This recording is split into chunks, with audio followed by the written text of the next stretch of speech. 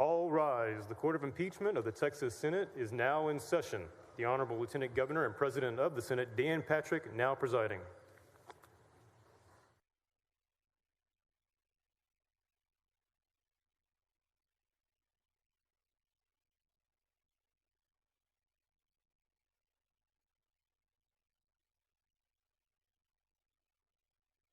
Good morning, everyone. Bailiff will bring in the jury.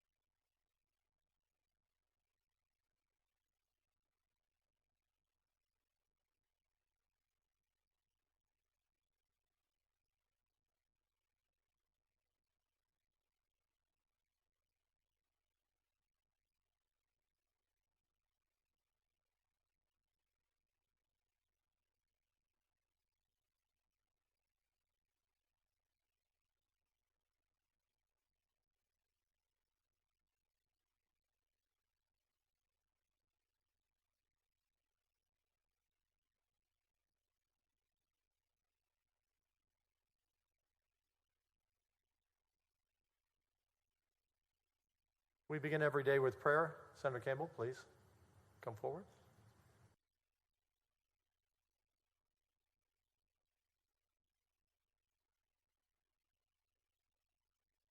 Let's go to the Lord in prayer. Gracious Heavenly Father, Lord God of Abraham, Isaac, and Jacob, bless this body. Bless everybody in this chamber. For with your blessing, we need nothing more. In Jesus' name, amen. Thank you, Senator. You all may be seated.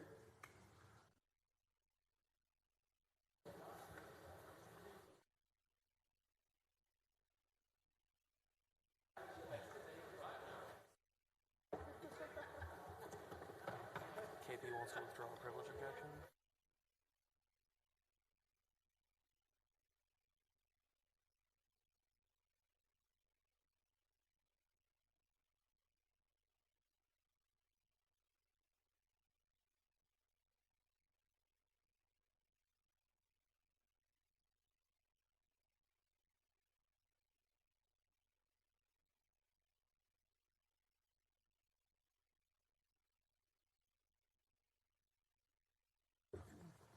House managers and Paxton defense team, I understand you have come to an agreement on exhibits.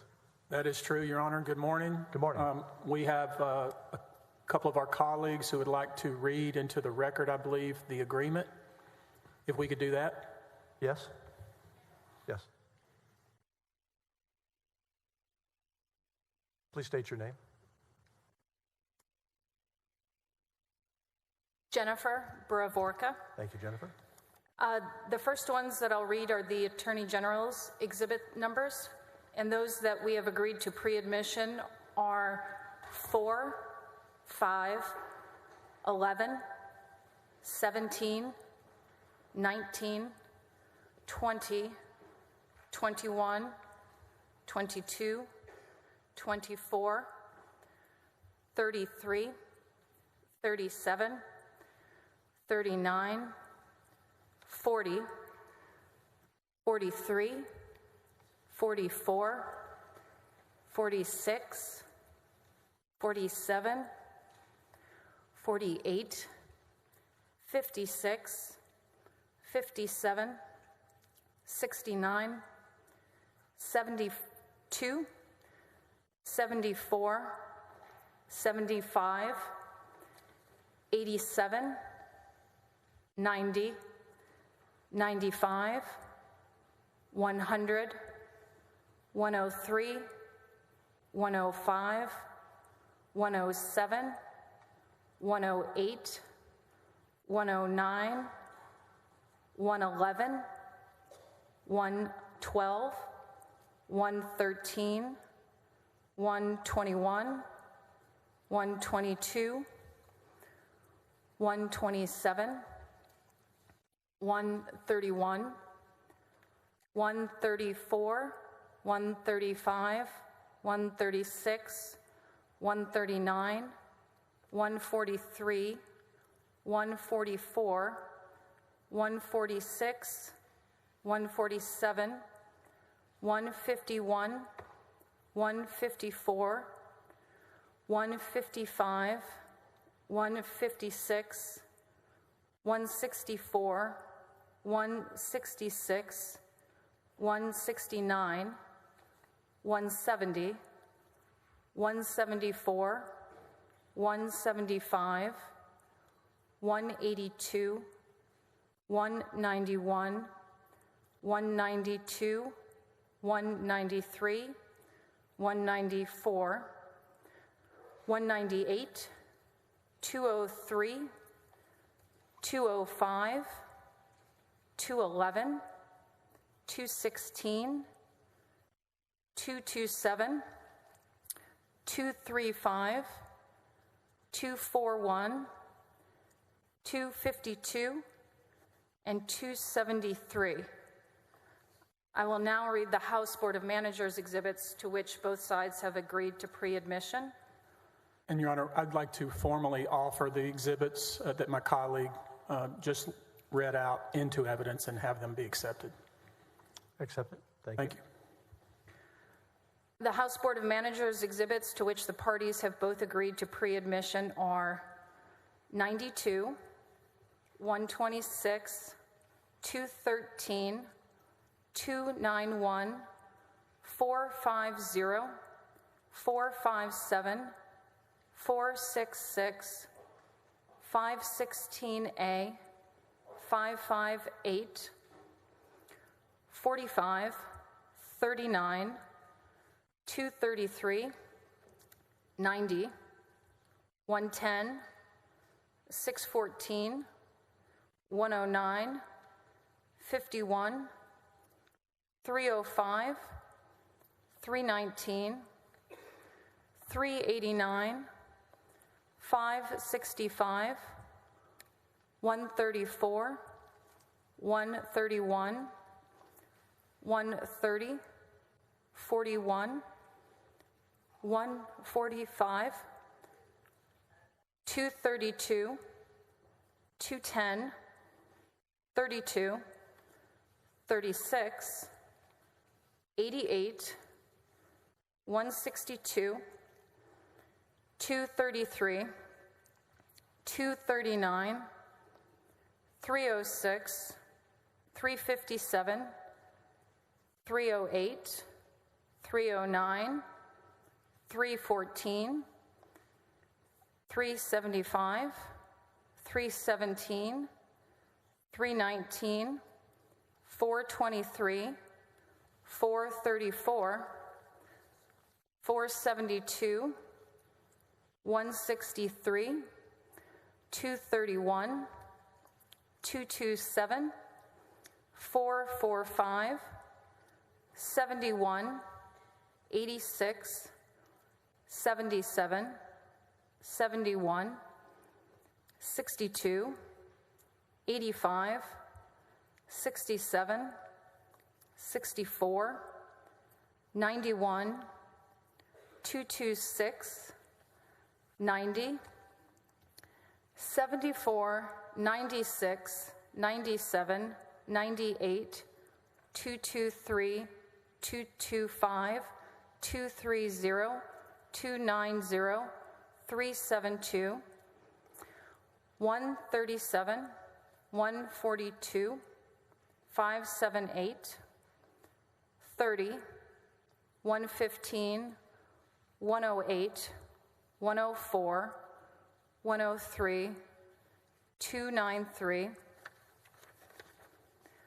48, 376, 383, 565, 169, 131. That is the list.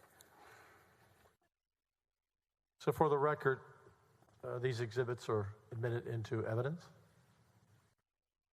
I'm That's sorry, the complete sir. list? I was just for the record. For the record, All of these exhibits are admitted into evidence. thank you, sir. Okay. Thank you.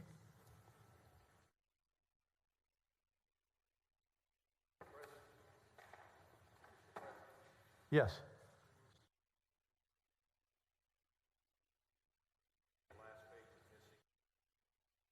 Okay. Let me take a look at that.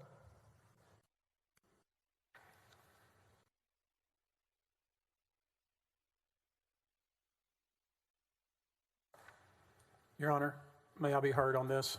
Yes. In the interest of time for Your Honor and for our jurors, and because Attorney General Ken Paxton has nothing to hide, we're going to withdraw our objection and save us all a lot of time.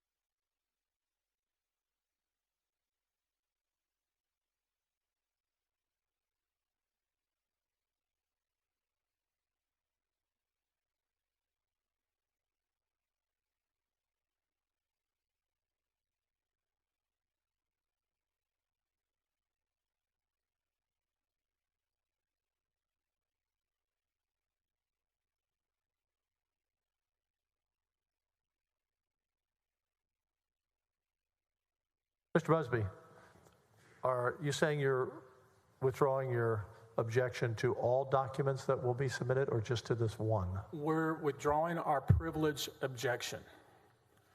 The one that's been briefed, the one that we were going to argue. The Attorney General has nothing to hide.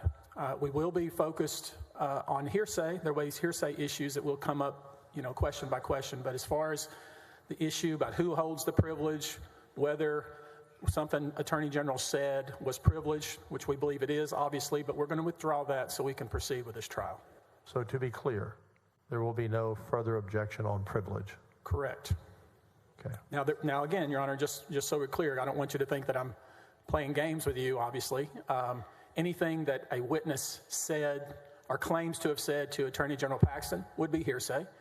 I know there's issues with regard to what Mr. Paxton might have said, and they're going to argue that's non-hearsay, but we're not going to make a privilege objection.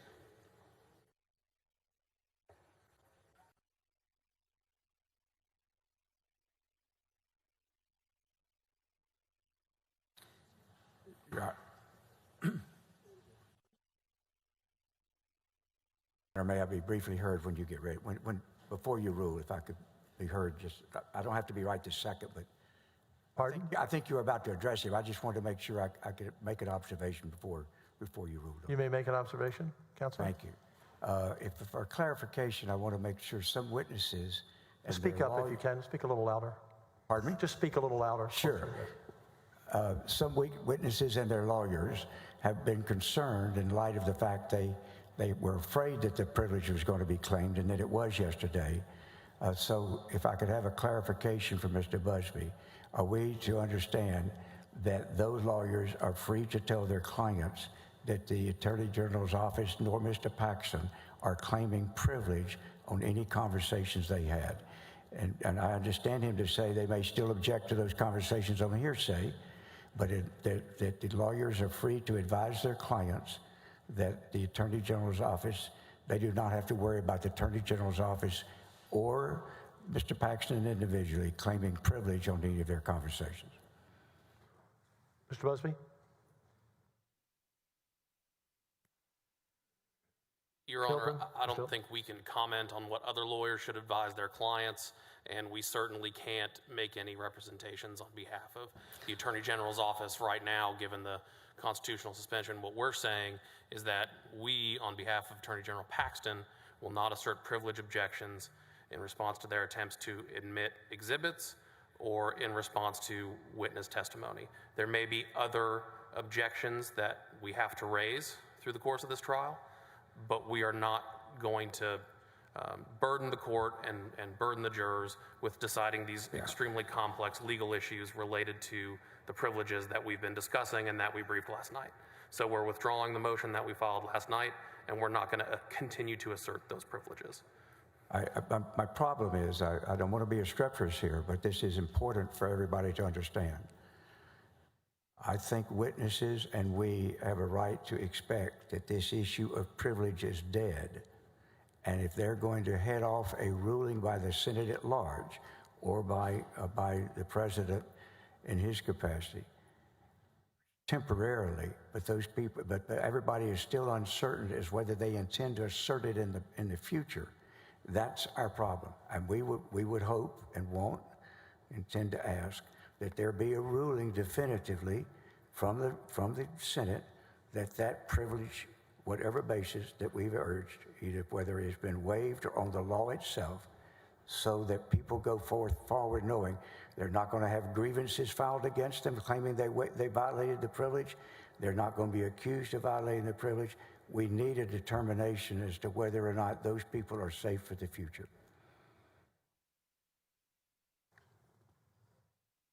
Your Honor, I don't know how much clearer we can make it, and we could think about future fights and argue about things that I don't think we're arguing about.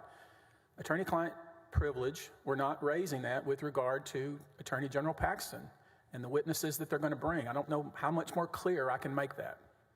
I think the court's satisfied with their withdrawal of their motion. If they're not going to raise privilege. If they do, then I will stop that. Thank you.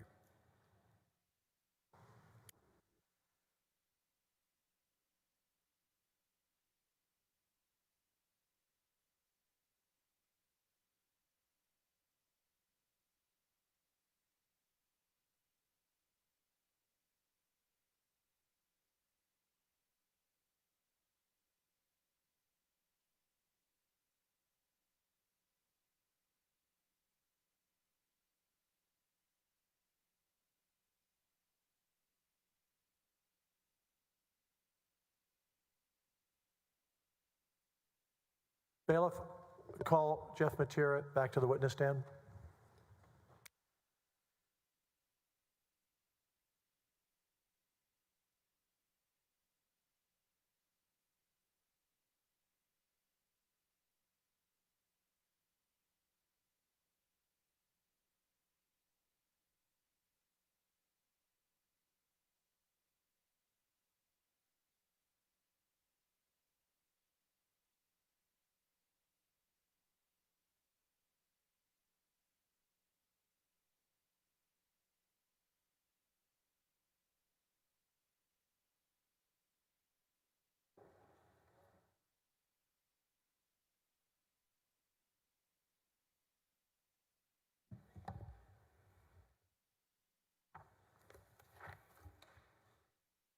Mr. Matera, you're still under oath that you took yesterday?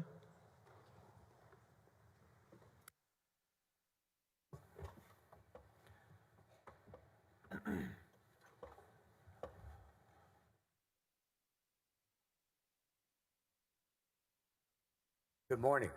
Good morning, sir. Mr. Matera, since you and I had a partial trial run yesterday dealing with the circumstances and the microphone, I've been informed by numerous people that I would back up sometime from the microphone, and no matter how loud that sounded to me here, some people couldn't hear. So I'm going to stay here. By the same token, I want to make sure that you are allowed to finish your answers, and you in turn will try to answer only that one and trust that we get to the points of concern. That you're concerned with. Let me back up a moment. Is one reason that you wanted to make sure that everything you knew about the things as I went along and asked you questions is because this is the first time in 3 years you've been able to tell your side to the world? Yes, sir. What's that been like for you in terms of frustration? And so as you read and heard the allegations about you and the others and who you supposedly were and what you supposedly did and why, what's that been like? Well, you know, I guess at a core, You need to pull the microphone to you now. Okay, sorry. Is that better? I guess at a core, I mean, I am an advocate. And I think one of the things is I believe in truth. And when you hear people saying things that you know that aren't true, I mean, your tendency is you want to correct that. But I was advised that I shouldn't say anything. And so since the events that we've been discussing the last day. Without going into details, excuse me, I interrupted you. Go ahead. No, I mean, I finished. I was pausing. All right. And without going into details, have you been interviewed over the years by law enforcement about some of these matters? I have been, yes. Yeah. And were you asked by law enforcement, though they couldn't order you, were you asked by law enforcement to not talk publicly about the matters you talked to them? Yes. And have you followed that request? To the best of my ability. That request doesn't apply here today. You understand that? I do understand that, sir. All right. I want to go now to some dates, and I'm going to try about a timeline. You know, I like you, but not quite the number of years, quite a number of years more. But like you as a trial lawyer, I've always relied on some type of whiteboard or something that was on the wall of what. And for those of us who are still technologically challenged, I'm going to try as we go forward here. When we hit dates that are important, I'm going to mention them.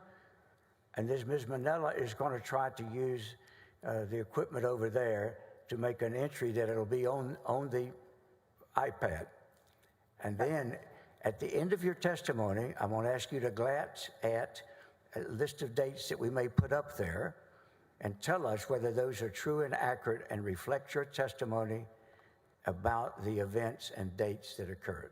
Are you with me? Yes, sir. Okay. Now, I want to apologize to you also, in answering these questions, that one of the difficulties here is about for every exhibit we show and discuss, it takes a little bit of time, correct? And are you aware that we're on some very strict time requirements here? Yeah, I've read the Lieutenant You Governor's lost order. the microphone again. I've read the Okay. President's order. All right. If you pull it just a little bit further, no, just the top of it. You just move that a little. This way? Yeah, there you go. All right, sorry. Right there. That's good. All right. Now, for instance, we talked about the date of July the 22nd of 2020, in which you had conversations with the Attorney General. Do you recall? Yes, I do recall. All right. And the original reason for that meeting was what? Well, the original reason was that the Attorney General was going to appear in Travis County District Court on that day. And Darren McCarty, the Deputy for Civil Litigation, had advised me. All right. And so as the meeting started, by the time the meeting started, had you learned that Mr. McCarty, I think you said yesterday, had already talked the Attorney General out of it? That is correct. Did you then still take the occasion of that meeting to have several conversations with him? Your Honor, I'm going to object. Almost every question is leading, and I'm just going to ask that Mr. Hard not lead this witness. I'll be glad not to. Sustained. And hopefully we'll remember that later. All right. Now, having said, in that particular meeting, what subjects did you want to make sure that he understood what your position and concerns were? I wanted to have a meeting with the Attorney General to discuss why he was involving himself in the affairs of Nate Paul. Why would he, an Attorney General, feel like he had to go to Travis County District Court on behalf of someone? All right. And by the time July 22nd came around of 2020, had you begun, you yourself, started to have very much concerns about his relationship with Nate Paul? I had, that memo reflects that I had already raised concerns with the Attorney General. So this was reiterating concerns that not only that I had, but all the staff, all the senior staff had about being involved with Mr. Paul and his companies. Can I have Exhibit 87 back up, please, Stella?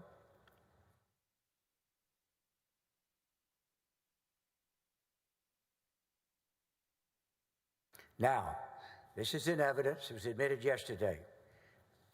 When did you prepare this memo that is dated July the 22nd, 2020? I prepared it that day. All right. I'm going to ask you to publish it to the jury. And what I mean by that is I want you to read the relevant portions. I want to, first of all,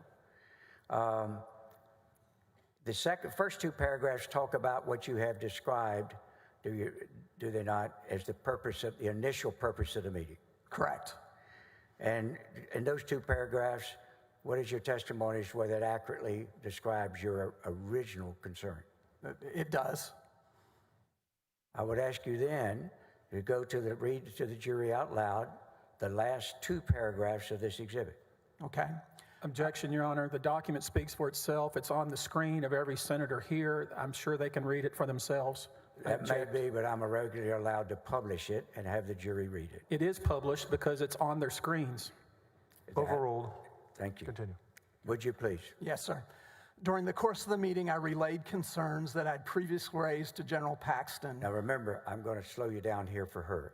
Yeah. She's got to get both of us. That Yankee comes out in me occasionally.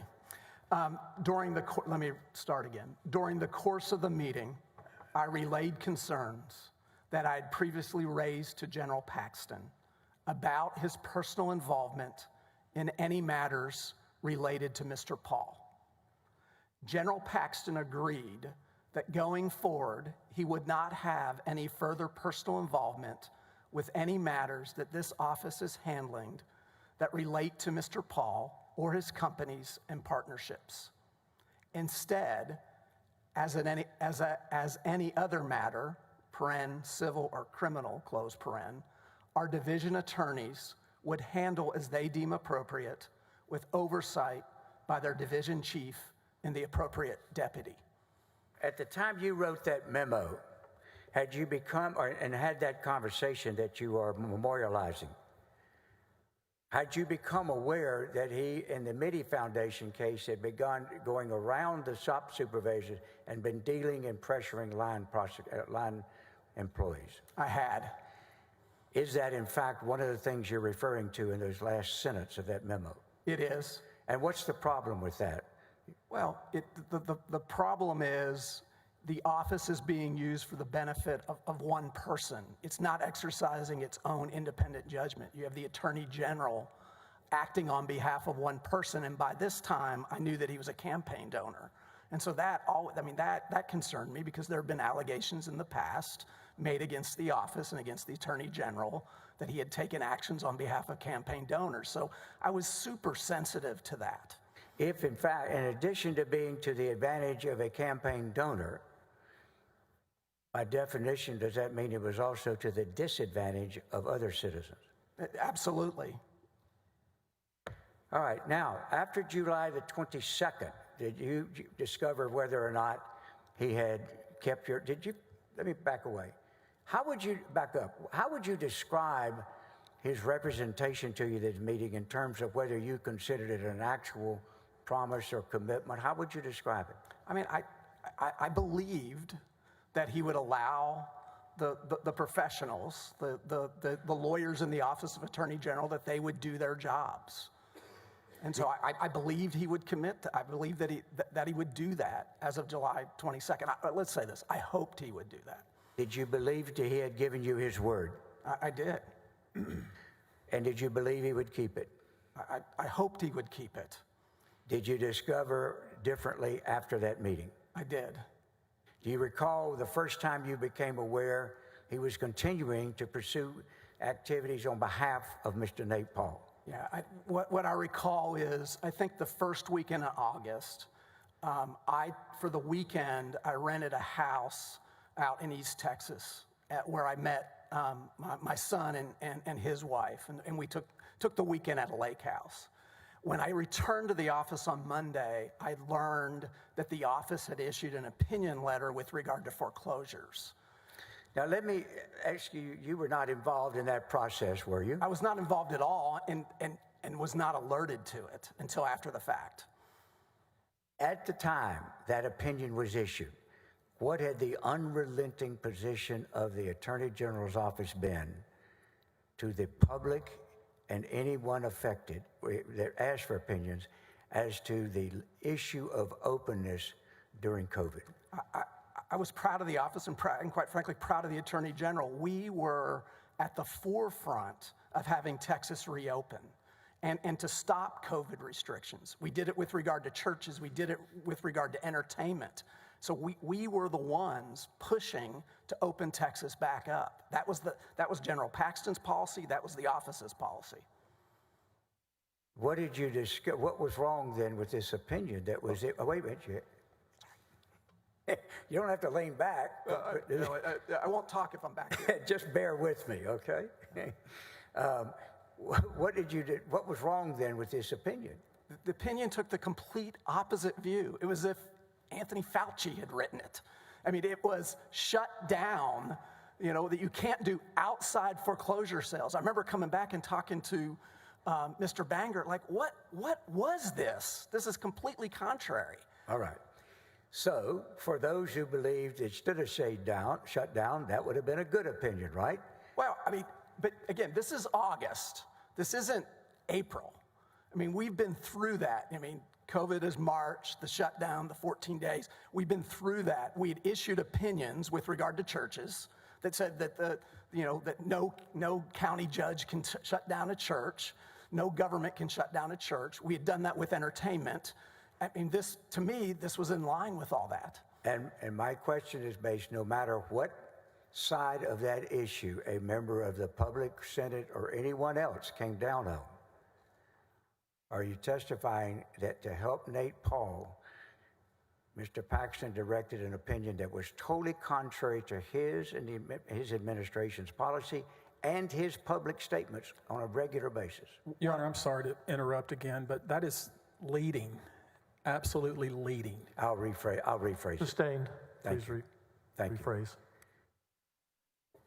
Put it in your words as to whether, no matter which way one person came down on the issue, what was the import of the seriousness of that opinion? Well, it was contrary to what I believed Attorney General Paxton believed and what had been the office of the policy. It was completely contrary.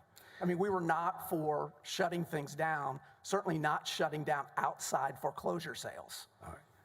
Now, when the opinion on foreclosures comes out, at that time, were you aware of any benefit it might carry for Mr. Mr. Paul? Yeah, that I do not remember. All right. So was your objection initially the substance of what the opinion was? That was my objection, the substance. And you were unaware one way or the other as to whether it carried a side benefit to Mr. Paul? Not during that week, which I guess was the first full week of August. All right. Then after the August 1st, 2nd, 3rd period of time, when is the next time you became concerned about what Mr. Paxton was doing in terms of positions that might aid a donor, Mr. Nate Paul? Yeah. My wife and I went to Maine to visit my daughter who works in Boston. On the first night there, and we were at a cabin on Mount Desert Island. And sometime during that evening, I got 2 texts from Mrs. Paxton, Senator Paxton. And the first one was asking me, and it was Objection, Your Honor. Hearsay. Let me try it this way. Ask it this way. Do you recall the date? August 14th, 15th. August 14th, 15th? And did you get an inquiry from anyone? I did. And for whom was the inquiry from? From Mrs. Paxton. From whom? Mrs. Paxton. Mrs. Paxton. And what was the nature of the inquiry? Again, Your Honor, he's just trying to get around what's clearly hearsay. He wants to talk about what maybe Senator Paxton said to him via text. That's hearsay. Sustained. When you got that particular message from her, did you become concerned about where the... Again, Your Honor, I'm sorry. Let me just finish the question. Did you become concerned about where Mr. Paxton might be? Again, Your Honor, I object to this as hearsay. He's trying it all different ways, but it's still hearsay. Sustained. Continue. Mr. Mateer, later, did you get an inquiry? Did you get a response that made you no longer concerned? Yes. Again, Your Honor, I'm sorry to keep interrupting, but this, and the witness knows this too, this is all hearsay. That is not hearsay. I'm not asking him for an answer on a matter that's trying to prove the truth of the matter asserted outside the courtroom, which of course is what hearsay is. I've asked just simply about his state of mind. Overruled. Continue. Thank you. You can answer. Yes, I was no longer concerned. But do you recall about what time that you got that call? I would have seen it the next morning, but in the middle of the night. All right. Now, after that date, when's the next time that you became concerned about Mr. Paxton's dealings with Mr. Paul? I think it then fast forwards to sometime in September. All right. Can you give me an idea? By the way, at the time that you were going through, let's take the first week in September. Can you describe for the jury what your state of mind and concern was by then in terms of the Attorney General versus Mr. Napal? Well, the Attorney General had made a promise to me. The Attorney General had made a promise to me and to other senior staff that he wouldn't have any more dealings with Napal. It became apparent by September in light of Mrs. Paxton's text, in light of the foreclosure sale, that he was not honoring that commitment any longer. By that time, were you having any conversations with Mr., without going into what was said at the time, were you having any conversations with Mr. Pendley about his concerns over in the criminal justice area? Yes. Without going into the conversation specifically, what were your concerns? The concerns were that Mr. Pendley was attempting to follow up on a request of Mr. Paul at the Attorney General's urging to conduct an investigation with regard to Mr. Paul's allegations that federal and state law enforcement had engaged in improper conduct towards Mr. Paul. Now, we'll get to the facts of those kinds of circumstances with other witnesses. But as of the time you hit about the first week in September, had you had any, were you involved in any of the details of investigating Mr. Paul's allegations? No, you yourself? I was not. All right. Your Honor, I left my glasses over if I could go get them.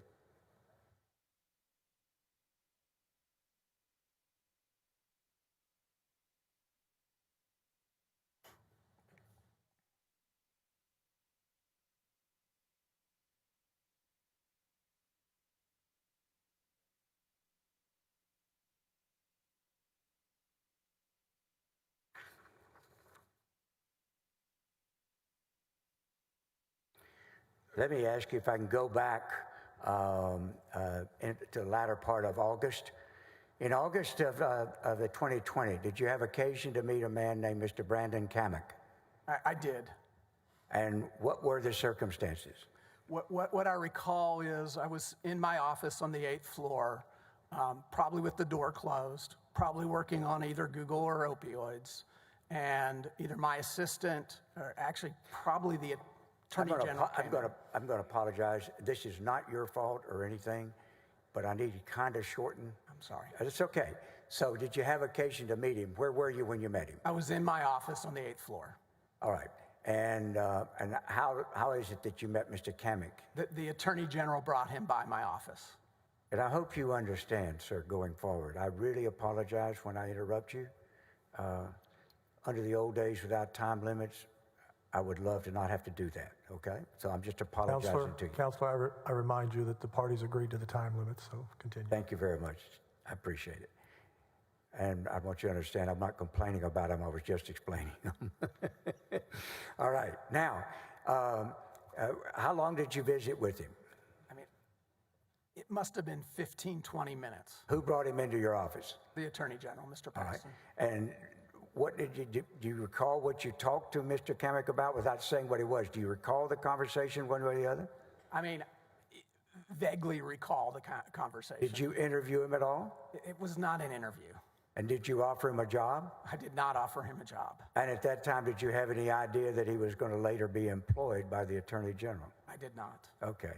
And so after that meeting, what was your understanding as to whether Brandon Kamek was going to be ultimately one day an employee of the Attorney General's office? I had no expectation of that. All right. Now, after that meeting, let's move now into September. I want to, at some time, did you become aware that the Attorney General wanted to hire Mr. Kamek? I did become aware of that. How did you become aware? I believe Mr. Penley told me and then sent me a memo or an email. And did you yourself have a position as to whether Mr. Kamek should be hired? I supported Mr. Penley's position, which he did not support him being hired. And the reason for not hiring Mr. Kamek was what? Well, Mr. Kamek was a 5-year lawyer who didn't have any prosecutorial experience.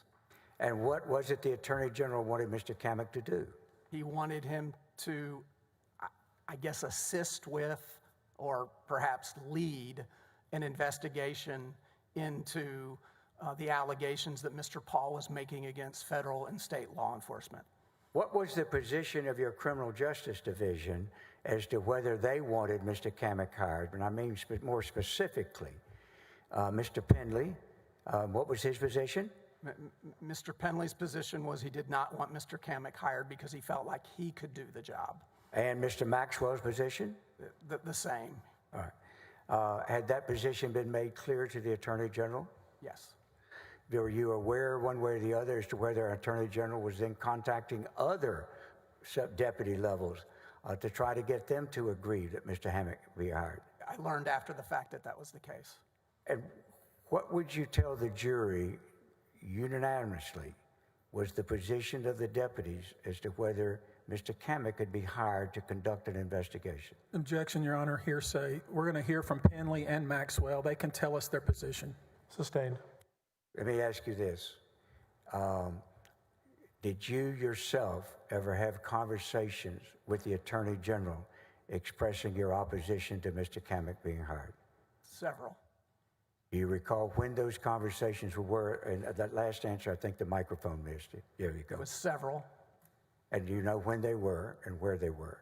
They would have been in September, and they would have been in various locations. They would have been. Oh, go. Where was the first conversation you remember having with Mr. Paxton, expressing your opposition to Mr. Kamek being hired? I don't know if it was the first one, but the first one that I sitting here right now that I recall was, I remember I was driving to Houston, actually to the Woodlands, for a Federalist Society leadership event, and the Attorney General called me.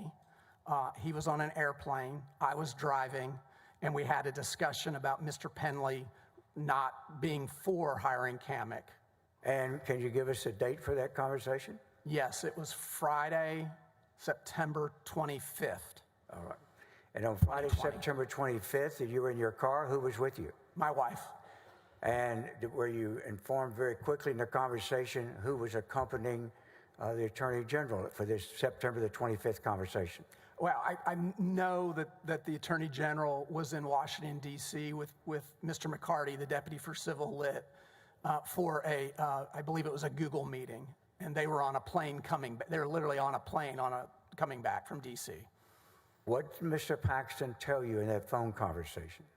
Well, he was upset at Mr. Penley because Mr. Penley had expressed that he was not in favor of hiring Mr. Kamek, but the Attorney General wanted Mr. Penley to sign the contract.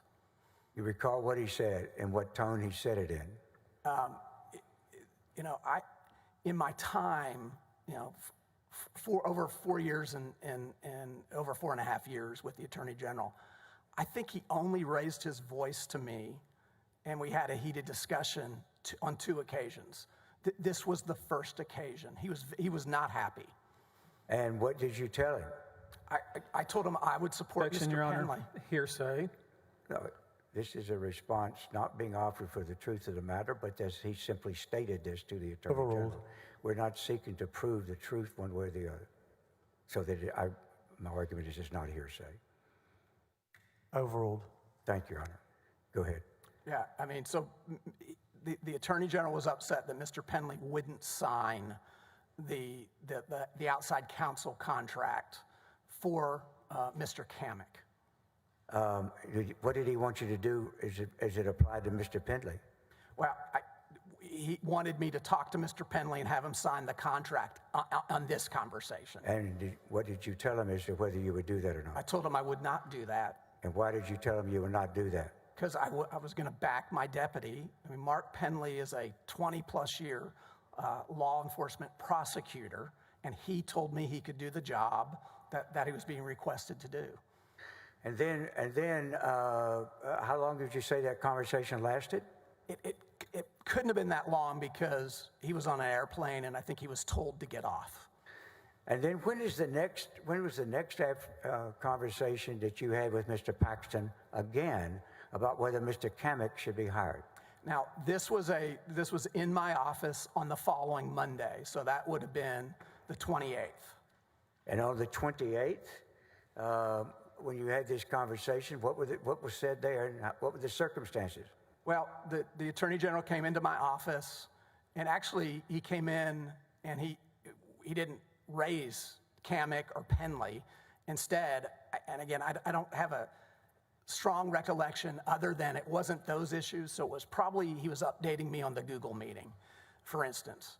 And I said, but I understand you've got a problem. One thing that I didn't say. I didn't understand that part. What did you said this to him? I said this to the Attorney General. So he didn't raise the issue, and then I said to him, I probably said Ken, Ken, I understand you're upset with me. And how did you understand that? Where did that come from? Mr. Penley had met with Mr. Paxton. Now, without going into what they said, let's try to do it this way. Were you aware of a meeting that Mr. Paxton had with Mr. Penley on Saturday the 26th in McKinney? I was aware. This would have been the 2 days before you having a conversation with him. Yes. Is that right, in your office? Yes. So if we have the sequence of these conversations, on the 25th, did you say that you were driving to Houston and had Yes. the conversation with Mr. Paxton on the phone? Yes. All right. And then were you aware, did you inform, without going into what you told him, did you inform Mr. Penley on the 25th, after your conversation with Mr. Paxton, of the content of the conversation with Mr. Paxton? Yes. I Again, did. Your Honor, I hate to keep interrupting, but every question is leading this witness. Sustained. Continue. Let me ask you this. After you got through with the phone conversation with Mr. Paxton on the 25th that you've described, did you alert any member of your staff to that conversation? Yes. Again, Your Honor, leading. If he wanted to ask him, what did you do thereafter, that would not be leading, but he's just basically telling the witness what he wants him to say. Leading.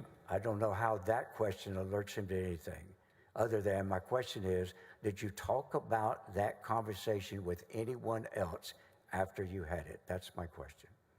That's a different question, and I have no objection to that one.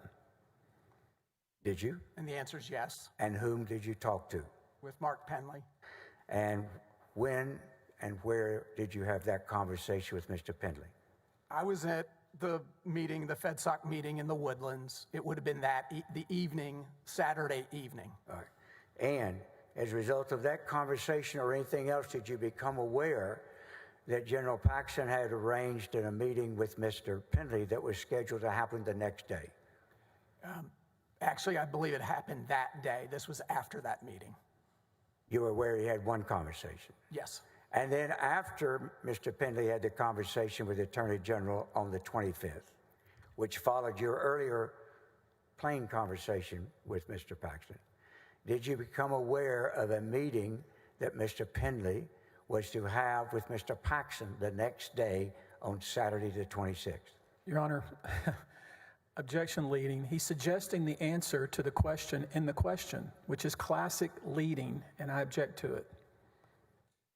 Rephrase, please. Thank you.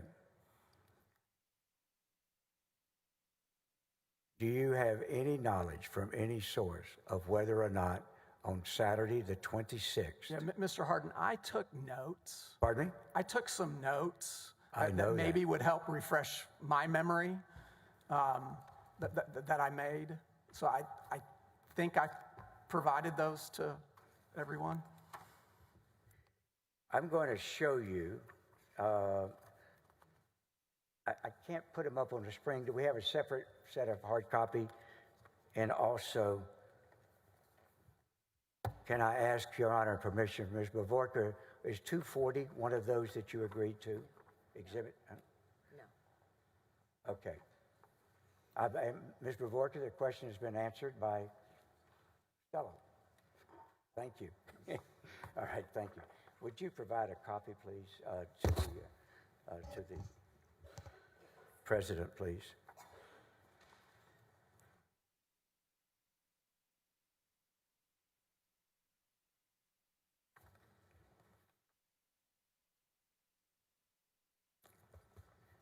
Stella, would you give the witness a copy, please?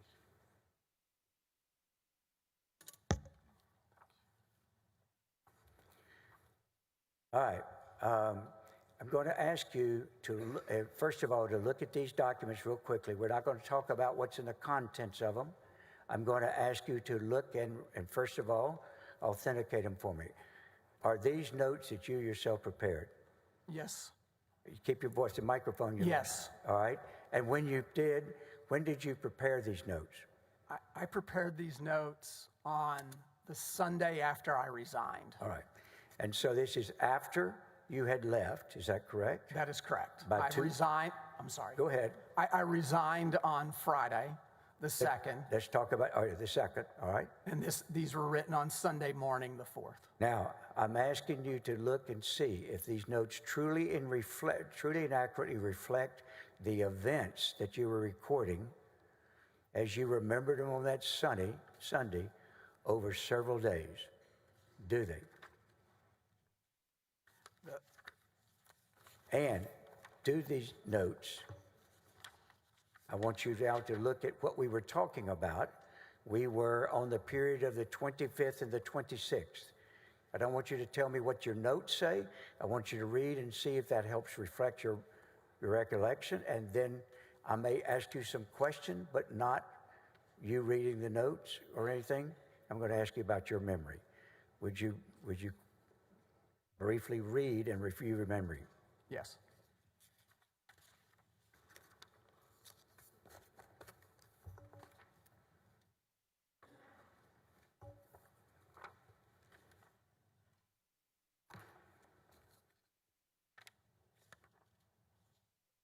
Okay, Mr. Harden.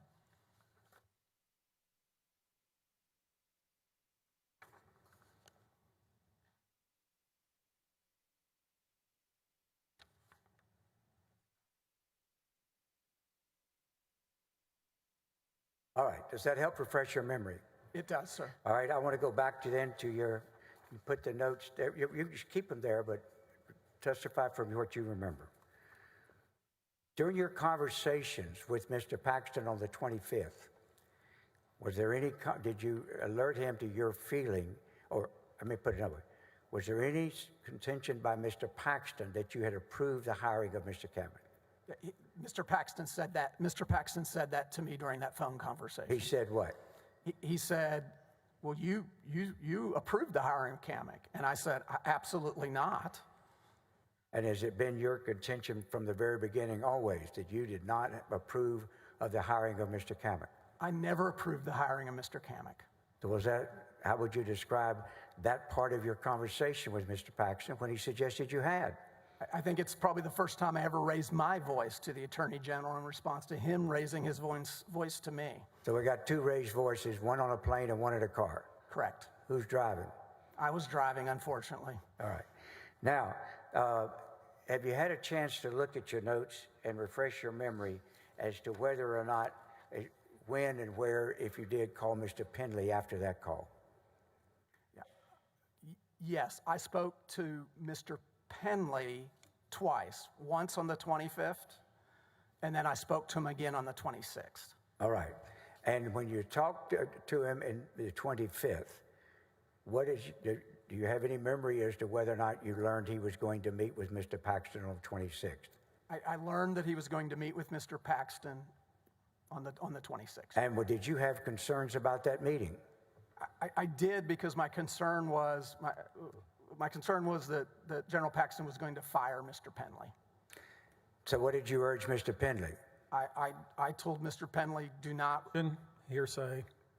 Okay, that's fair enough. I'll withdraw it, Your Honor. I'll withdraw it. Thank you. And during the call, did you and Mr. Paxton have any further conversation concerning why in the world y'all were involved? He was involved with Mr. Paul?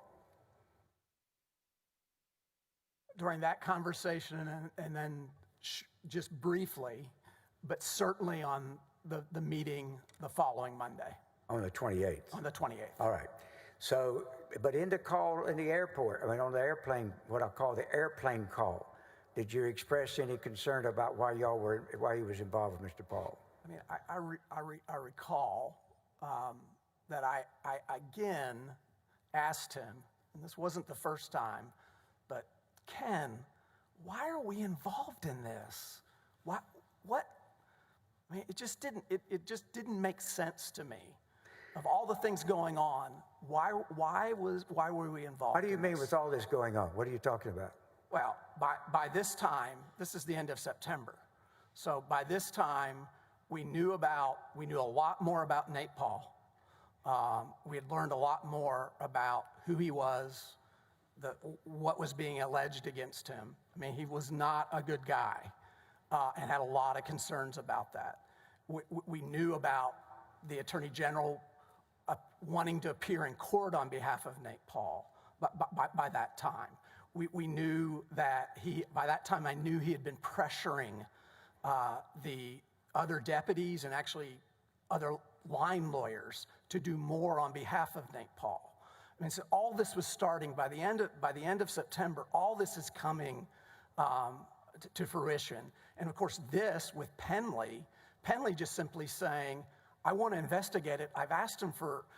Mark Penley was a loyal person. I mean, he was Mr. Paxton's friends for decades, and during one of this call, Ken actually says that Mark's lying, that Mark Penley's lying. Well, I mean, that to me, and sort of like the fact that the Attorney General wanted to appear in court, hearing Mr. Paxton say that Mark Penley, of all people, was lying. I mean, you have to know Mark Penley. Why was that such an aha moment for? Hold on. Why was that such an aha moment for you? Because my experience had never been Mark Penley.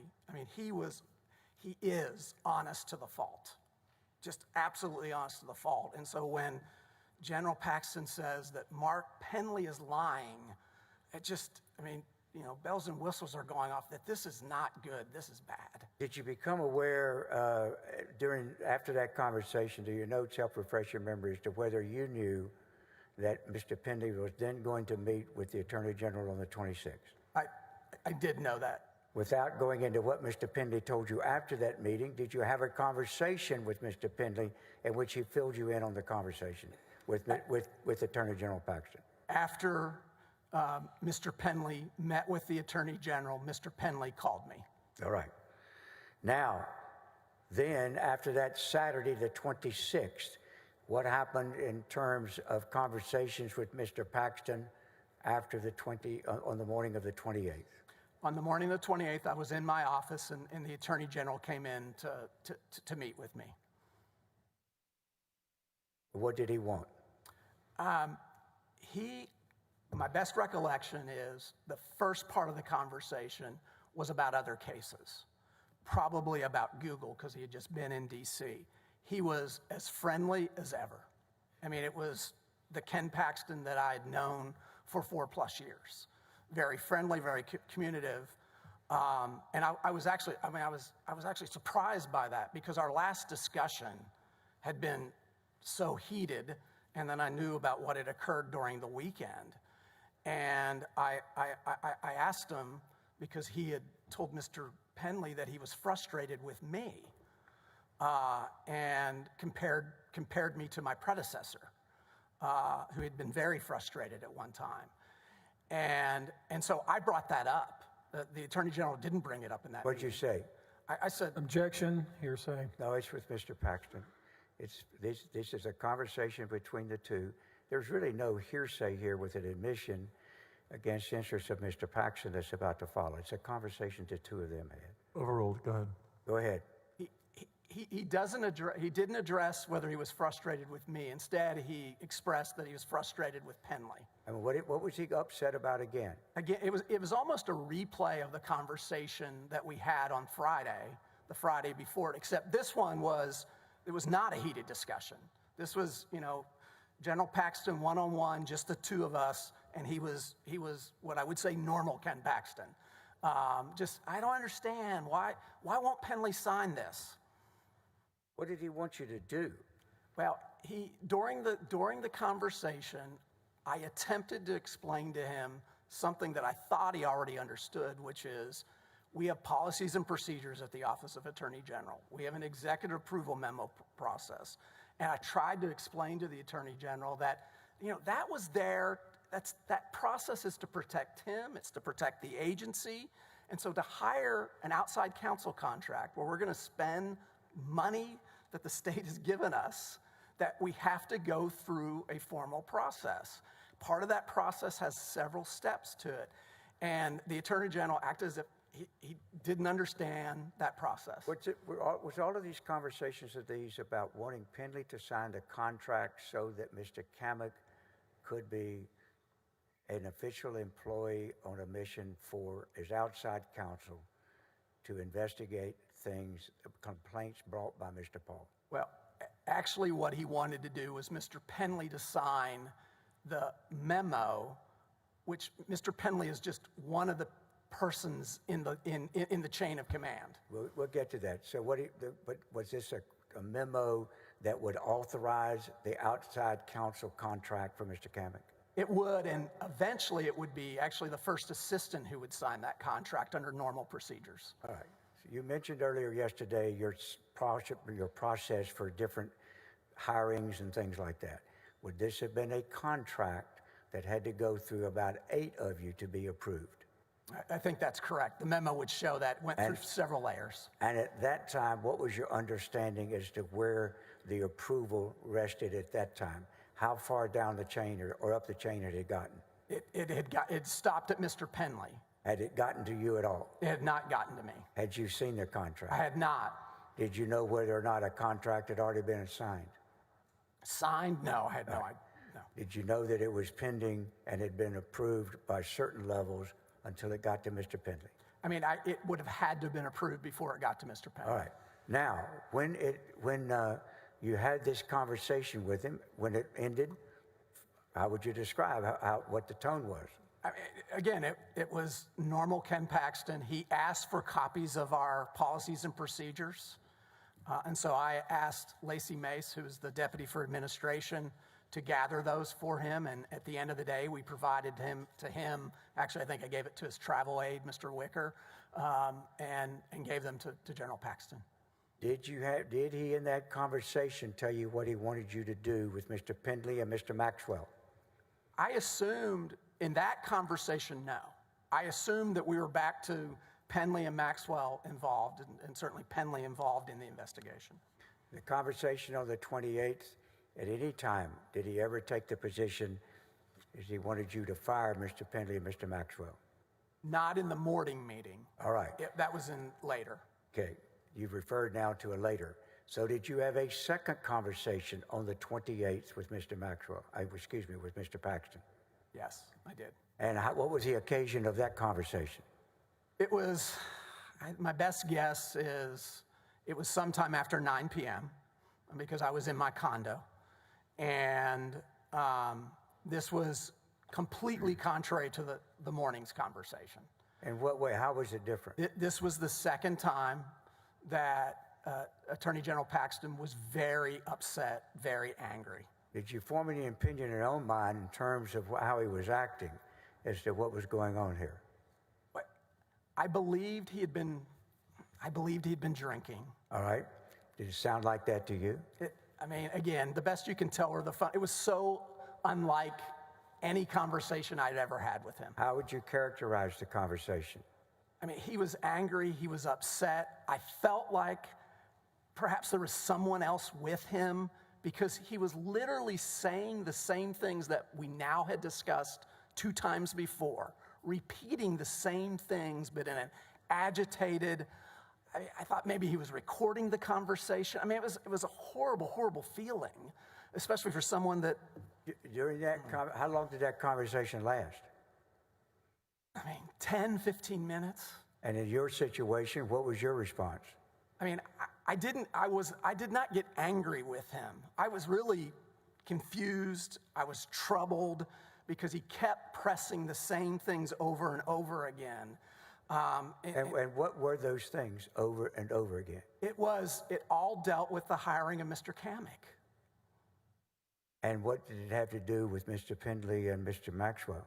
Well, he at one point in that conversation, he wants me to fire them, and he says he's reviewed the policies and procedures, and the first assistant can sign the contract. I want to ask you about that.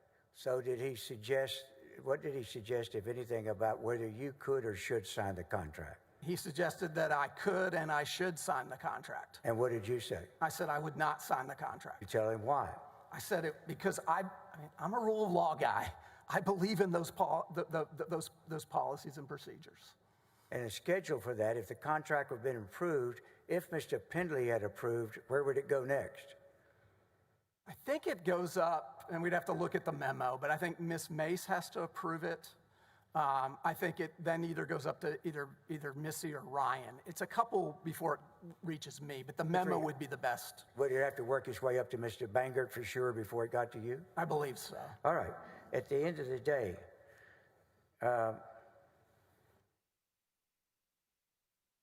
did he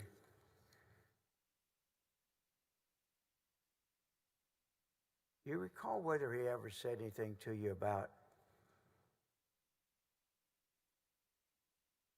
whether ask you a question about anything having to do with what if about him signing? Yeah, he asked now in retrospect, I think I understand why he asked it.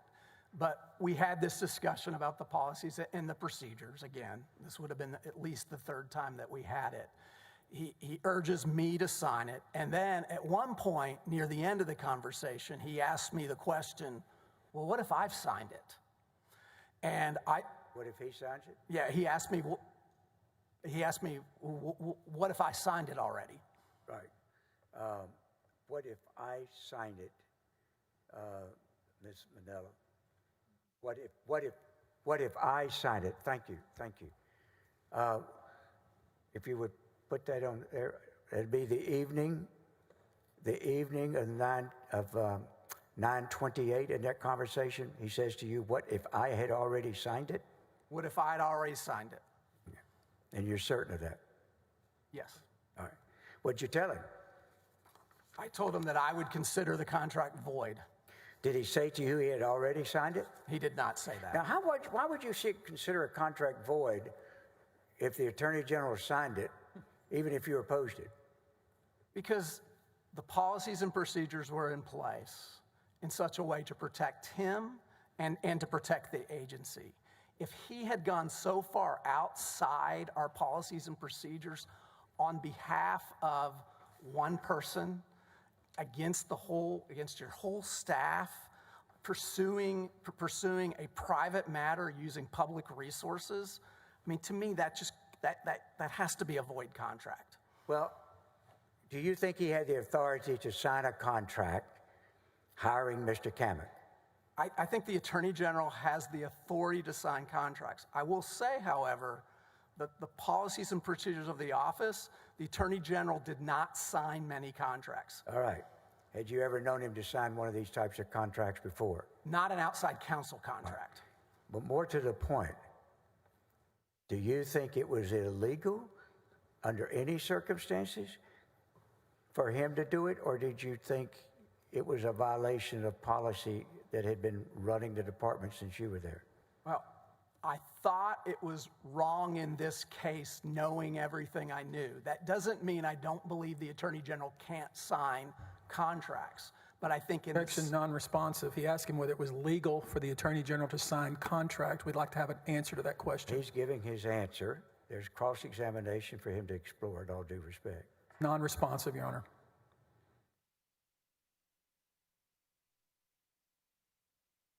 Sustained. Thank you. Well, let me ask you this. Your Honor, we'd like an answer to the question then. Is it legal for the Attorney General to sign a contract? That was the question. You know, as much as I've made it this far in life without advice from Mr. Busby, I'm going to try to make it the rest of my life. I'll ask my questions, and if he objects, that's fine. I believe you asked the question. Yes, I'll be glad to. I was in the process of trying to. I believe you asked it. Let me go look at the transcript. Thank you very much. When do you... Hold on 1 second, Cal. I'm Sure. looking at the transcript. Sure.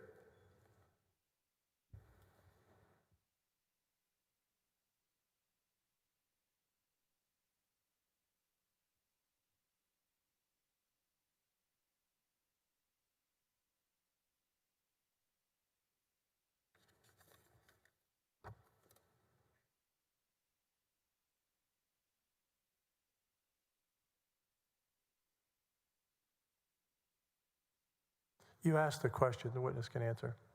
Is it illegal for him to sign a contract? Now, let me ask you this. Actually, he needs to answer the question. Counselor, you asked the question. We've confirmed it on the transcript. Witness will answer the question. Thank you very much. Oh, can you restate it? Because if the question is, can the Attorney General sign a contract, is that illegal? And that's what I understand the question to be. Counselor, restate the question. You've asked it once. Restate the question. Thank you. Your Honor, I was looking back to see what I asked. It was line 21. Thank you.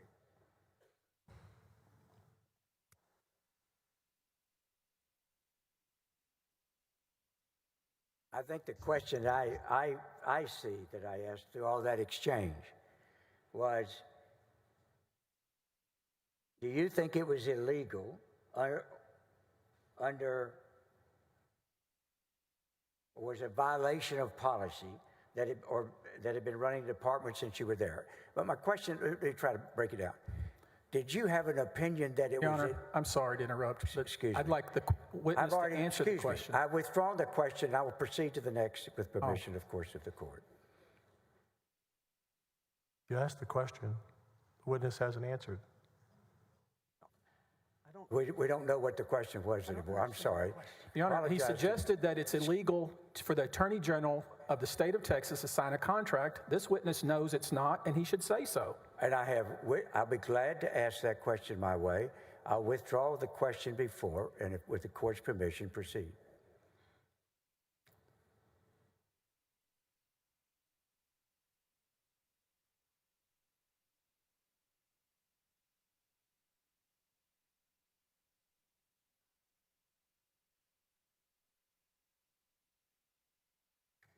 You may withdraw the question. Thank you, Your Honor. Now, but I do want to proceed the topic, and that is, did you believe, or what was your belief as to whether it was legally unlawful for him to sign a contract and hire Mr. Paxton unilaterally, or did you think it was a violation of your policy? Just explain to us what your thought process was. And I believe you mean Mr. Kamek. Pardon me? You said hiring Mr. Paxton. Well, You I'm meant glad, Mr. Kamek. I'm glad you're following me. You're right. With that correction, Mr. Paxton, back into the microphone so that both of us, here you go. What's your answer? So I believed at that time in that conversation with the Attorney General on the evening of September 28th that not only did signing that contract, if in fact the Attorney General had signed it. I believe that it violated our policies and procedures. But I also believed in the circumstances of Mr. Kamek, knowing everything that we knew, that it was unlawful. And why did you mean it? Why did you think it was unlawful in light of all the circumstances? Because Mr. Kamek was being hired to do something that I did not believe was in the interest of the state. And that there wasn't the Attorney General is not above the law. He has to comply with the law like all of us. And so, again, knowing the whole circumstances at this point in time, that's what I believed. What was your opinion, one way or the other, as to whether if that signing of that contract was in pursuit of an unlawful purpose, was it, in your opinion, therefore unlawful? Correct. All right. Now, and the purpose in this matter, were you aware of what your staff, needing Mr. Pendley and Mr. Maxwell, believed as to whether what they were being asked to do? Objection, Your Honor, hearsay. We're going to hear from both Mr. Maxwell and Mr. Pendley. Was whether what they were being, did you have an opinion, or were you aware one way or the other as to what their position was? That's all I'm asking. Repeat that question. Thank you. Were you aware at this time as to what position Mr. Pendley and Mr. Maxwell had taken as to whether what they were being asked to do was unlawful? Your Honor, can we hear from Mr. Pendley and Mr. Maxwell about their belief of this contract rather than hear him tell us what they told him? This is hearsay. I'm not asking for communication. Excuse me. I think she was talking. I apologize.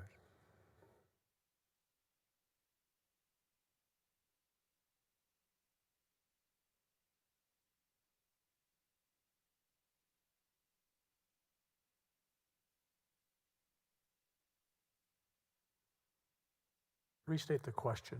Thank you. Were you aware at that time, and we are in September of 9/28 of 2020, were you aware at that time, one way or the other, as to whether what Mr. Pendley and Mr. Maxwell's position was as to whether or not what the Attorney General and Mr. Paul were asking them to do was lawful? Just whether you were aware of what their opinion was. I'm not asking you if you were what it was. Your Honor, I object to that. He suggested Mr. Paul was somehow talking about this contract. There's no evidence of any of that. And and therefore, the question is vague and assumes facts that certainly are not in evidence. You can ask the question, was he aware? That's all. Was he aware and not what it was? I haven't asked him what it was. An answer? I was aware. All right. And did that have anything to do with your opinion as to what you were telling the Attorney General and how resistant you were to what he wanted to do? Yes, it did. By the way, Yes, it did. Thank you very much. All right. Now, how did that conversation end? It ended abruptly. And then I want to try to move pretty quickly here through these last matters. That was Monday the 28th, was it not? Correct. On Tuesday the 29th, did you learn any new information that concerned you greatly? Yeah, I was in a conference call, a Zoom meeting actually, involving all the chief deps across the country, a bipartisan meeting. We were dealing with opioids. And I got an urgent message, first from my assistant and then from Ms. Mace, the deputy for admin, that there was an emergency. All right. And when you got up, what did you do when you got that call? Message, excuse me. I think I was leading the meeting, and I excused myself from the meeting because Ms. Mace and Ms. Horsby wouldn't interrupt me unless it were really something important, because they knew I was on an important call. What did you learn?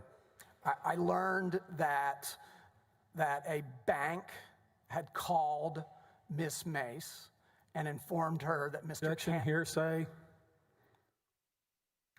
All right. You don't need to tell what you did, but what did you, as a result of the phone call, of the conversation, did you talk to Ms. Mays, or how did you find out? I talked to Ms. Mays. All right. And what were you concerned about then? I was concerned that that Mr. Kamek was saying that he was working for the Office of Attorney General and was engaged in activities. What kind of activities? He was serving subpoenas on What banks. type of subpoena? He was seeking information from banks that appeared to be related to Mr. Paul and his activities. And were they grand jury subpoenas? But they were grand jury subpoenas. Did you have any idea how or why he was obtaining grand jury subpoenas? Not on September 29th. All right. And at that time, what did you do as a result of getting that information? I debriefed with Ms. Mays. I believe at a certain point, Mr. Bangert, perhaps Mr. Brickman, and some of the other deputies were actually over here at the Capitol meeting with either the governor's office or lieutenant governor's office. I don't remember. And what did you do as far as them? I called them back. All right. So when you called them back, where did you call them back to? Back to the 8th floor. And then was there a meeting? There was a meeting. And as best you remember, who all did you have in that meeting? I know it was Mr. Bangert, Ms. And we're Mays. September the 29th? September the 29th. Okay. It was Mr. Bangert, Ms. Mays, Mr. Penley, Mr. Maxwell was out of town, Ms. Carey was out of town, Mr. Vassar, Mr. Brickman. I may be missing someone, but that's the best of my recollection. And what was the purpose of this meeting? We were trying to figure out what was going on. What was your concern? My concern was we had somebody out there that wasn't part of our organization representing that he was an official with the Attorney General's office.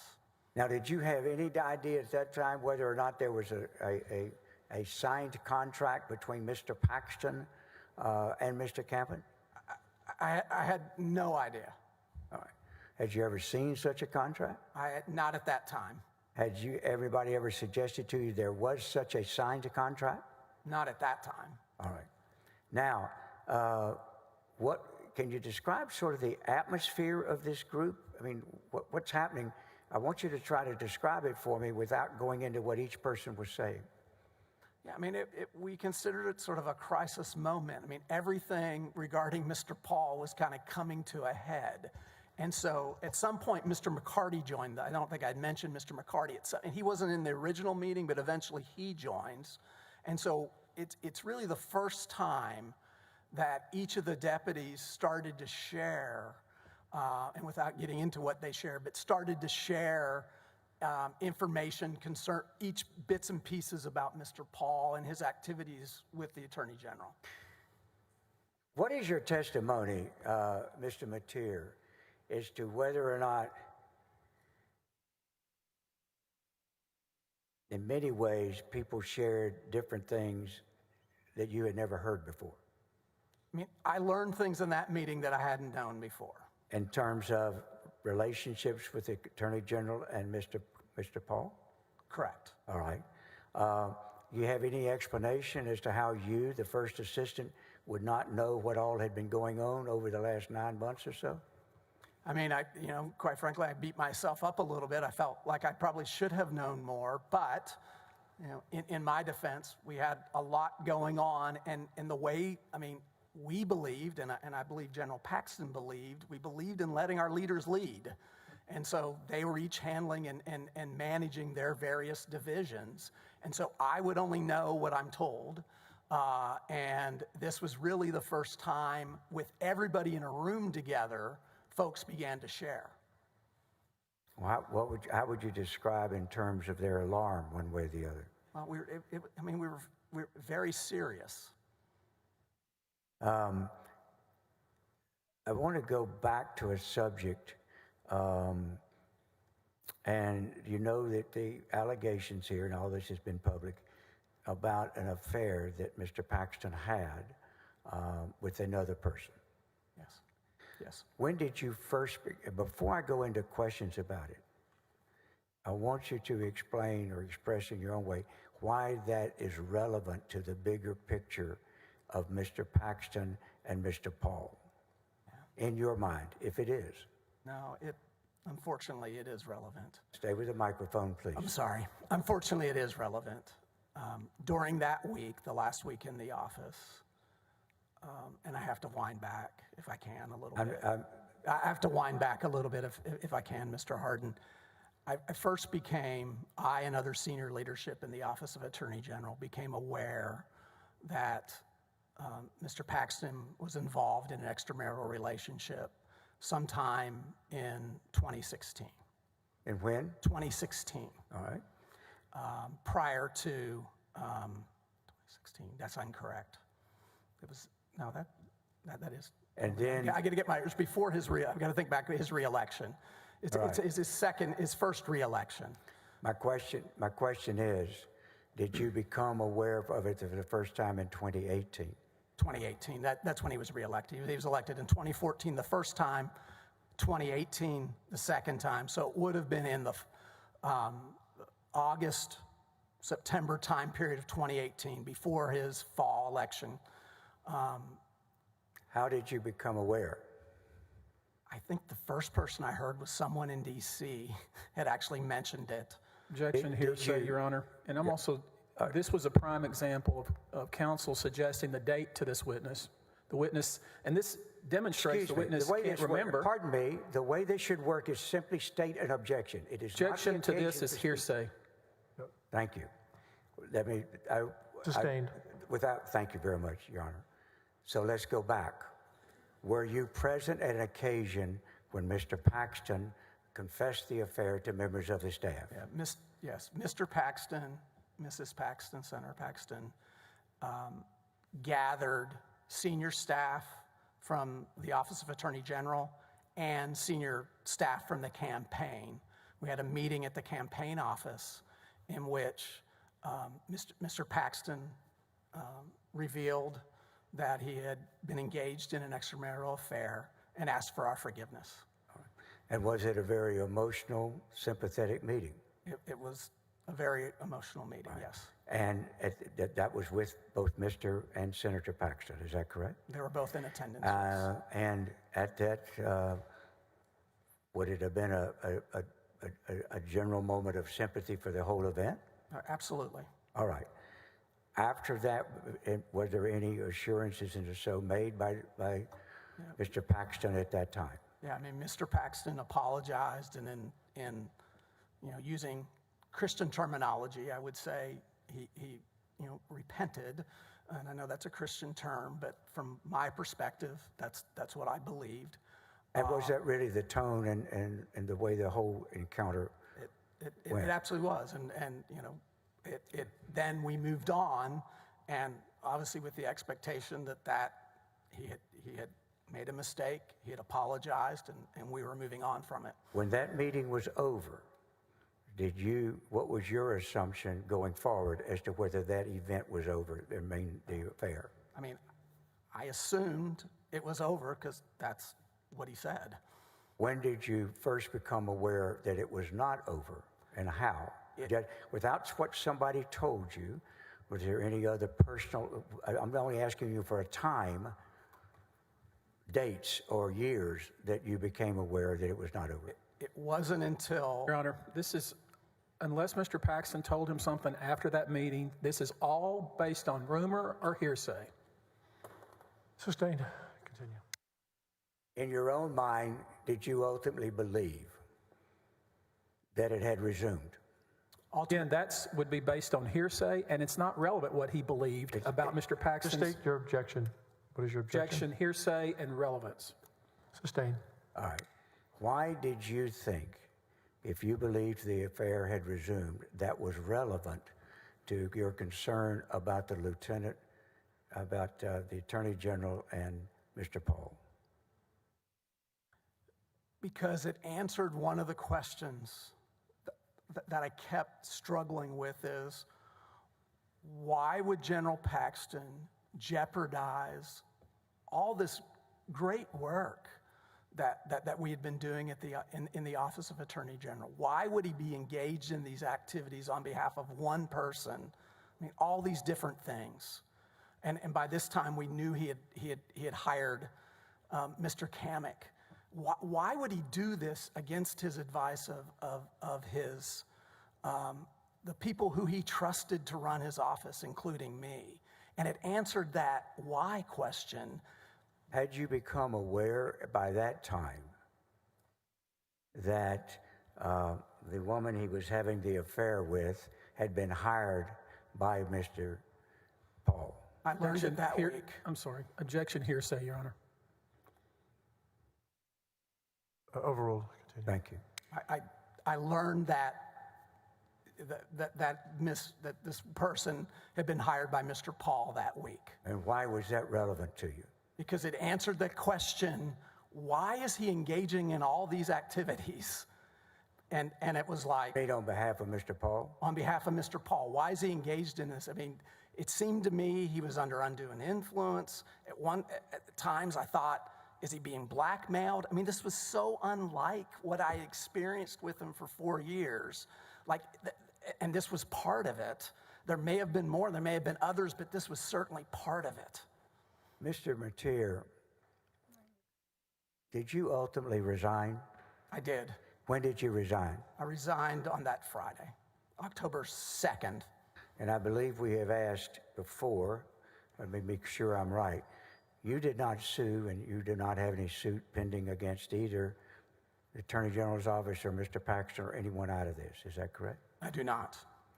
If you go back to the things, what is your testimony as to whether you learned a lot more that gave you concern without going into what it was on the 29th as all of these deputies began to compare notes? What is your testimony as to the very reluctant conclusion you came to? I mean, by that time, the 29th, because the next day is when we go to the FBI and DOJ. By that time, I concluded that Mr. Paxton was engaged in conduct that was immoral, unethical, and I had a good faith belief that it was illegal. What was your thought process as to what you would believe would happen if you did this? What did you believe might happen to you and the others if you did come forward? I mean, I knew by that time that my tenure as first assistant was coming to a quick end. So I knew that there would be, anytime someone stands up, that there could be consequences. So I knew I was in the process of leaving the office. You, of course, were not here and did not hear the opening statements in this case, did you? I did not. Let me ask you this. How long, by the September the 29th and 30th, had you become aware that different members of the top level administrators in this department had in different ways been trying to stop the Attorney General from helping Mr. Paul? Objection leading. Sustained. Did you have a thought process in your own mind as to why you needed to go finally to law enforcement? I felt like we had been trying to protect Mr. Paxton. On several occasions, I'd gone to him, and really he had become, he was my boss. He'd become a friend. I cared for him. I cared for Senator Paxton. And I wanted him, I think in one of the memos I say, come clean. I wanted to help. What? Come clean. Microphone. Come clean. Yeah. I wanted to, my job, I feel one of the jobs of the first assistant is to protect, in addition to running the office, was to protect the Attorney General. And quite frankly, I obviously failed at that.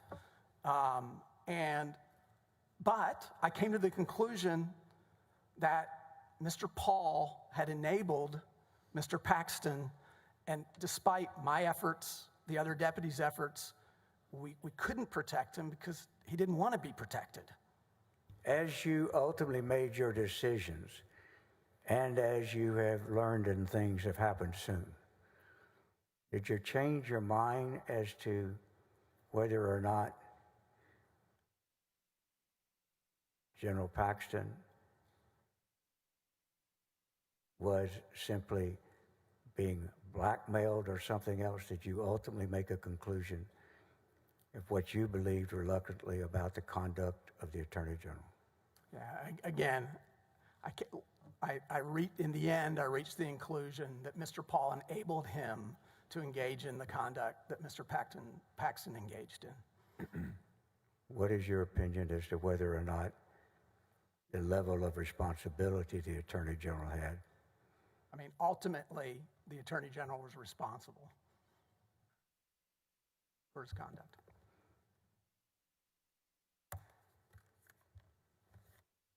I'll pass the witness.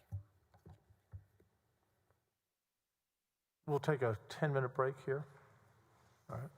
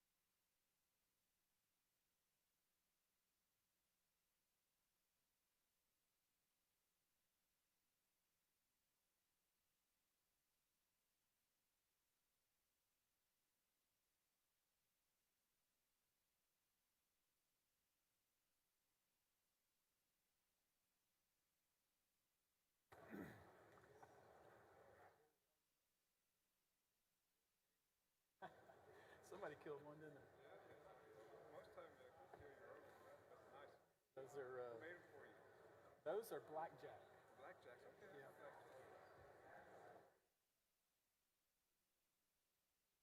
My favorite ones. Thank you. Like, yeah, got the right needle on. I collect these. Yeah. Makes me taller. Yeah, well,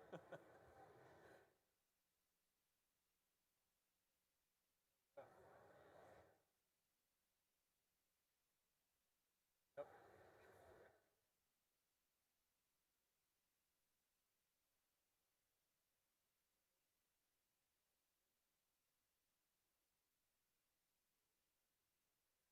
All rise. The Court of Impeachment of the Texas Senate is now in session.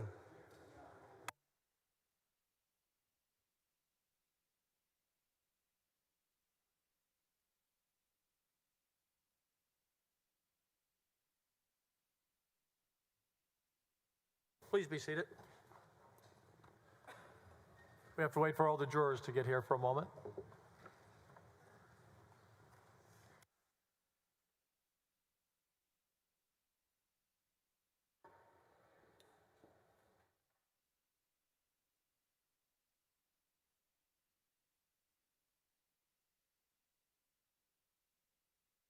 Members, would all the jurors in the back please come forward immediately?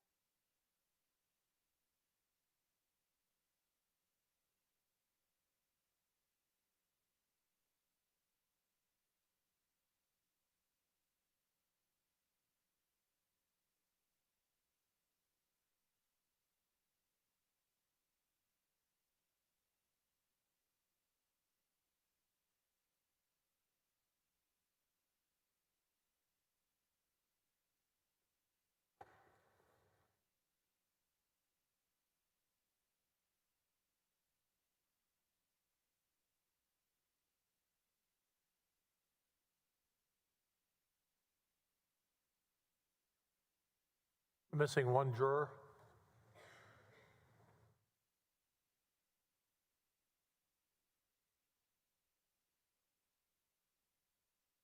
Senator Miles and Senator Colcourse with their staff.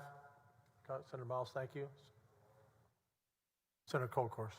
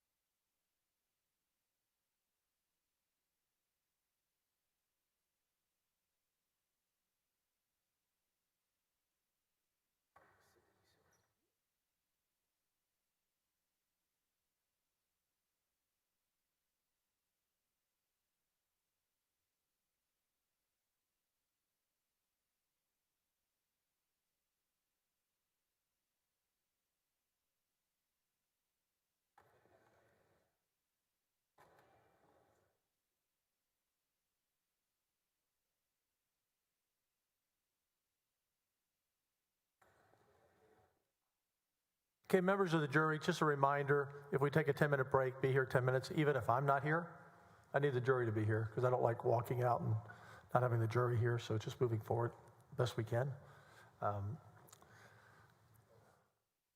Mr. Busby.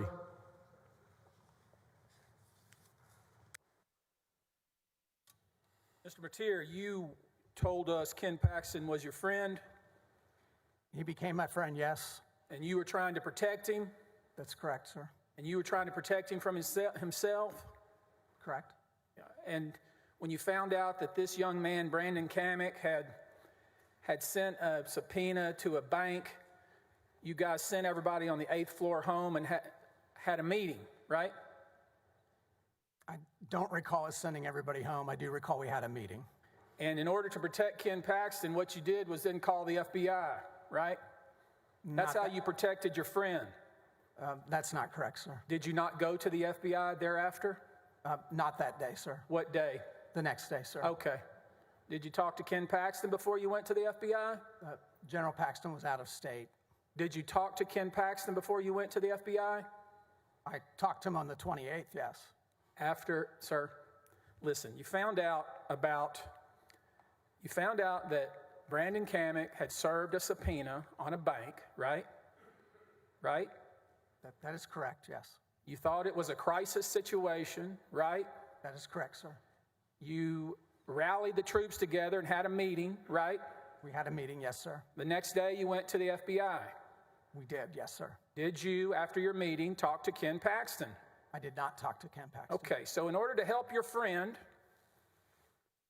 a guy that had given you a really plum of a job, instead of asking him some questions, you instead circled up and decided to go to the FBI. That's what happened, right? I did have conversations with General Paxton. Not after that meeting, right? Not after the meeting on the 29th, correct, sir. You had no clue that Brandon Kamek had received a second referral from the DA's office, did you? I did not. You were wondering why they were serving subpoenas on a bank when the complaint that you knew about had to do with the FBI and the magistrate judge, right? That's correct. You had no clue that there had been a second referral from the DA's office directly to Brandon Kamek. Isn't that right? That's right. No one had shared that with us. So you thought this Kamek fellow is sending subpoenas to banks related to some FBI thing, right? I didn't know what he was doing. You know how you could have found out? You know how you could have found out?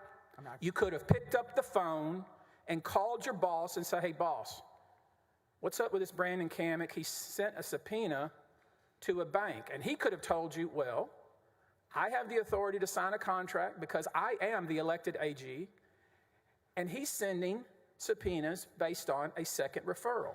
You could have done that, right? I could have done that. But instead what you did was rally your troops, get your stories together, and go to the FBI. Isn't that right? That's not how I'd characterize it. Did you also talk to Dick Trabolsi? Not at that time, no. How soon after that did you talk to Dick Trabolsi? You know who I'm talking about, don't you? It's the leader. Tell us who he is. I believe he's the leader of Texans for Lawsuit Reform. He sent you a text, didn't he?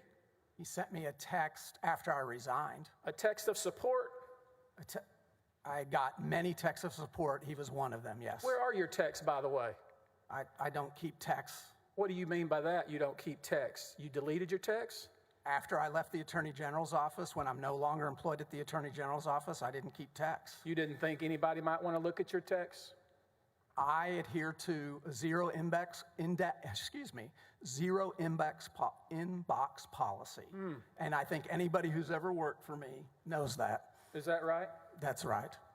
So just so we're all clear, and everybody's watching is clear, you were having conversations with the leader of Texans for Lawsuit Reform, who was showing support for you after you'd went to the FBI and resigned, right? I had one text message that I received from Mr. Trabolsi after I resigned. How did he have your phone number? I thought you weren't the kind of person that was talking to people like that. How did he have your phone number? A lot of people have my phone number.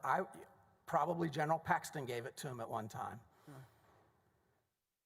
You know we do have some of your texts, don't you? I mean, I assume you do if others produce them. Yes, sir. Yeah, we don't have any from you because you say that you delete them. Tell me how you delete them, by the way, because that seems like a challenge. How do you delete every text that's sent to you? I look at email, I look at texts every day, okay, within a 24-hour time period. If it requires an action, I then note it as a to-do item. If it's unrelated to anything, then I delete. That's been my policy for a year, sir. Wow, you worked for the government, right? Well, this was after I worked for the government. Right, after you were no longer working for the government, you deleted your texts. Is that what you're telling me? Or you delete them real time? I delete them basically real time within a period of time. Did anybody else in the office do that, or was that just your practice? Well, the other person that probably did that was the Attorney General. You think so? Yeah, I think so. Did he have a burner phone, by the way? Someone mentioned that to me at one time. Who mentioned that? You read about that in the newspaper? No, I don't think I read about it in the newspaper. It would have either been Mr. Wicker or Mr. Rylander. Mr. Ricker didn't mention it to you because he was questioned. He said he didn't know what a burner phone was. Who told you that he had a burner phone? Again, my best recollection would have been Mr. Wicker or Mr. Rylander. Did you ever see a burner phone? I know the Attorney General had several phones. I don't know, what a burner phone. You know what a burner phone is. This would be a burner phone. You can go to 7-Eleven, you can buy it, you use it for a certain amount of minutes, and you throw it in the trash. That's called a burner phone. Okay. You ever see Ken Paxton with a burner phone? He had a flip phone. Did you ever see a burner phone, one that he bought at 7-Eleven so he could do some sort of illicit business? I don't know, sir. Okay. How about a secret email address? You ever see him with a secret email address? He had a Proton email address. Didn't you have a Proton email address? I sure did, yes. Oh, goodness gracious. So he had the same kind of email address that you had. Okay. We've been told that's a secret email address, but you had the same kind of email address, didn't you? I think a lot of people had them. Sure. I think your co-counsel has one. They do have it. You know why people use a Proton email address? Because I know why we did, because we were concerned that Google might be monitoring our conversations. We were investigating Google. Right. And also Ken Paxton and several others went to China, and they wanted to make sure that their email did not get hacked, right? Okay, correct. But yet, this board of managers, the House of Managers, claims that that's some kind of secret, weird thing to do, and everybody in the office was doing it. Isn't that right? Well, I don't think everybody in the office was doing it, but there were some, yes. Sure. Now, back to your text. Just so the court is clear and the jurors are clear, your testimony is when you receive a text, if it needs action, you note it, and otherwise you delete it. That's correct. And you still do that now? I do. Well, the good news is Mr. Brickman didn't have that same practice. Let's look at what is marked and in evidence AG 170. And Eric, if you don't mind, go to the page is Brickman 187. Let's put it on the screen so the jurors can see it. What we're going to look at, sir, is a text string that you were on with Brickman and several others, okay? Okay. I need you to speak into the mic, please. Yes, sir. Okay. Eric, let me know when you're ready.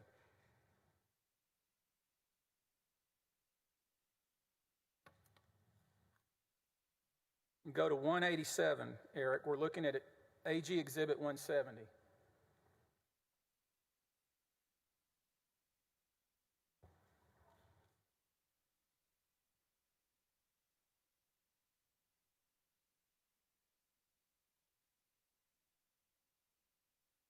Seven.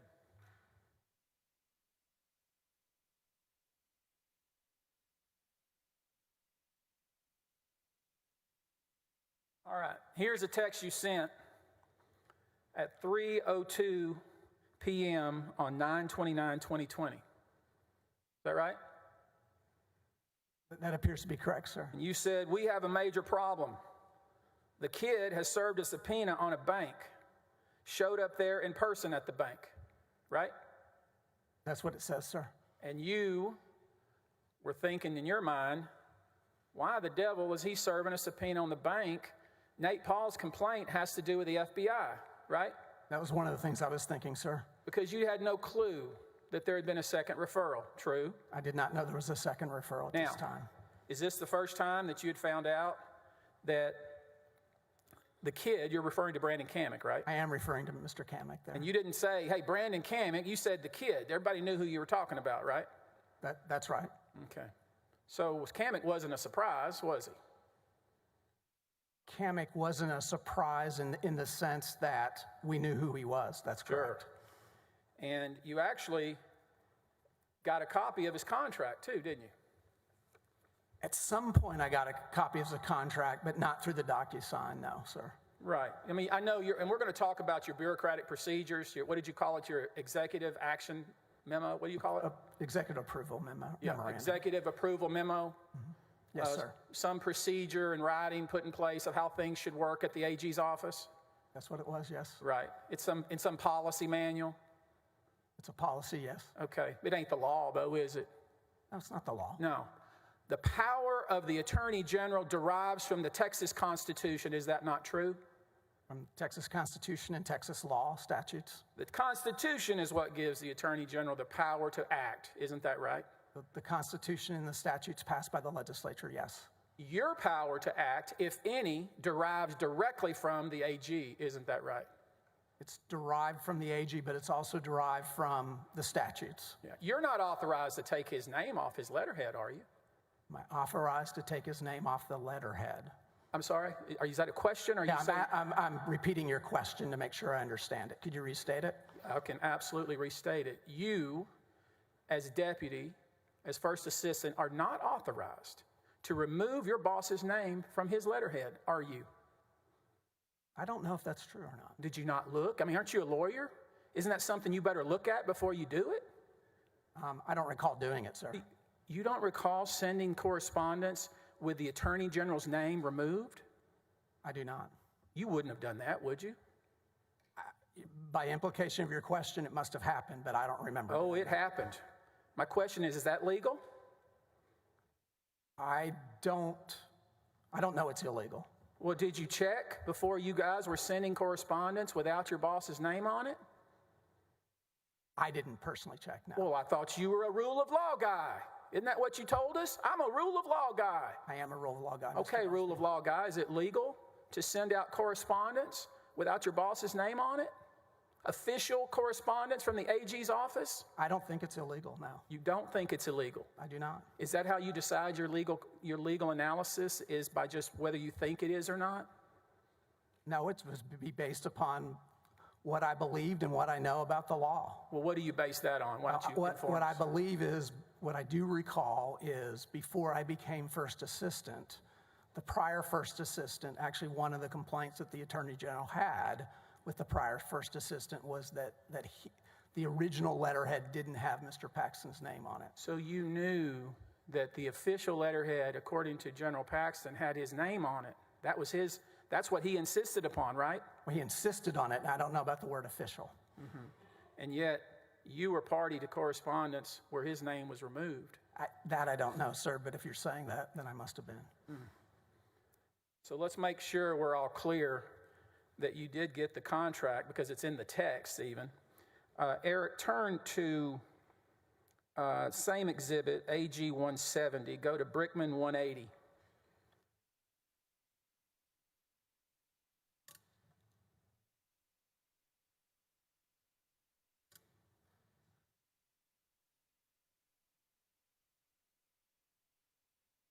Vassar texted you a copy of the executed contract, didn't he?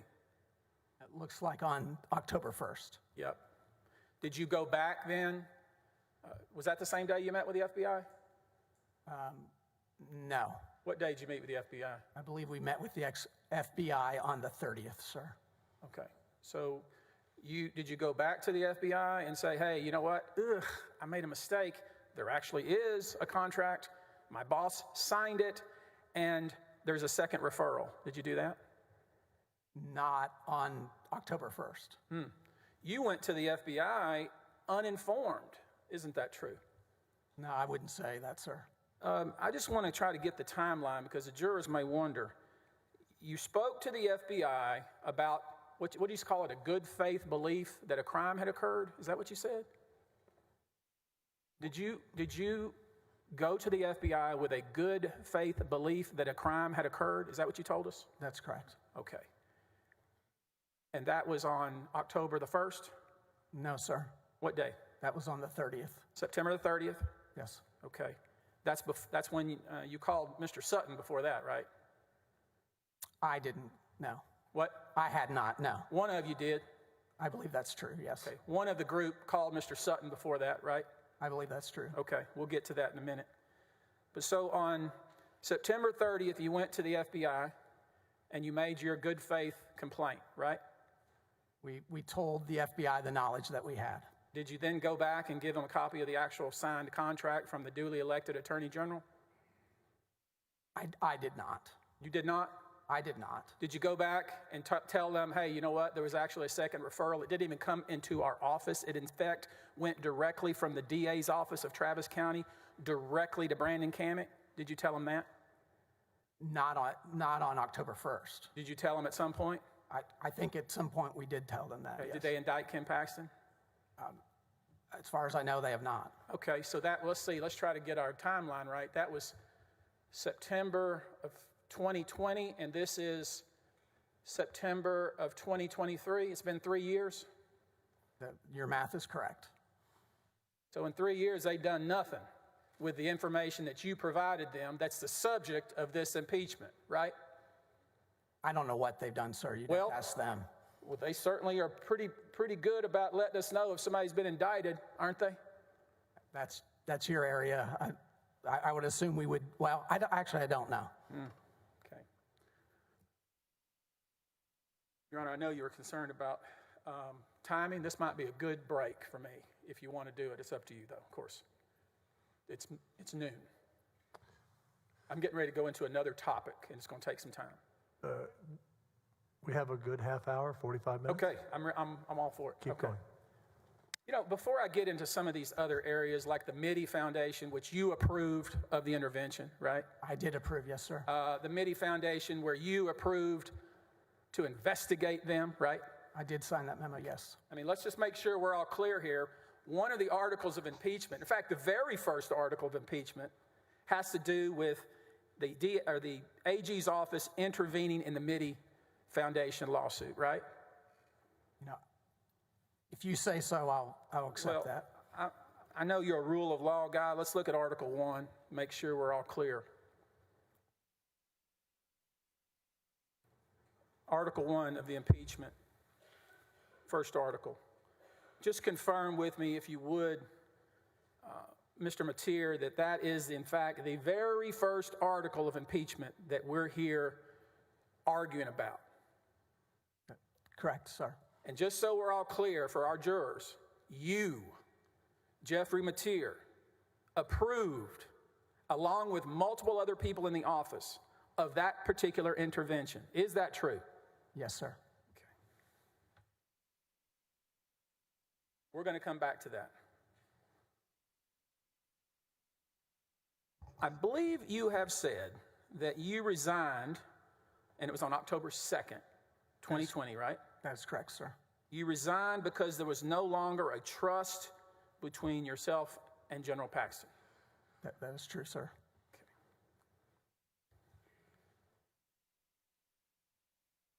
And we know that on September 30th, after talking to, or at least some of you talking to a lawyer, you went to the FBI to make a good faith report that you thought a crime had been committed. Yes, we went to the FBI on September 30th. That is correct, sir. Where else did you go? Who else did you talk to? Later that day, we had a meeting with the office of the governor. Wait a minute. So we're all clear about this. You had a meeting with the office of the governor? Is that what you just told us? Yeah, we met with the office of the governor sometimes weekly, sometimes every other week. That was normal course. The governor was our largest client. Right. I'm just trying to figure this out. You didn't talk to, after your meeting, you didn't talk to Ken Paxton. You instead spoke to, 1, the FBI, 2, the office of the governor. Who else did you speak to?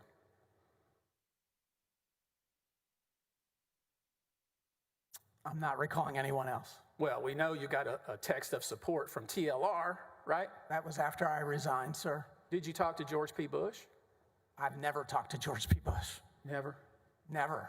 Can you tell us why he just recently, or I guess sometime in May, applied to renew his law license? I have no idea. I've never talked to George P. Bush. Okay, we'll come back to that too.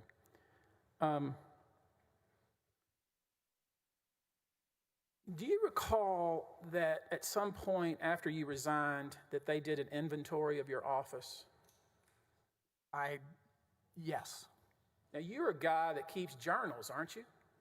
I keep notes, yes. Okay, where are your notes in the time frame that you're here to testify about? At some point, I began using a program called OneNote. The office had provided me with an iPad with the pencil, Apple Pencil. And I started, for my one-on-one meetings, I started a practice that actually I do even through today, although I now use a different program. But I used a program called OneNote. I mean, whenever my written notes end, that's when I started using OneNote. And those were on my iPad that I turned in when I resigned. And I think it's a Microsoft Word. I'm not a tech guy either. I think it's a Microsoft product that was part of the Word suite. And so when I turned in, and it did link to my computer and my iPad, sir. I don't really understand anything you just said. I'm trying to figure out where your notes are. Well, you're not representing the Office of Attorney General. The Office of Attorney General would have those notes. No. They're on OneNote. Sir, I'm sorry to interrupt you. I'm sorry. You wiped it clean. I wouldn't know how to wipe something clean, sir. Well, you know how to delete text, that's for sure, right?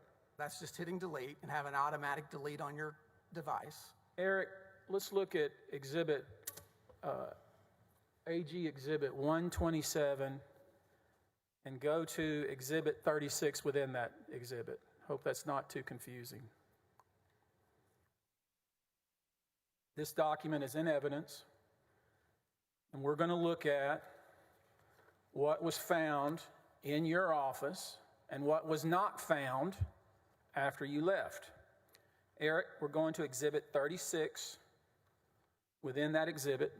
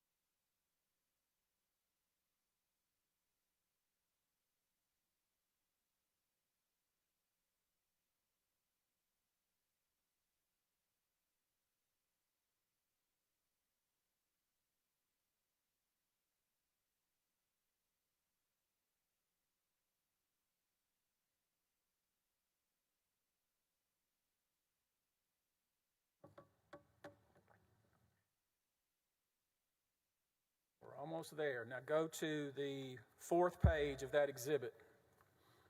We're looking at Exhibit 127, Exhibit 36 to that exhibit, page 3. Now, you can see that in your office, there was an inventory made, right? Correct. And we can see that you're a guy that kept a journal, right? I kept notes, yes, sir. And we can see that these notes, if you flip back the page prior, Eric, you can see they go from 2018, January, and they go all the way to June of 2020, right?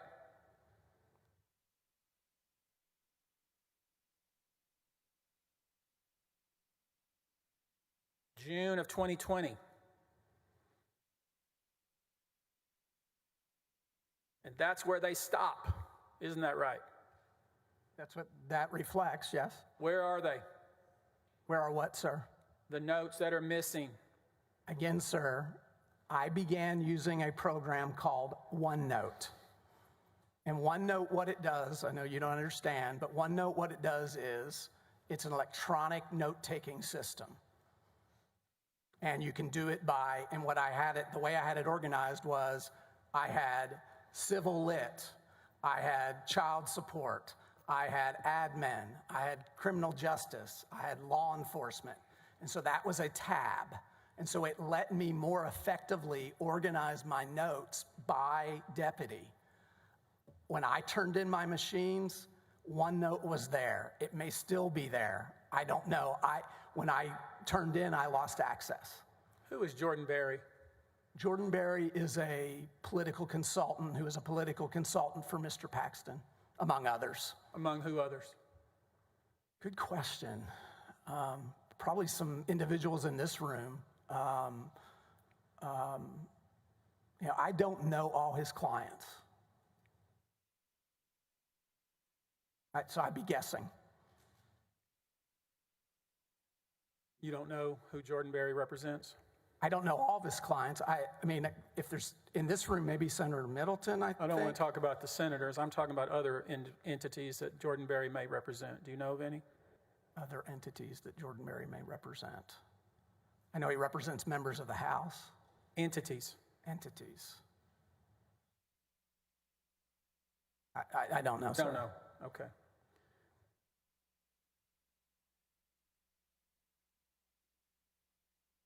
So I guess we kind of all got to know, when you went to the FBI, what crime did you have this so-called good faith belief had occurred?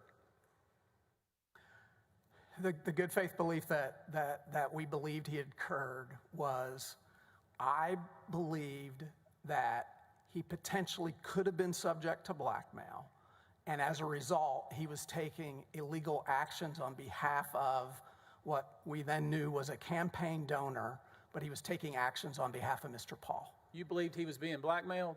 At one point, I actually believed he was being blackmailed, sir. So you didn't think he was committing a crime? You thought somebody was committing a crime against him? At one point in time, I believed that, yes, sir. That's why you went to the FBI? Well, eventually we went because I had tried on several occasions to have, as I think in one of my memos says, that you probably have on here, asked him, I really wanted him to come clean. I even said, are you under undue influence, sir? And he said no. He did say no, yes. He never said, I'm being blackmailed. I'm under undue influence. But his actions didn't reveal that.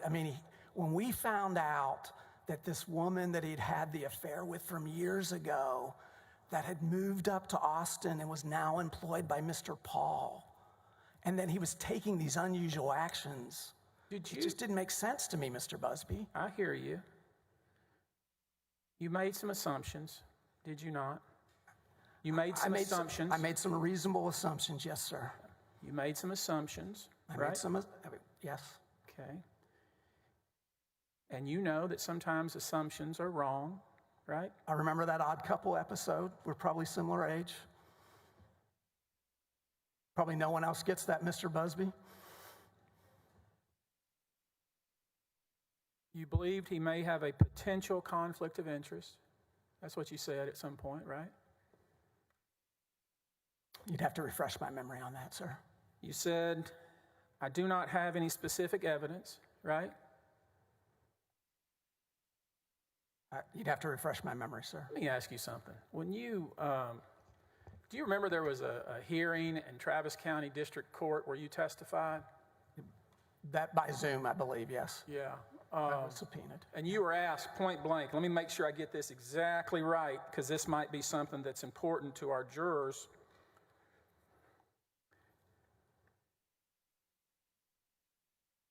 You were asked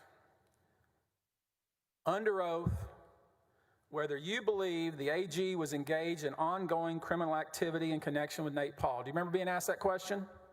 I don't think that's the question I was asked, sir. You don't think that was what was asked? I do not think that was the question was asked. Okay. Do you remember, what question do you think was asked, just so maybe we can refresh your recollection? I'd love to see the transcript. That would be the best evidence. Were you ever asked whether you believe that Ken Paxton was engaged in criminal activity? I don't believe I was ever asked that question during that hearing. Okay. You believe you were asked about the AG's office itself?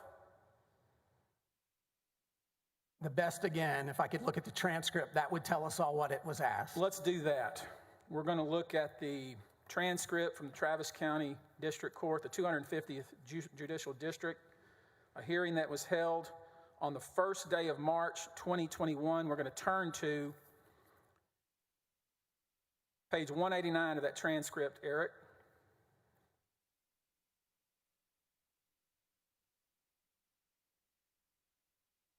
You were asked point blank under oath 6 months after you'd went to the FBI this question.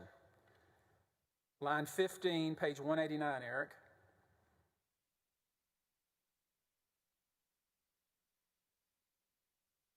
I'm going to read it. You make sure, tell me if I read it right. And did you come to believe that the Office of Attorney General was being engaged in ongoing criminal activity in connection with Nate Paul? That was the question, correct? Which is different than the question you asked me. That's why we're looking at it. I know. That was the question you were asked, true? That is true. Yes, sir. Let's You read look it at correctly. what your answer was. Page 190, line 15. You said, tell us what you said. If you don't want me to read it, you can read your testimony yourself. Objection. I don't believe this is in evidence, Your Honor. I stand to be corrected, and if so, I'll withdraw the concern, but I don't believe it's in evidence. This is House Board of Managers Exhibit 466 that was offered and received by this court. We're looking at page 190, line 15. You said, and I know it called for yes or no, but it's a question that it's hard to give a yes or no. So that makes it difficult for me as the witness. But I would say it could have led to that. Certainly, did I have concerns? I had Pardon me, I potential apologize concerns. again, Mr. Busby. Excuse me, please. I think this comes under the heading of, it is one, of course, our exhibits. I don't object to it being introduced, but I don't believe it has. It is not one of those that was agreed to by the parties, and if you recall, they wouldn't originally agree to any of our exhibits, and then we reached some agreements we read in this morning. I don't think it's one of them. So if he wants to offer it, I'm not going to object, but I don't believe this document is in evidence. Would you like to offer it? Well, first, it's in evidence, but just to satisfy my co-counsel or a colleague over there, I'll offer it again. Okay. He did not object. Yeah. It's submitted to evidence. So now let's focus on this document that's in evidence.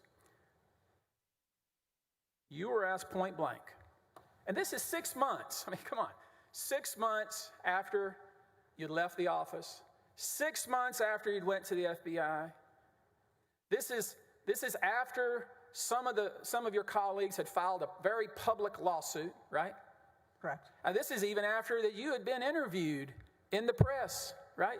I believe one time, yes. Yeah, and all kinds of things were going on in the press about these so-called whistleblowers and crimes and all kinds of things. And then here you are, placed under oath in March of 2021, and you were asked point blank whether you believed the Office of the AG had been engaged in ongoing criminal activity in relation to Nate Paul, and you couldn't even give an answer, could you? With regard to the Office of Attorney General, correct. You're making some distinction between the office and the AG himself? Yes, sir. Okay. Because you didn't want to say that you had been engaged in criminal activity, right? I don't believe, no. I mean, part of the so-called criminal activity is the MIDI intervention, isn't it? And you were dead in the middle of that, weren't you? I approved the executive memorandum. Isn't it ironic that the first witness called in this case for the House on the first article of impeachment that was passed, that this witness, you, approved that intervention? Isn't that ironic? I don't know, sir. Don't you think that really kind of reflects the whole House's case? That they put you up here as the witness to tell us how bad Ken Paxton was, and on the very first article, you approved it. Isn't that ironic? The irony, I guess, is lost on me, sir. Is it? It is. Before I get to some of these other more difficult topics, would you help us, and we have people watching, and of course, some of our jurors are not lawyers. I want to talk to you about the burden of proof. You know what the burden of proof is, right? You know what that concept means? I do, yes. Okay, there's one burden called more likely than not. You understand that concept? Okay, yes. What does that mean? Whether a fact is more likely than not, like the preponderance of the evidence. Yep, and that's the easiest standard of proof if you're somebody advocating for something, right? That's the normal standard in a civil court. Okay, let's focus. With some exceptions. Sure, there are. Turn your microphone on, please. Oh, there we go. Thank you. I'm sorry. He's not being offered as an expert on the burden of proof, and that's something for the jury to decide in their own mind. His view of what it is or not. He didn't bring these charges. The House managers did. He's not here for that purpose. It's unfair to be trying to, and irrelevant, for him to be being asked what his definition of the burden of, in fact, I must say I've never heard that done before. And so I object to it as being totally irrelevant and improper for this witness to be even cross-examined about. What difference does it make what he thinks the burden of proof is? It's what they think the burden of proof is. Wait a minute, Your Honor. With all due respect, this counsel asked this man many times about his opinion on whether law has been broken, many times. And so I'm entitled to ask him about the burden of proof, especially on illegality, which remember, he sat up there and said that Ken Paxton signing a contract was illegal. So you can't open the door and then close it now. He has not testified as to what this jury ought to do or how they ought to look at the burden of proof. He was asked whether or not he thought the conduct was unlawful. He said he did, but the burden of proof has nothing to do with it. Those are two different things. The burden of proof is decided by the jurors out there, not this man or any other witness. I'm entitled to explore why he would say something like that, like what is the burden of proof? And I'm going to get to that if I quit being interrupted. Overruled. You open that door. Now, let's talk about the burden in this case for the senators, our jurors. Beyond a reasonable doubt. What does that mean? Well, it means what it says.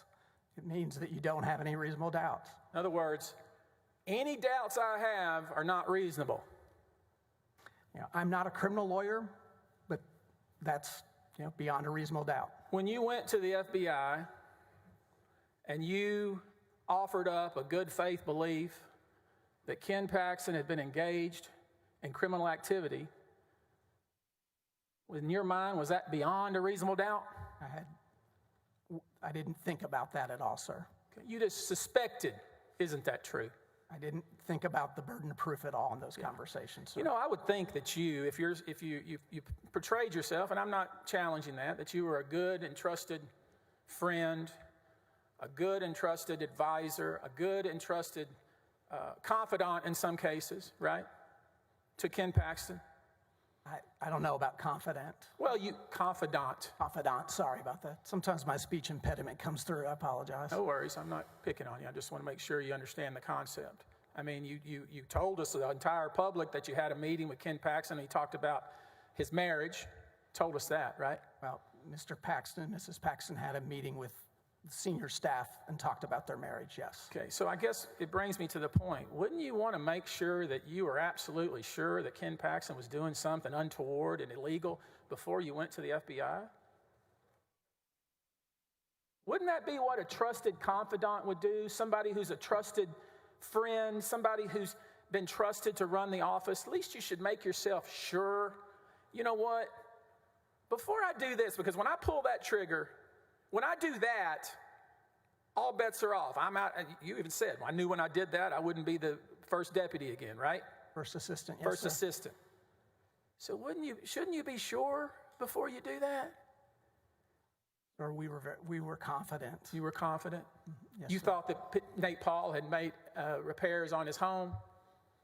I had been told that, yes. Who told you that? I believe, again, it was either Mr. Wicker or Mr. Rylander. You think that Mr. Wicker said that to somebody?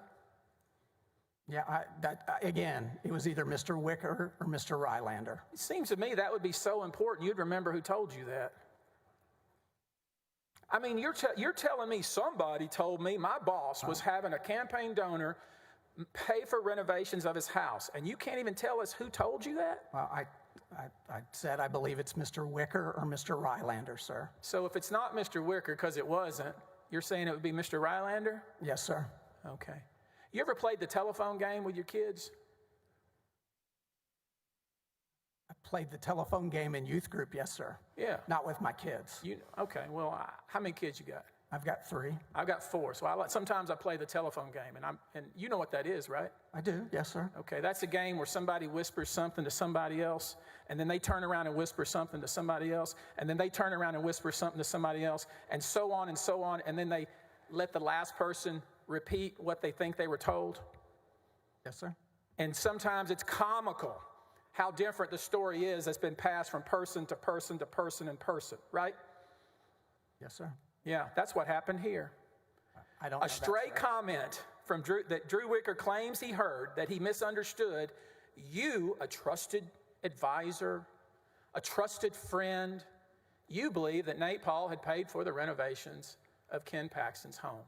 I believe that was possible, yes, sir. Do you know that it's not true? I do not know that it's not true. Have you ever tried to find out?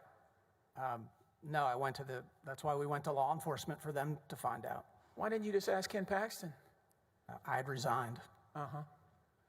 You know, he could have shown you the invoices, the wires, the receipts, the samples. You didn't ask him.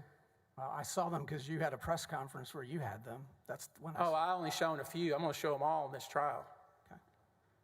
I haven't seen them. No, How many sir. times have you told people that Ken Paxton had somebody pay for the renovations of his home?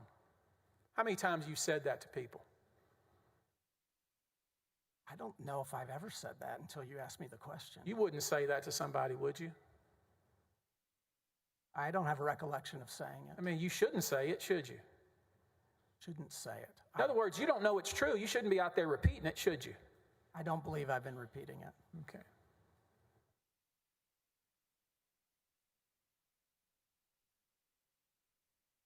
I think you said, if I'm not mistaken, let me just ask you point blank. You remember you talked about your potential concerns about the office?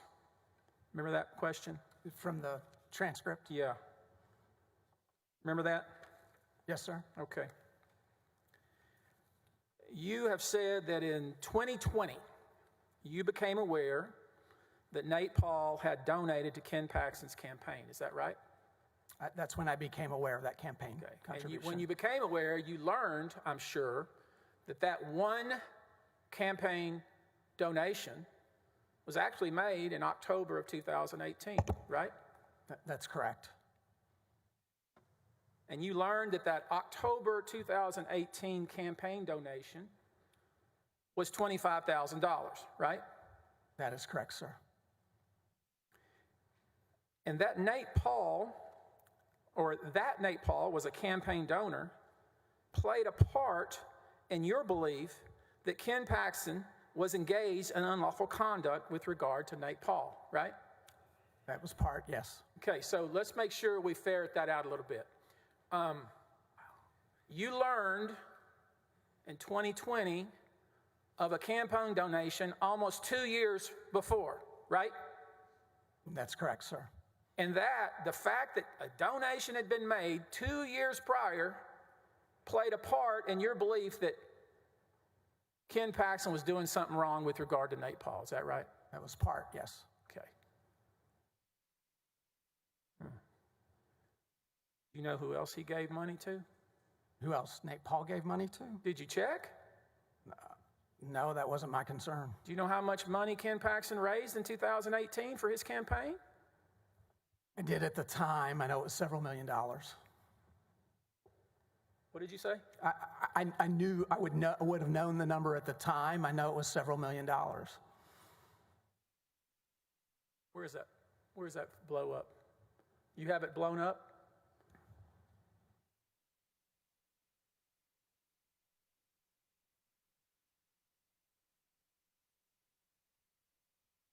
You know what percentage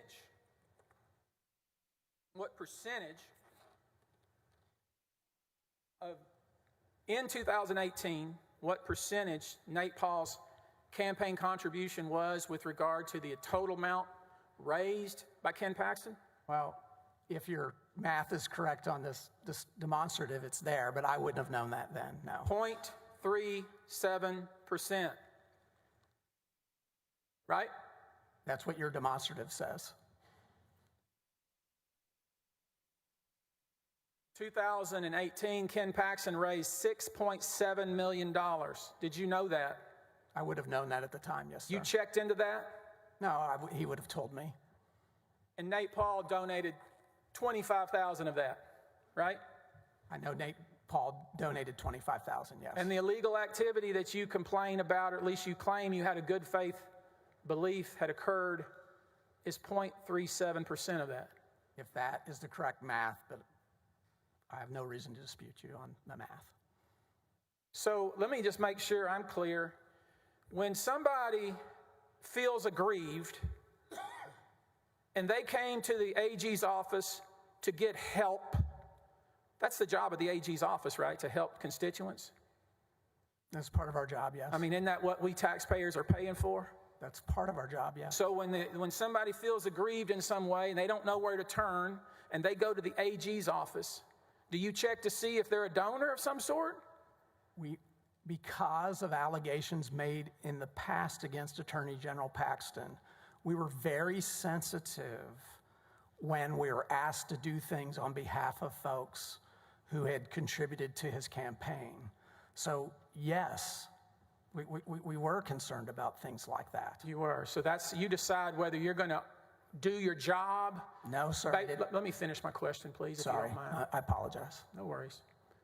You decide whether you're going to do your job based on whether the person is donated to your boss? Is that what you're telling me? I'm not telling you that, sir, no. Okay. You look at someone with a jaundiced eye, if they're asking for assistance and they've also given money to the elected official that you're working for? No, sir. You're skeptical of somebody who's just asking for help, how to deal with a situation, and you're skeptical because they might also be a campaign donor? No, not skeptical, no. Okay. Sir. But you already told us that Nate Paul was a campaign donor, played a part in your belief that Ken Paxton was engaged in unlawful conduct. That's what you said under oath, right? That's correct, sir. Is it possible, Mr. Mateer, that you jumped to a lot of conclusions really fast? I don't believe so, sir. And you could have put all this to bed if you'd just talked to your boss. I attempted to talk to him starting probably in June, July, August, September. No. I did. Take it easy. I did talk to him, sir. Take it easy. No, he's not here. You could have, once you met up with the rest of your colleagues on the 8th floor, you could have then, as the leader, you were the leader, right, of the group? I was the first assistant. Yeah, you're the leader. First among equals, yes. You even said in your testimony, you said, look, I manage the day-to-day business of that office. Remember saying that? I did manage the day-to-day office. And I control the office. Remember saying that? Control the office. I don't know if I said it in that way, sir. We'll get to it. Okay. But you as the leader, once you heard all these foolishness concerns, some of which you might have believed, some of which you didn't, your job at that point in time was to go to the boss. Isn't that right? I had tried to go to the boss. Is it because you wanted to be the Attorney General? Is that what was going on? Anybody who knows me, Mr. Busby, knows that that is not one of my ambitions. I had my dream job. I came to help Ken Paxton, came down here, a city I didn't want to move to. Wait, your dream job was to be a federal judge, and that got squelched. Isn't that right? No, actually, my dream job has always been to be at First Liberty. Weren't you supposed to be a federal judge, and then the 2 senators objected to you? What 2 senators, sir? The 2 that would have the ability to object to you. You know who I'm talking about. You're talking about our senators? Yes. They didn't object to me. They didn't? No, Senator Cruz certainly didn't. Well, somehow something went awry, and you know you're not a federal judge, are you? That's absolutely true. My nomination was withdrawn by President Trump. Yeah. And that's the job you really wanted, right? I did want to be a federal judge. Sure. But my dream job was First Liberty. Okay.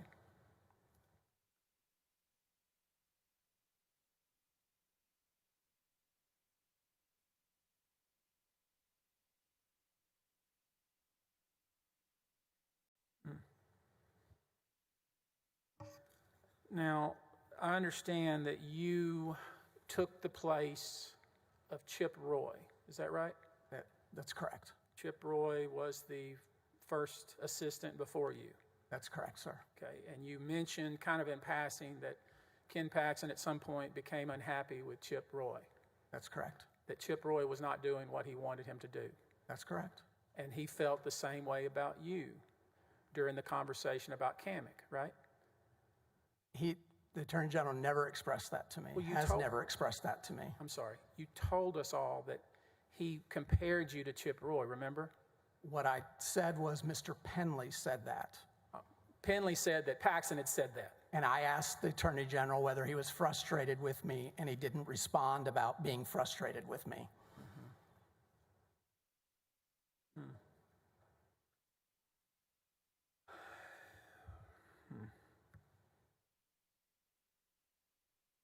Have you seen the second referral from the DA's office to the AG's office? I may have. Why would you have seen it at this point? I had a conversation with Margaret Moore after I resigned, and may have seen it during that conversation. Who was the Travis County District Attorney at the time? Yeah, I know who she was. Listen, because we're running up against the lunch hour, I want to focus on MIDI real quick so we can just put this MIDI thing to bed, okay? You going to help me here? You're asking the questions. Okay, I'll answer them. Let's look at AG Exhibit 151. It's in evidence.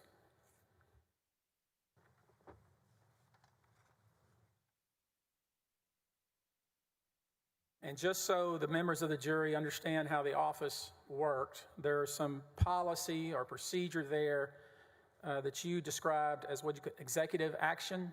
It's approval. It's the title's there, Mr. Busby. See, executive approval, civil litigation membership. He just executive highlighted it approval. for us.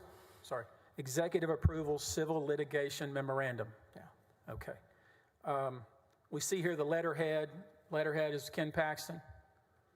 I see that. Okay. And basically it takes us through various people within the bowels of the AG's office who would approve something like this, right? It starts with someone in the division and goes its way up. Yes, sir. And this is just found in some policy manual somewhere, right? Well, it was a policy of the office. Is it written down? It is written down, sir. Okay. Now, so let's just look. With regard to intervention on behalf of the public interest in charity, we have a sign-off of Mary Henderson, who's a senior attorney, right? Correct. We have, looks like Josh Godby, who is the chief of the Financial Litigation and Charitable Trust Division, right? That's correct, sir. We have also signed off here Darren McCarty, who is, what is he, for civil litigation, head of civil litigation? He's the Deputy Attorney General for civil litigation. And then at the top of the chain is your name, where you signed off on June 8th of 2020, correct? That is correct, sir. And of course, all of these people here that we see on Exhibit 151 derive their authority from the Attorney General. Isn't that right? From the Attorney General and the statutes and the Constitution, yes. I mean, it doesn't matter whether you think it's a good idea or not. He, the Attorney General, is a decision maker ultimately. Isn't that true? I mean, that authority is delegated down to through. I understand. You can delegate authority, but you can also take it back, can't you? I think that's correct, sir. Right. So let's make sure we're clear. Any authority you had only existed as long as you served the Attorney General. Isn't that right? I think the government code gives the first assistant authority when the Attorney General is absent. When he's absent. Yeah, that's correct. Right. Not when he's on a business trip doing work on a case for Google. You don't get to just say, oh, he's out of town, now I'm in charge. That ain't how it works, is it? I certainly never did that, sir. Yeah. And you better not do that, because that'll get you fired, right? I mean, if you were to do that, that should be a fireable offense, right? Again, as long as the Attorney General were exercising his proper authority as well, pursuant to the Constitution and the laws. Let's look at why the person that generated this executive approval civil litigation memorandum, let's look at why they thought it was the right thing to do to intervene into this MIDI litigation. Turn over, if you would, to page 2 of this document, Eric.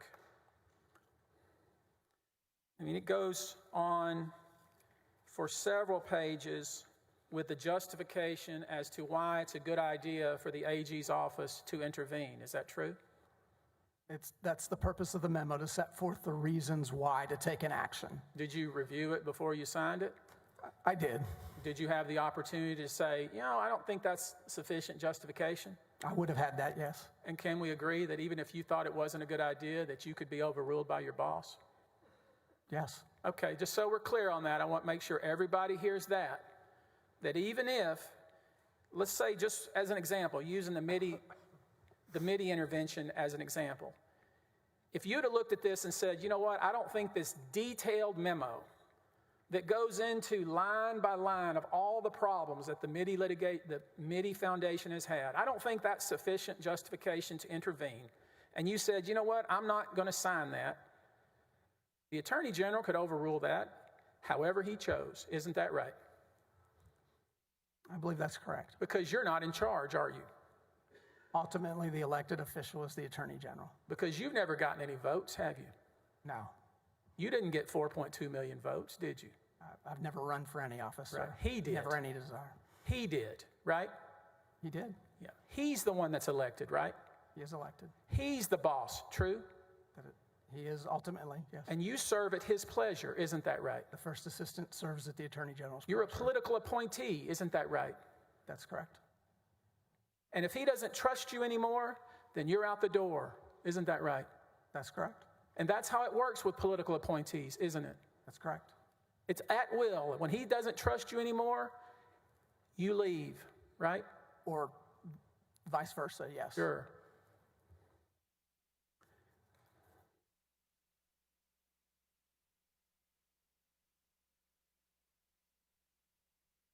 Let's look at all the problems with the MIDI Foundation.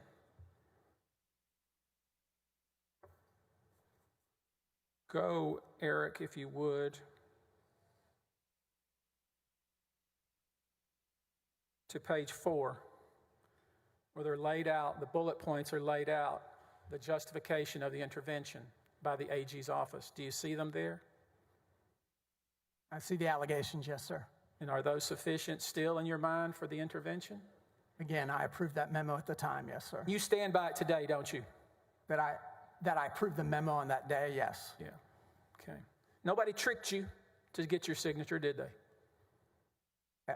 No one on that date tricked me, yes, sir. And we can see all the problems. Apparently, or allegedly, the former chairman attempted to conjure a sale of the investment properties in a self-dealing transaction. See that bullet point? I see it there, sir. It says that they hadn't filed the proper IRS forms. See that? Is that the fourth bullet point, Yes, sir. I see what it says. They refused to disclose certain fee agreements, right?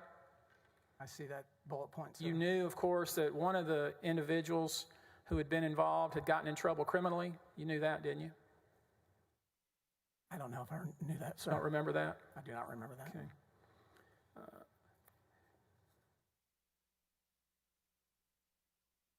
There's been some saying here. I want to make sure because we're putting Article 1 to bed, which I think puts the whole case to bed. But look at Article 1. Impeachment Article 1, please. It starts off, it says, protection of charitable organization. Do you see that there? Oh, at the top, yes, I see. Yeah. Sorry about that. I'm kind of doing you like I you was did me. reading the paragraph, not the title. That's false in itself, isn't it?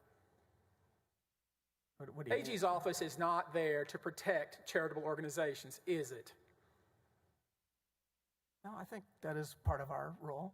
It's there by statute. It says by statute, the authority to intervene is to protect the public interest in charity. Isn't that true? And I think that's what that means. It's a whole different thing than protecting charities, isn't it? No, I don't think so, sir. I mean, the reason for the intervention is because they thought the people within the charity were doing things that were wrong. And so we're protecting the public's interest in the charity, correct? I don't think they're necessarily exclusive, sir.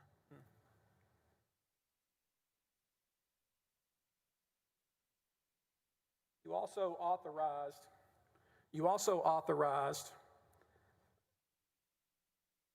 an investigation of the Mitty Foundation, didn't you? I remember seeing those documents, yes, sir.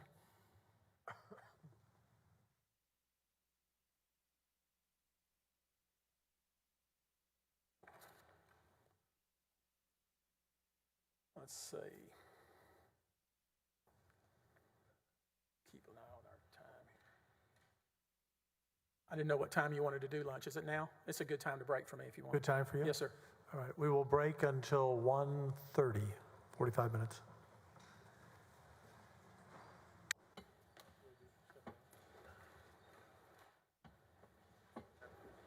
From the article, it says specifically.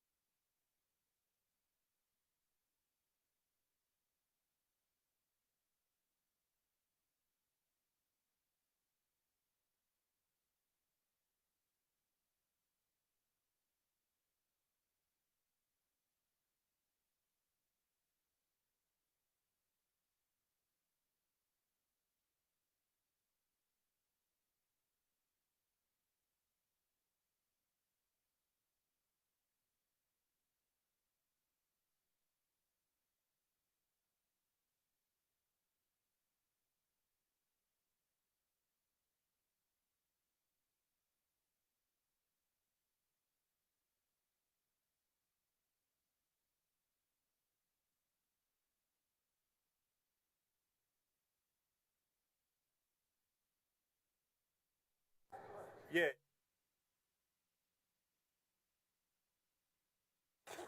I think it's just that you do it. You just.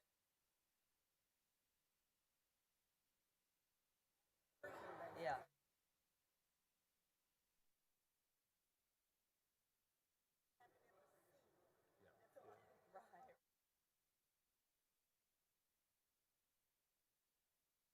You got to press it. Could we ask for a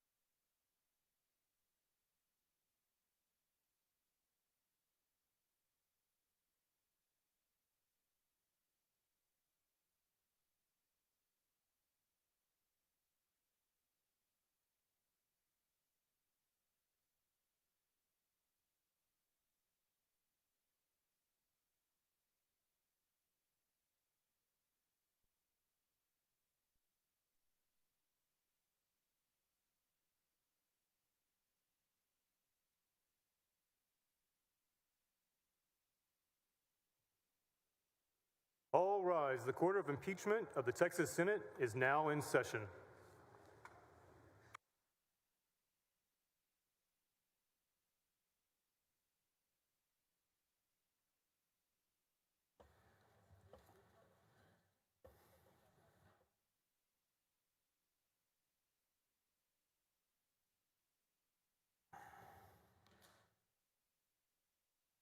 That worked. Thank you, jurors. Mr. Busby, we continue. Thank you, Your Honor. Good afternoon. I want to kind of get this timeline correct so we can get it all right in our minds. You found out about the bank subpoena from Kamek on the 29th of September 2020, right? That is correct, sir. And this meeting you had with the top lieutenants was what day? It was the same day, sir. So on the 29th, on the eighth floor, y'all got together and had a meeting about the subpoena and about Nate Paul, et cetera, correct? That is correct. What happened in the date order next, on the 30th? Is that when you went to the FBI? Yes, correct. Okay. And then you sent a text to the Attorney General? We did, yes, sir. What day was that sent? That was the next day. What next day? Well, the October 1st. Okay, October 1st. Yes, sir. And then you resigned October 2nd. That's correct, sir. All right, just so I can get it in my mind. You learned about the subpoena on the 29th of September. Yes. Y'all met the same day. Yes. You went to the FBI the next day. Yes. You sent a text on October 1st the next day. That's correct. And you also all of you signed a letter, correct? Correct. And then the next day you resigned. Yes. Okay. So, just so in case the jurors are wondering about the timeline, and maybe they'll wonder, go back, Eric, if you would. Your Honor, one thing I want to mention. Eric, would you stand up? You hear me say Eric. Your Honor, this is Eric Arroyo. He's our audiovisual guy that works at our office. In case you were wondering who I was yelling at over there. All right, Eric, would you, AG Exhibit 170, go to Brickman 187. And let's just try to confirm in our minds that the documents match up to the timeline.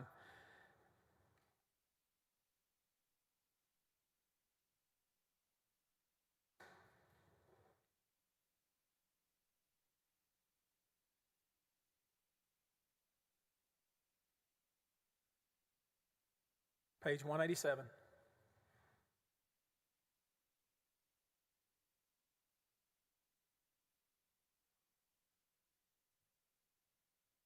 Okay, here we are, and I think everybody can see this. We have a major problem.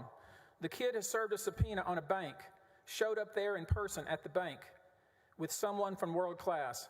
I need you guys to come back. You wrote that in text, true? Yes, sir. And that was on the 29th, right? That's on the 29th, yes. Okay. The next day, you went to the FBI, September 30th, true? That's true, yes, sir. And the next day, October 1st, you sent General Paxton a text. Yes. Let's look at AG Exhibit 127, Exhibit 31.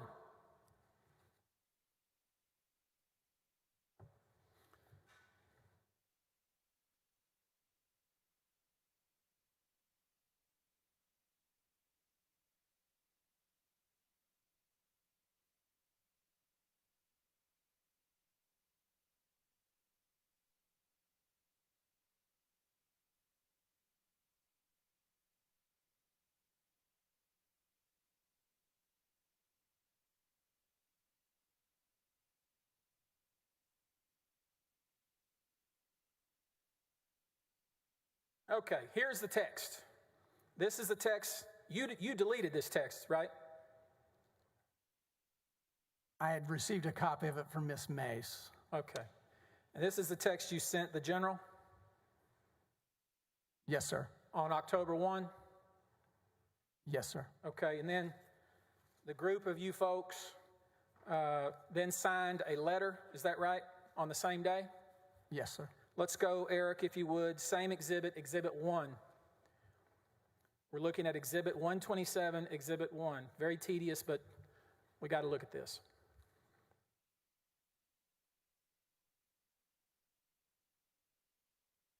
We really need to break these out so this doesn't take this kind of time.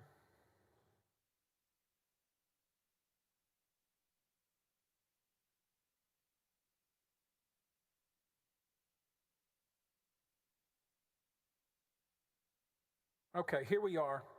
This is the letter that the 1, 2, 3, 4, 5, 6, 7 of you signed, right? Yes, sir. And that was on October the 1st, true? That is true, sir. Okay. Let's take a look. Keep that October 1, 2020 date in your mind. Can you do that for me? I'll try, sir. Okay, let's look at AG Exhibit 434.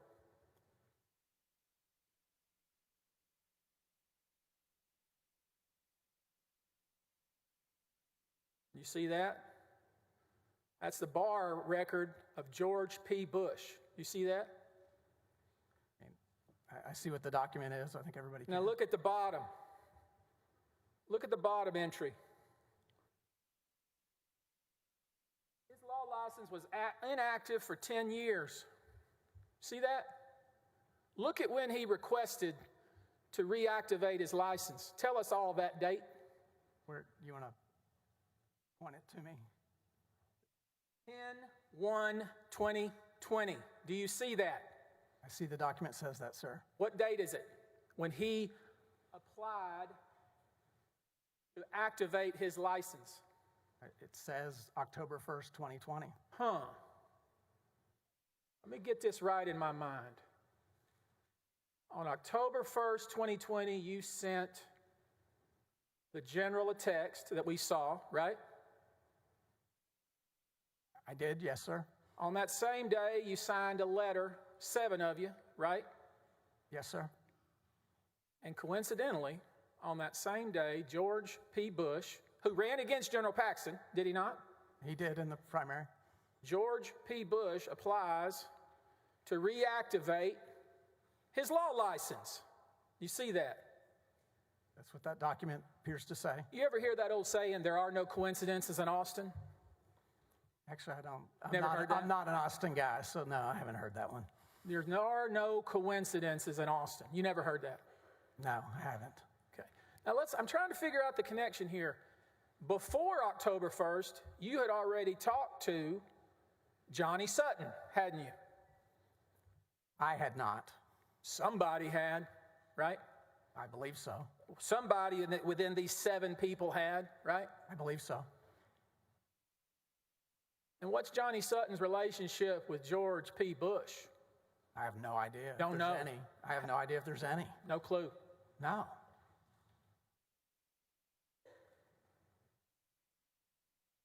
So the day after George P. Bush applies to reactivate his license, you resign. Is that right?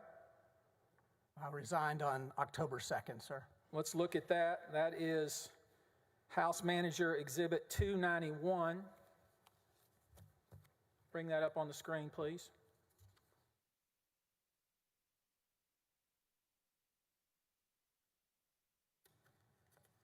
House Manager Exhibit 291.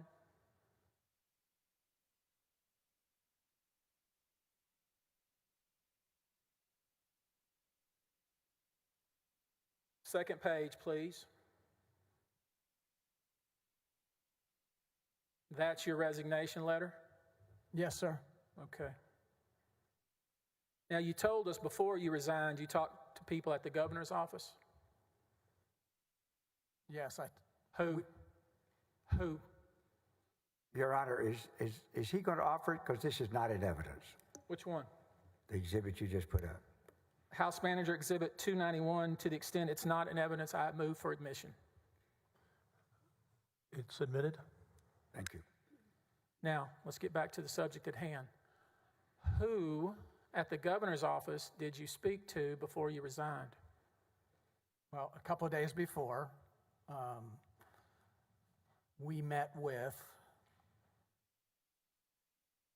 I believe it was Jeff Oldham, who would have been, at that time, the governor's general counsel. I believe James Sullivan, who was at that time deputy general counsel. And I believe the chief of staff, Louis Sines, was in the meeting as well. Was anyone else in the meeting?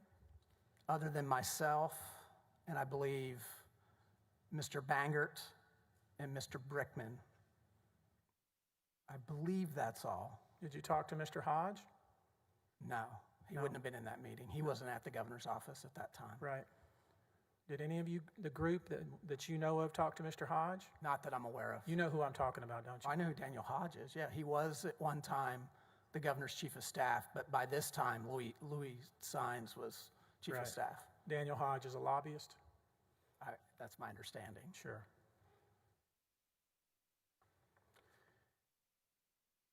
Why did y'all refer to yourselves as the Cool Kids Club? I don't recognize that. You don't recognize it? I don't. Okay. Go back, Eric, to AG Exhibit 170.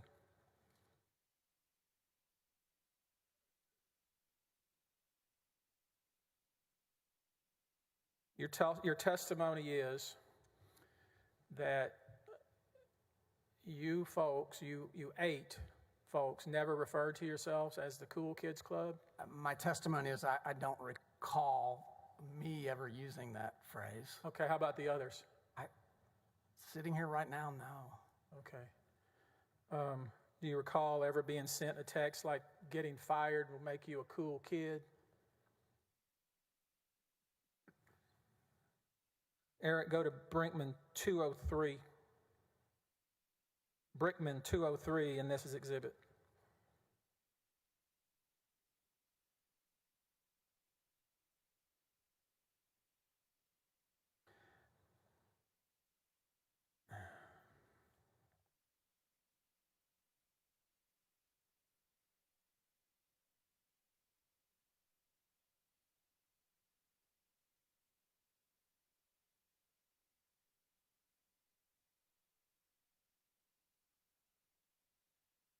Okay, do you see the text there I'm referring to?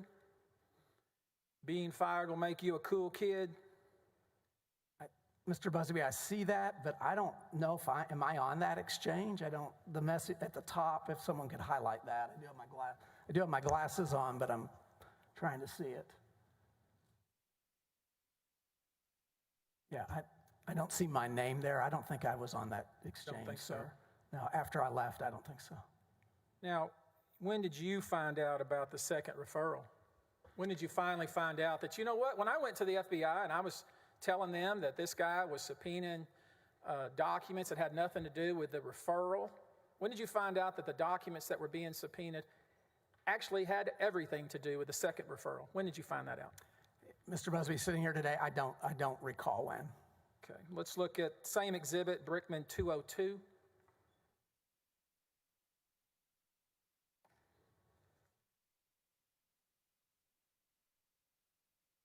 Y'all read about it in the news, didn't you? Well, again, sir, I don't think I'm on this text message. Okay, well, just look at the text message I'm referring to. This is about alleged second complaint. Interesting. You see that language? Could you highlight it for me, please? Eric could. Eric. See that language? They're referring to a news article, and they're, for the first time, learning that, in fact, Mr. Kamek had been sent a second referral directly from the DA's office, and that's what the subpoena regarded. Is that about the time you learned about this? Again, I don't have a memory of learning it from that. I mean, you guys were alarmed, you said. I think the word you used was, we were alarmed that this kid, as you called him, had sent a subpoena to a bank, and you believe that subpoena had nothing whatsoever to do with whether the FBI had violated Mr. Paul's rights. Do you have the second referral? You're going to see it in a minute. What did it relate to? That may help me. Just a second. I'm going to help you. Don't worry. I'm not going to. No, my objection is, Your Honor, he's twice, maybe 7 times, I've resisted objecting because the witness, quite frankly, is handling him so well. However, he's now cross-examined him about an email that he's not, or text messages he's not on. He doesn't know anything about. Now he's going to cross-examine him about a second referral, which the testimony is clear he never saw and doesn't know. He's therefore asking, give it to me, and before you ask me questions about it. So I object to him being asked about documents he knows not only nothing about, but is not part of.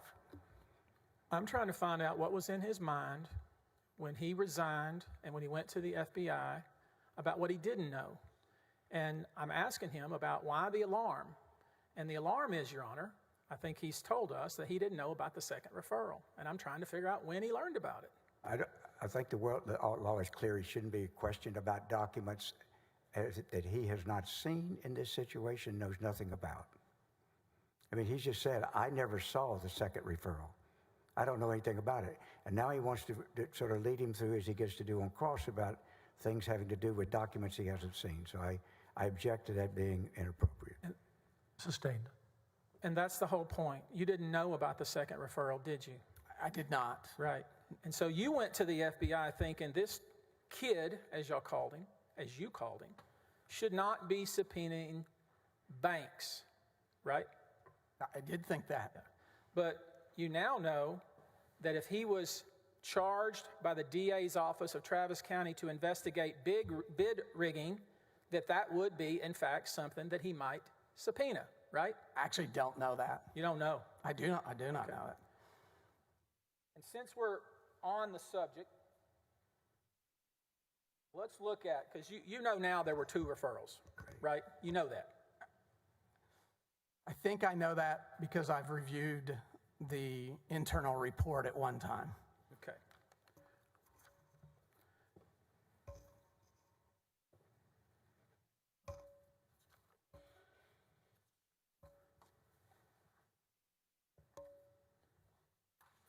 Let's look at the first referral. The first referral is you're going to have to get into Exhibit 127, Exhibit 3, as quickly as we can. This document is in evidence. I'd ask you to take a look at it once Eric gets it on our screen.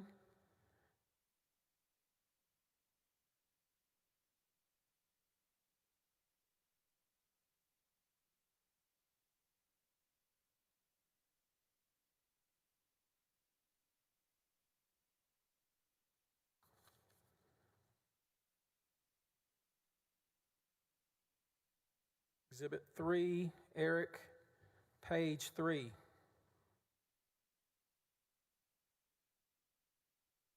All right, can you see that, sir? He's going to try to bring it up. Page 3, Eric. Bring it up so you can see it. You certainly were aware of this first referral from the Travis County DA's office, correct? At one time, I became aware of it, yes, sir. And this was something that Maxwell, Mr. Maxwell, and Mr. Penley were supposed to be handling, true? That is true.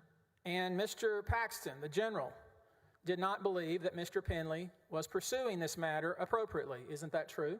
He expressed that at some time, yes. He felt like that Penley, who was a former assistant U.S. attorney, and Maxwell, who was a former Texas Ranger, were not taking the referral seriously. Isn't that true? I don't know if I'd say it that way. Let me ask you this. If you don't take a referral seriously, one thing you might do is not even log it into the system, right?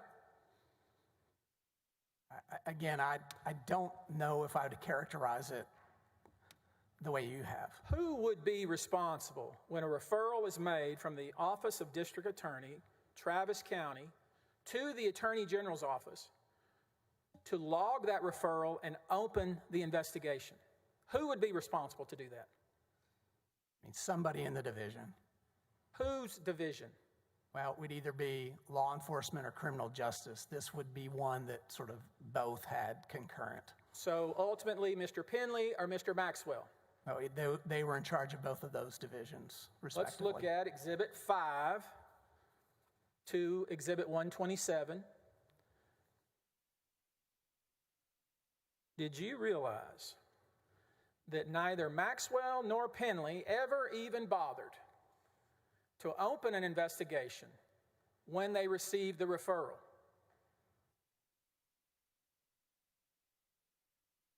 The document you're showing me, I don't see my name on.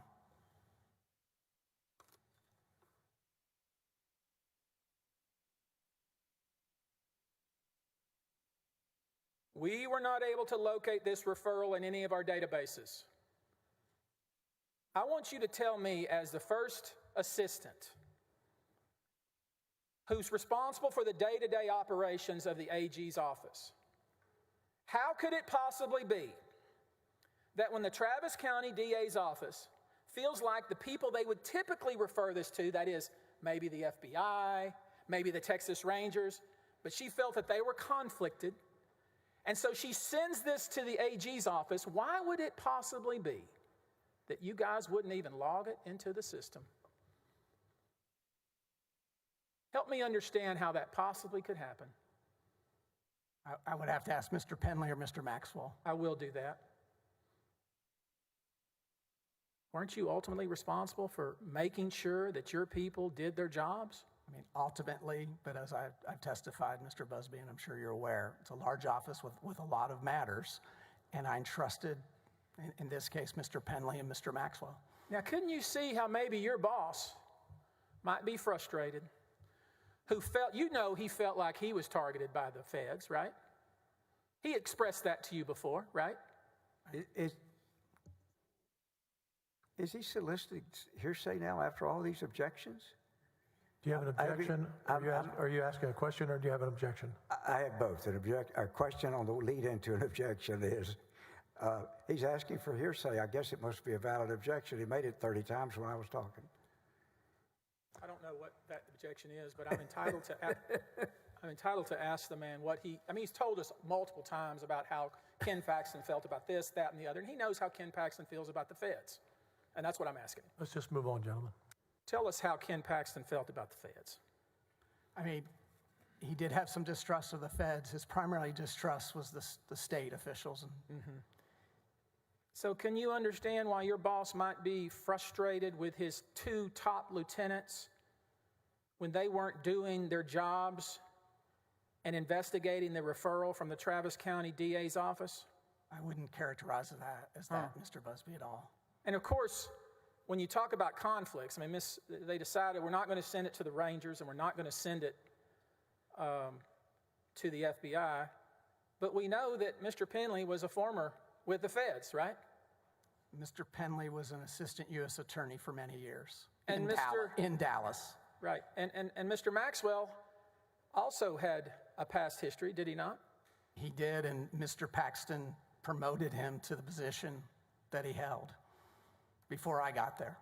Now, you told us that you knew General Paxton was frustrated that neither Maxwell or Penley would investigate the referral, right? Actually, I said I couldn't agree with you. And so Mr. Paxton, General Paxton, wanted an outside party to do it, right? We discussed that. And more than one person was considered, isn't that right? That is correct. One of the people considered was a man named Joe Brown. Yes. You liked Joe, didn't you? I've known Joe for years. I mean, you liked him. I've known him for years, and yes, I had a favorable view of him. Yes, sir. Another one considered was a man by the name of Strickland. Cliff Strickland considered, his name came up, yes. His name came up, and then they figured out that Cliff Strickland was no way going to work for $300 an hour, right? I believe that's true, yeah. So instead, they settled in on a guy who was young, but all he had to do was investigate. They settled in on Kamek, right? Well, eventually, that's apparently what the Attorney General did, yes. And you actually, even though you claim it wasn't an interview, you spent 15 minutes with Mr. Kamek, did you not? I spent 15 minutes with Mr. Kamek. Because we know from the visitor logs, Exhibit 127, Exhibit 6, please put on the screen.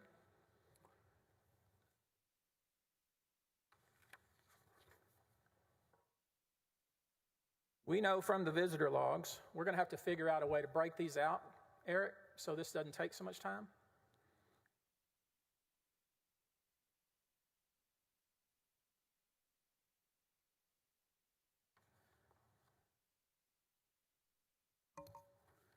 We know from the logs, Joseph Brown came to the office on August 27, 2020 at 3:45 and spent 2 hours there, right? If they can he enlarge that, sir? Eric, see there at the bottom on Joe Brown, it shows when he came in and when he left. Checked in, checked out. Bring that up.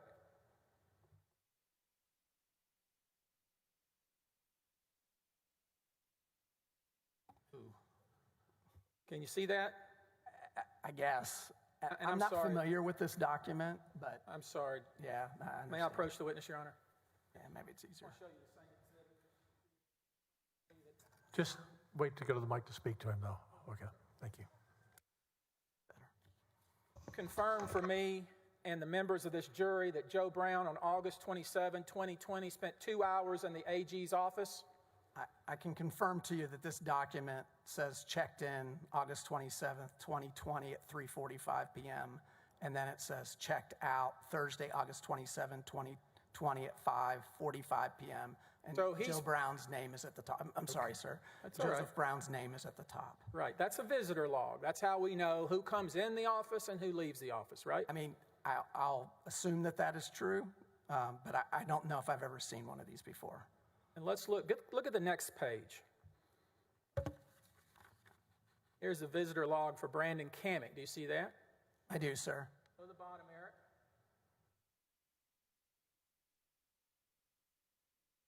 Even I'm having trouble reading that, but it looks like, What?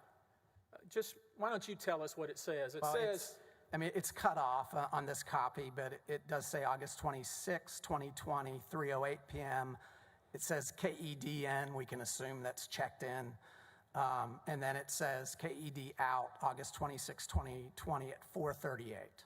so would he stay an hour and a half or more in the office?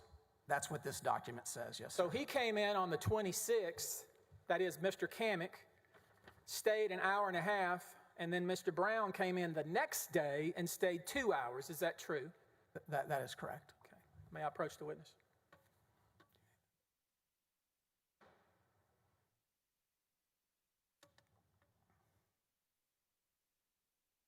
And we know, because we have your daily calendar, that you listed in your calendar times and you were considering. You mentioned Cliff Strickland, you mentioned Joe Brown, right? I did. If this was so illegal and so out of bounds and so egregious, why the devil are you meeting with these people?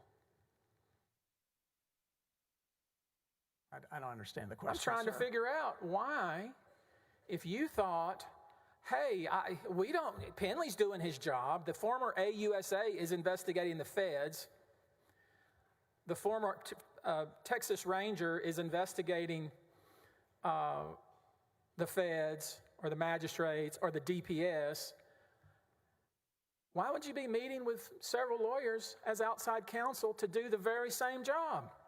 Well, it wasn't to do the very same job. Well, help me understand then why you met with Joe Brown. Why did you think it was just a pleasure call? No. Just showed up for 2 hours for no reason? No, I'm not saying that, sir. Okay, you knew why he was there. You knew he was being considered for outside counsel to take over the job that Penley wasn't doing, didn't you? No. We know from your logs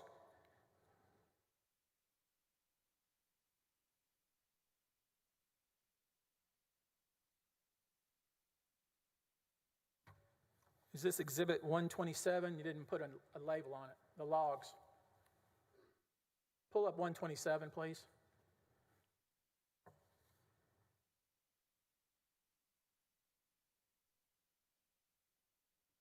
One moment, Your Honor.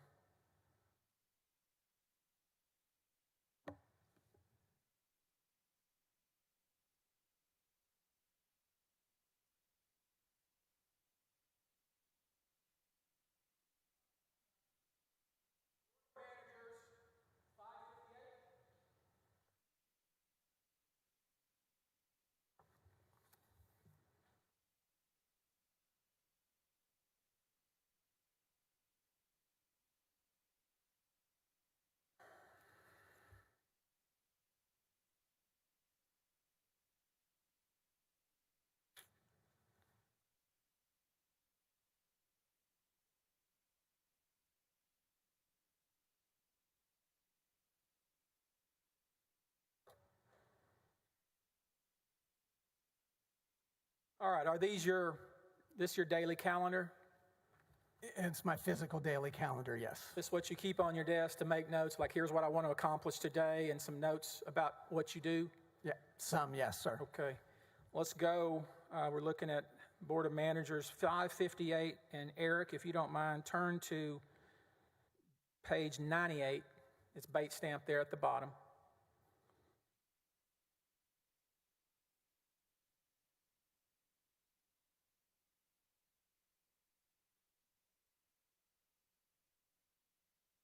We see a name on that document, do we not? You see the name Cliff Strickland? Yeah, I see a couple names, but I do see Cliff Strickland, yes. Okay, can you tell us all why you wrote Cliff Strickland's name in your daily calendar? My guess is General Paxton mentioned him. I know who that is. I knew his father. I know his father. Sure, and you were supposed to check him out, see what his hourly rate was? I don't know if that's true. I don't know. I don't know. No, I don't know. Right. But you do know his hourly rate's $800, don't you? I'm not surprised that it's 800, but I don't know if I know that. Yeah. That's too expensive for outside counsel, is it not? I would think it's Yeah, expensive. we have some world-class, probably the world-class lawyers here. They're only getting paid $500 an hour. Yeah. You knew that. Yeah. What's your rate? Huh? What's your rate? Well, you'll find out soon enough. So Cliff Strickland was too expensive for the outside counsel gig. True? What I recall is that Cliff Strickland denied being willing to assist in this matter. So let's go over to page 100 of the same document. He denied doing the work because he wasn't going to get paid his hourly rate. That's the reason. Is that not right? Again, Mr. Busby, I don't recall that. Now let's go over to page 100. You wrote some other notes, but you put, I like Joe. That's Joe Brown, right? I believe that's so, yeah. So you had written in your notes Strickland's name, Joe's name. We already know that you met with Kamek for at least 15 minutes, although you've told us all that wasn't really an interview. Why don't you tell us why you're doing this if you you were so adamant we weren't going to use outside counsel, and you thought it was wrong, and you had all these objections to it. Tell us why you were going through the motions here. I wasn't going through the motions. If you'll look at the notes below, sir, after I met with Mr. Brown, I met with Mr. Penley, and you'll see in parentheses it says DM out. That's referring to David Maxwell. The outside counsel we were looking at was to assist Mr. Penley and Mr. Maxwell. That was always my understanding. That was always my expectation. Right, but see, Mr. Penley and Mr. Maxwell weren't doing anything. See, I disagree with that, sir. They didn't even open a file. They kept asking Mr. Paul and his attorneys for documents, and they wouldn't give them documents. Did they open a file? Again, sir, I don't know. I know that they were working on it because at different points in time, they told me they were. They had meetings. They met with Mr. Paul. They met with Mr. Wynn. They kept asking for documents. Mr. Penley repeatedly expressed his frustrations that Mr. Paul and his counsel were not cooperating. You were so against the idea that you told Mr. Vassar to draft a contract. I don't believe I did that, sir. Well, that's what he says. Well, I don't believe I did that, sir. Do you know that he drafted a contract from Mr. Brown and from Mr. Kamek? I know he drafted one from Kamek, because that was later. You showed that to me this morning. I don't know about Mr. Brown. One of the things an outside counsel has to disclose is whether he or she has conflicts that would prevent them from taking on an outside matter, right? That is true, sir. Let's look at Exhibit 127, Exhibit 8.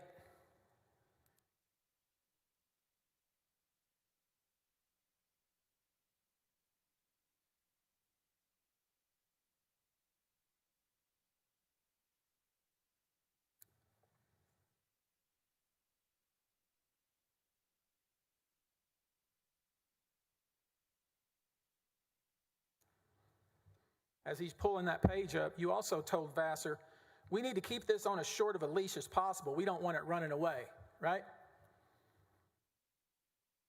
That doesn't sound like me. All right, we'll ask Vassar that when Do you he have shows that? up. That language. Well, that's what he said in like, his interview, but we'll ask him directly. That language doesn't sound like Jeff Mateer. So let's look at the correspondence between, now, where in the chain of command, where is Vassar in relation to you? See, at this time, he is deputy for legal counsel, and he would be a direct report to me. Through assisting me on that would be Mr. Bangert. Okay, so you would consider him a direct subordinate? He is a direct subordinate, but specifically on because Ryan Bangert had been in that position, he worked very closely with him. So Eric, if you would, in this exhibit, turn to the last page. And we can see Vassar, the email that he sent, an outside counsel contract draft. You see that? I mean, I don't think I'm on this. I've not seen it before. I'm asking if you see it now. We can see it on the screen. I see it on the screen. Vassar's your direct subordinate. Again, through Bangert, yes. He's sending an outside counsel contract draft.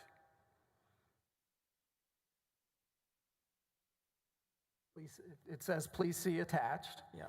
And then in response, Mr. Brown lays out some things that might or might not be conflicts to take on the representation. Do you see that? Let me read it. Can you make that bigger, sir?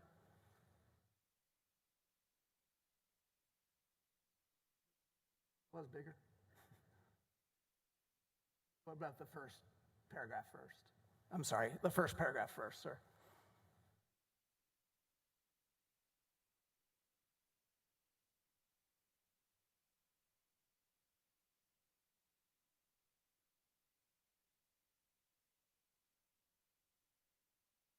I see in the first paragraph he talks about malpractice insurance. Right. Second paragraph, sir.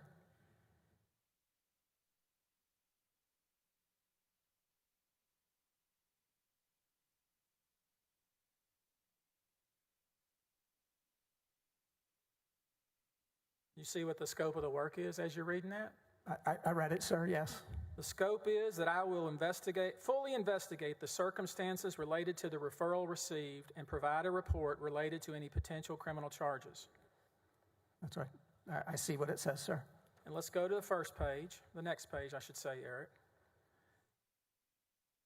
More correspondence between Vassar and Mr. Brown related to the draft. See that? Now, where, isn't that the same email we just saw?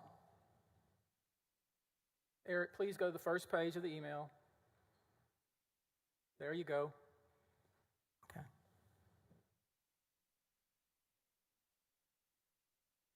Vassar says the malpractice issue may be one that we can resolve.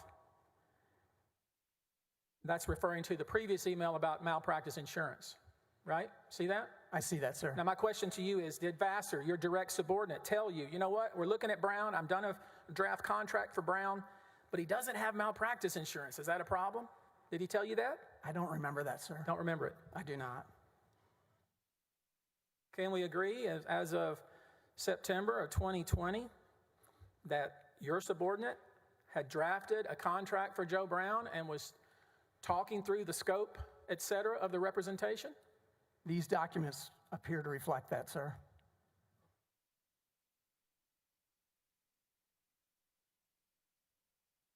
Let's go to Exhibit 7 within 127, Eric.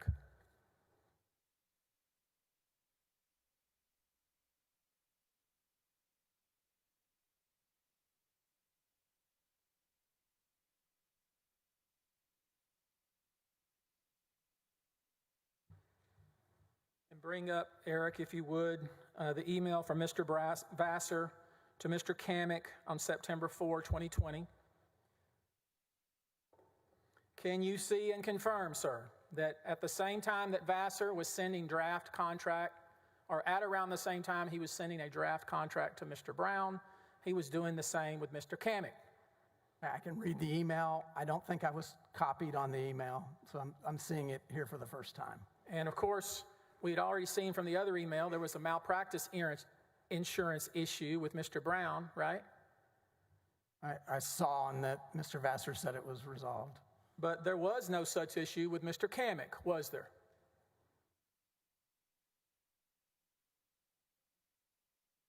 Highlight that, Eric. I'm sorry, Mr. I don't know his last name.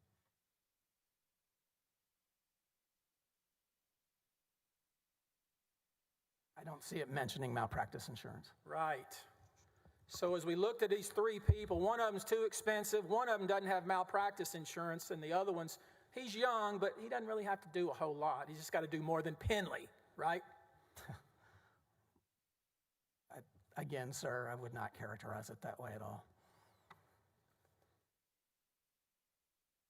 And let's go to Exhibit 9 within 127.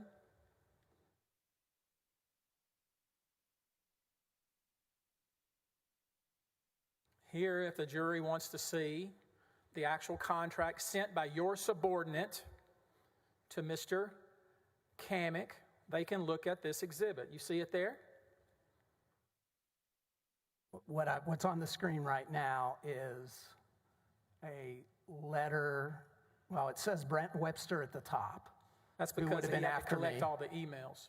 Say that again. That's sir. because he collected all the emails. Okay, so it says Webster at the top, and it says from Ryan Vassar.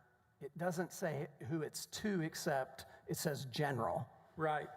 This was the contract that Vassar wanted to use with both Kamek and Brown, and a copy was provided to the general. Do you see that? I see what the email says. Okay.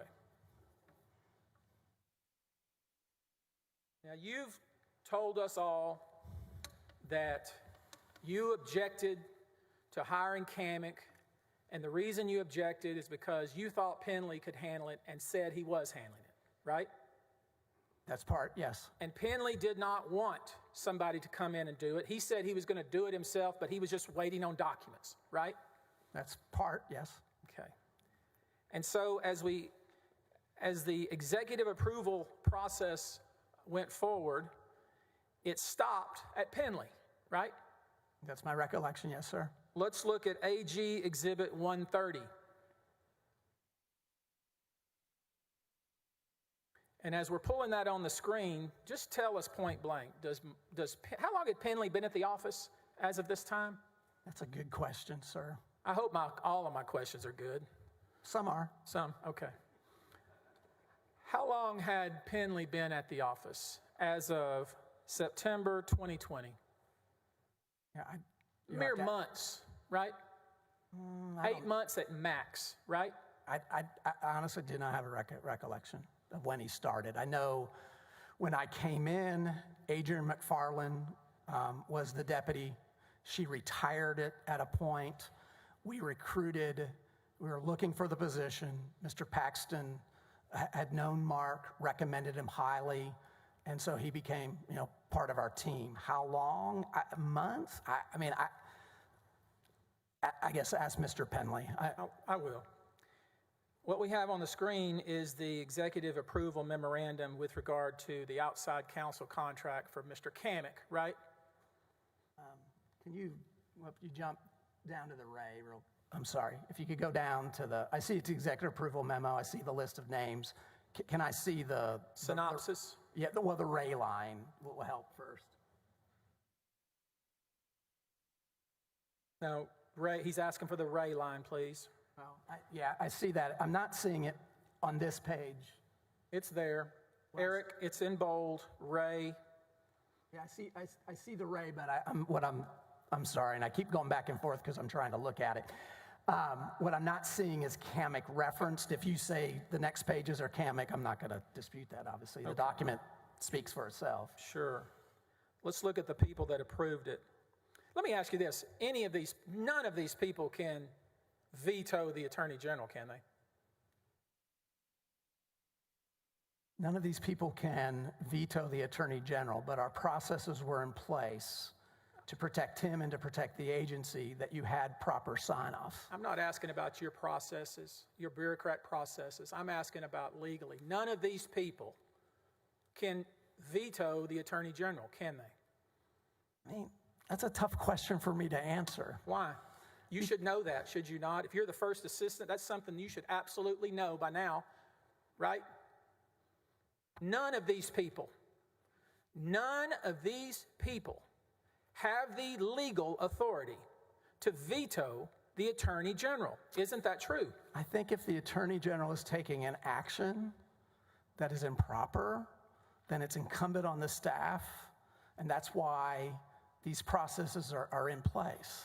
Improper according to... So I don't think it's proper, for instance, that Dan Morales goes out and enters into a deal. I'm not talking about Greg Dan Abbott Morales. went out and entered into a deal.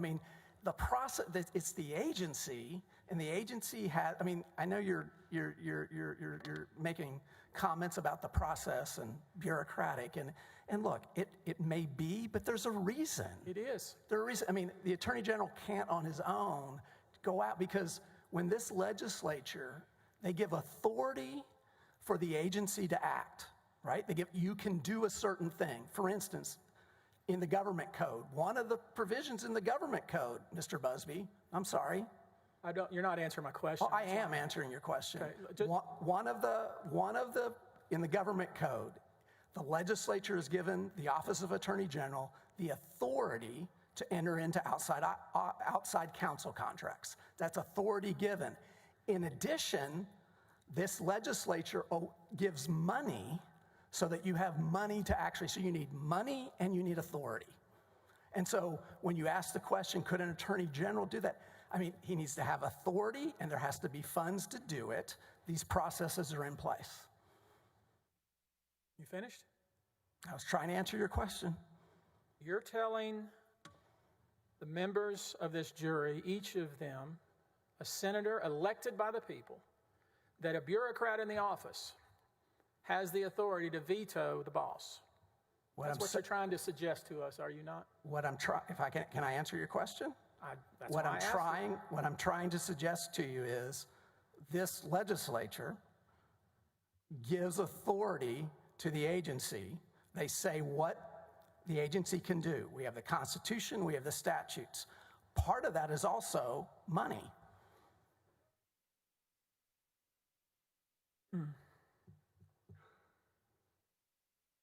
The The Attorney General is responsible for the policies and the procedures of the office. Is that right?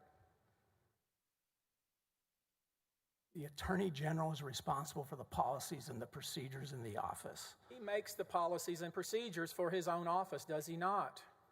He at one point approved those. I think these policies and procedures were in place before he became Attorney General. They were put in place by Greg Abbott. They're policies and procedures created by the holder of the office. They can be modified and changed by the office holder however she or he sees fit. Isn't that true? I think that's true. Okay. But here you are telling us all, or trying to suggest to us all, that the Attorney General, the elected Attorney General of the state of Texas, has to get the approval of his staff to enter an outside contract. That's what you're saying, is it not? What I'm saying is, in addition to having the legislature also sets the parameters of that authority. Part of the job as the staff is to make sure the office is following what the legislature has granted. In fact, let's see, we know on the first page that Leslie French, the general counsel, she signed off, true? I see that, yes, sir. Joshua Godby, he signed off, true? True. Ryan Vassar, who wrote the contract, he signed off, right? Yes. Michelle Price, the comptroller, that's the woman in charge of the money, she signed off, right? Yes. It stopped with Mr. Penley, right? That is true. And this outside counsel contract was being done to do the job that Mr. Penley was supposed to be doing. Isn't that true? You keep asking that question, and I keep telling you I don't have that same view. Sure. And let's go to, Eric, if we could, page 14011 of the same document.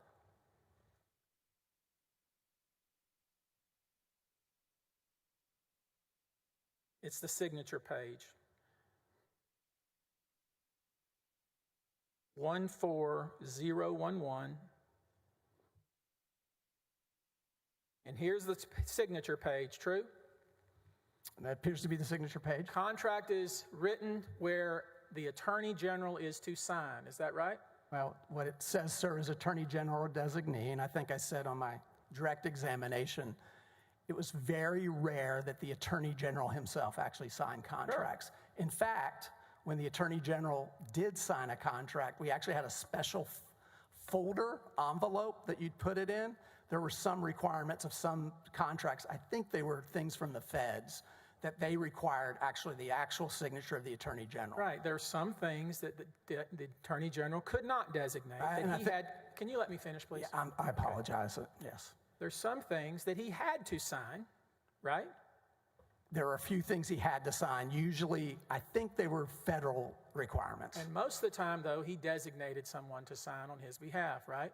Well, again, most of the time, in my experience as first assistant, it was the first assistant. But that does not mean he cannot sign, does it? Does it? No. Okay.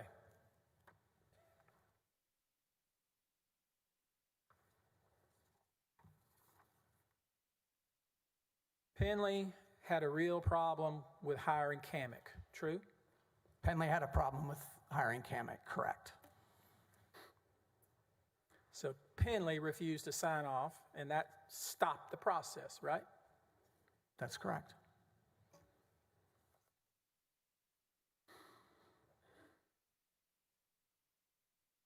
Are you telling me you did not know that Vassar had drafted a contract? Is that what you're trying to tell us? What I'm trying to tell you is the best of my recollection, and the best of the recollection is I don't recall that. No, sir. Certainly at some point you knew, because you talked about conversations you had with the general where he was wondering why Penley wouldn't sign the contract. You knew the contract existed, right? I knew that they were entertaining the fact of a contract. So I would assume, yes. Eric, Exhibit 127, Exhibit 34 within that document, please.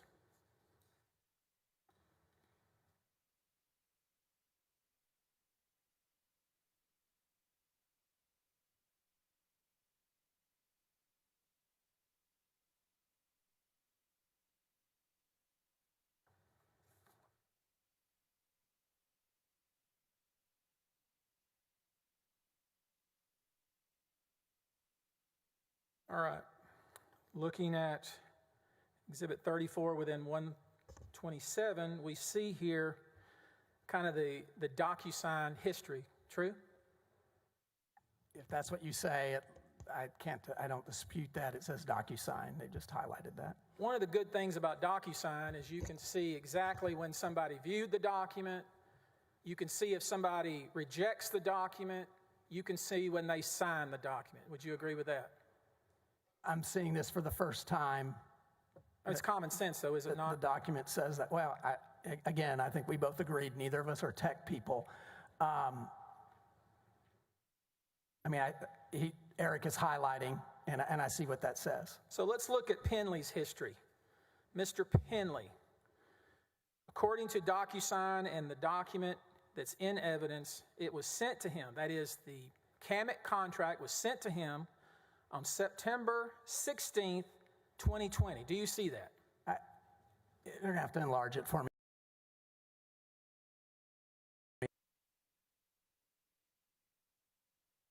September 16th, 2020, he was sent the document. True? Yeah, it looks like it's 6:14 p.m. Is that what you're referring to?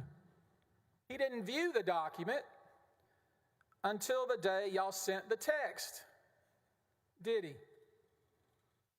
I think there's a record. That's what this says, but I know there was an exhibit that he sends an email on September 24th that he attaches or tries to attach the DocuSign. And of course, you can't attach one. It was just the fact that one had been sent to him. Shows us here that he declined the document at 3:03 p.m. on October 1st. And then he viewed it after he had declined it an hour later. Isn't that what that shows? The document says what it says. I don't have any knowledge.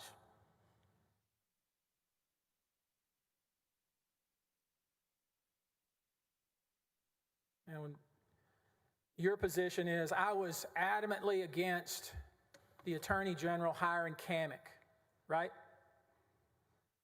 I believe Mr. CAMIC did not have the type of experience necessary to assist Mr. Penley in the investigation. You compare him to someone like Joe Brown, who had been a U.S. attorney, who had been actually a DA. There's no comparison in experience. Could he issue subpoenas? Or could he get subpoenas issued? Could who? Mr. CAMIC? Brown? Mr. CAMIC. Well, did he have the wherewithal to get subpoenas issued? Well, we know that he eventually did with assistance from Mr. Paul's lawyer. Do you know how those subpoenas were actually? I don't want to talk about what you might have read in the paper. I want to ask you about what you know. Do you know how Mr. CAMIC I haven't. was? Can you let me finish? Well, you asked me a question. I'm getting ready to about finish the paper. Just a second, sir.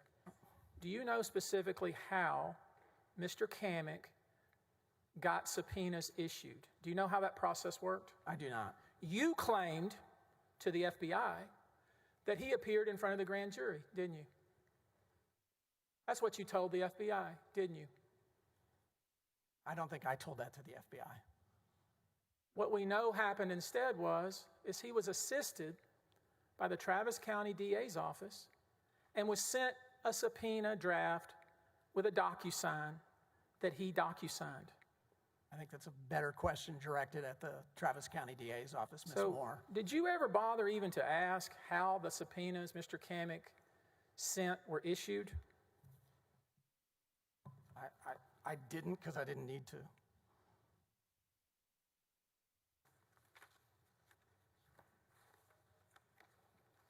Y'all were drafting collectively, you and the other employees or ex-employees were drafting a letter to send to the FBI or the Texas Rangers?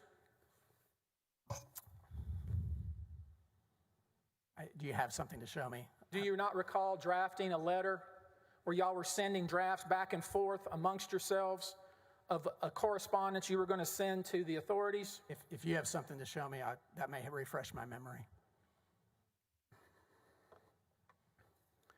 Let's look at Exhibit 22, please, within the same Exhibit 127.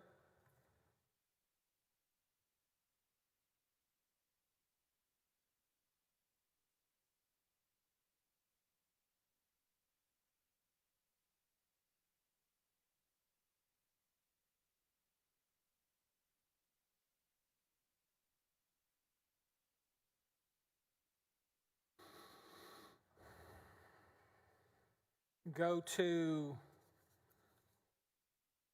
page, the pages aren't numbered, but go to number 4 within the document, please, Eric.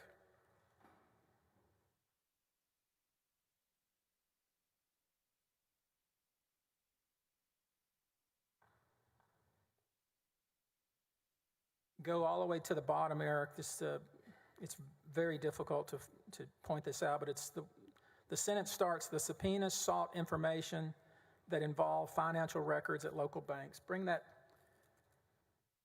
Go to number 4, Eric.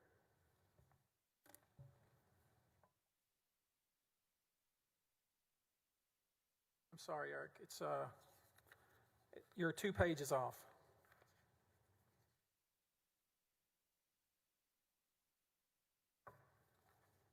There we go.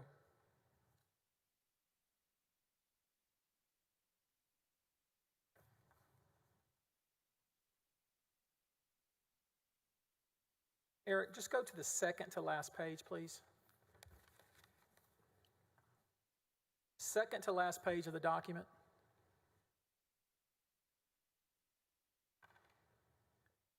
You were...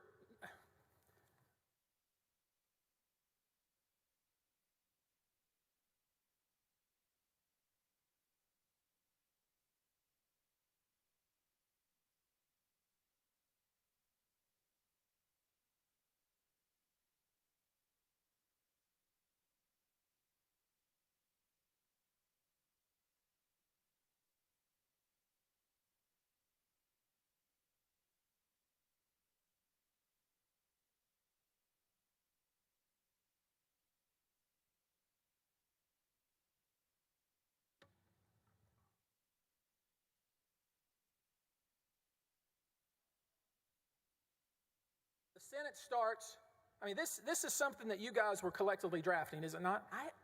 I don't know if I've ever seen this, Mr. Busby. We took it off your computer. Off my computer? Well, the computers from the office, yeah. There were multiple drafts that y'all were sending around. Was it Jeff Mateer's computer? Can you show me that? Well, It said at the beginning, you've been jumping around. This is one of the disadvantages of I know, I'm an at disadvantage iPad. too because my guy's way over there. I know, I understand. We both are frustrated Let with me it. let me just focus your attention on some language of a draft letter, Pardon me. and then you can Your tell Honor, me whether you wrote it. Pardon me, everyone.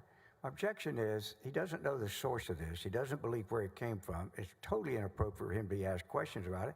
To Mr. Busby shows what he came from, so he's satisfied it's something that he knows something about. I can handle that, Your Honor. Sure. Can you help straighten that out? Yes, sir. No doubt. Did you realize that Ryan Bangert, on the behalf of all of you so-called whistleblowers, was drafting a letter to be sent to either the FBI or the Rangers? I don't have memory of that. Did he share with you any of the drafts that he created that was ultimately sent to the authorities? This is very... You don't remember? know. I don't remember, sir. Okay, let me just see if your recollection of the things that were going on. Would you agree with the statement that nothing in the subpoenas sought information that related to the allegations contained in the Travis County complaint, which involved potential criminal conduct by employees of state and federal? This related to the first one? Yeah. Yeah, I mean, again, you're reading from this document. Yeah. I'm just trying to... I would ask, again, what I would ask is what you will do. I assume I would ask Mr. Bangert, because I don't recall. I'm trying to figure out what y'all thought you knew. Pardon me again. This entire line, Your Honor, is so misleading. If I'm right, and I'll be corrected, I'll be glad to be corrected from wrong. I believe what we have here is an excerpt from the 50-something page OAG report. What this is a self-serving version of their report that he's being asked about, as if it's something that he wrote, and if not, then something that was written by someone else. And he's acting like this was a fact that they did something. He needs to disclose to this witness where this comes from. It's not coming from his computer. He doesn't have any knowledge whether it's coming from anyone else's computer. This entire line is unfair and wrong for the witness. If he tells him where it's coming from and then ask him if it's right, I won't object. But this kind of shooting in the dark is inappropriate. Your Honor, Mr. Harden, if he looked at the document, would know that this came from Ryan Bangert's computer, that it was a letter that he was drafting on behalf of all of the so-called whistleblowers, And there are things in the letter that I think is a misconception that they all had collectively, which was they didn't know about the second referral. That's why I'm asking these questions. And I've said that, Mr. Busby. Okay. And that's alarmed you. He's sending subpoenas to banks, and it has nothing to do with the first referral, right? It was one of the things that alarmed us, I think I've said. Yeah. Is it, may I ask for a predicate for these questions, Your Honor, is this document that he's been asking him from the Attorney General's office's self-serving document they published to the world as to their version of events? If that's where it's from, then I can go to the page of that report and determine that. But this witness needs to know that's what it is, rather than suggesting it came from his computer or somebody else's computer. This did not, I would respectfully suggest. He's taken this up my credit. time, and if he Give us read the the predicate. documents that's in evidence, this document is in evidence, he knows that it came directly from Ryan Bangert's computer. He doesn't and he know any knows that such thing. Please. He One knows second. that Ryan Bangert circulated this so they could get their facts right before they sent this correspondence to the authorities. And that's all I ask him is don't this think we true that none of you knew about the second referral, and that's why you're all so upset? That's the point. And I think the point's been made. Let's move on. Okay. Your Honor, this document, it looks like this document was prepared by Mr. Brent Webster. No, geez, come on. You need to look closely at the document. It's very clear, prepared by Ryan Bangert. Now. All right. It looks like Are you satisfied now? It looks like it's two other people, but it is not this man. Your Honor, I made that clear. It's Ryan Bangert. I've said it 3 times. Excuse me. You've testified repeatedly, Mr. Busby, that this man knows X. The only way you're going to know what he knows is to ask him questions rather than suggest it was done by somebody else. Which is So what I was I'm objecting those improper Counselors? predicate for Counselors. this question. Okay, let's just move on. Sure. Thank you. Trying to. Now,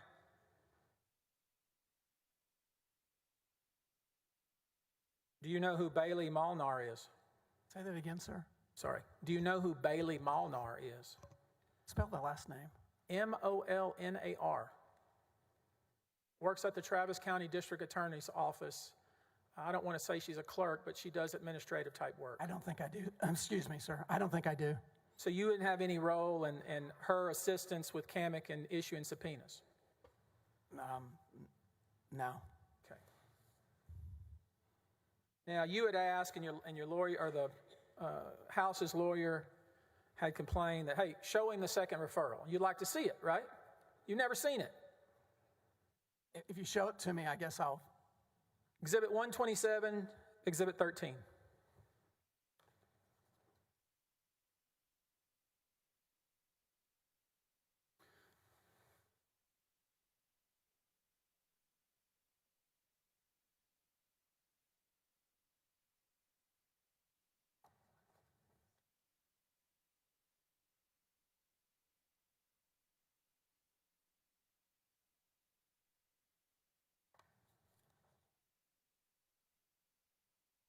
Okay. Have you seen this document before? I'm still reading it, sir. Thank you.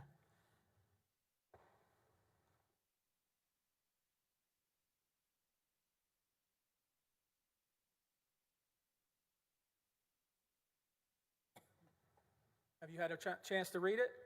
I'm sorry, I don't read. I read fast, but not that fast.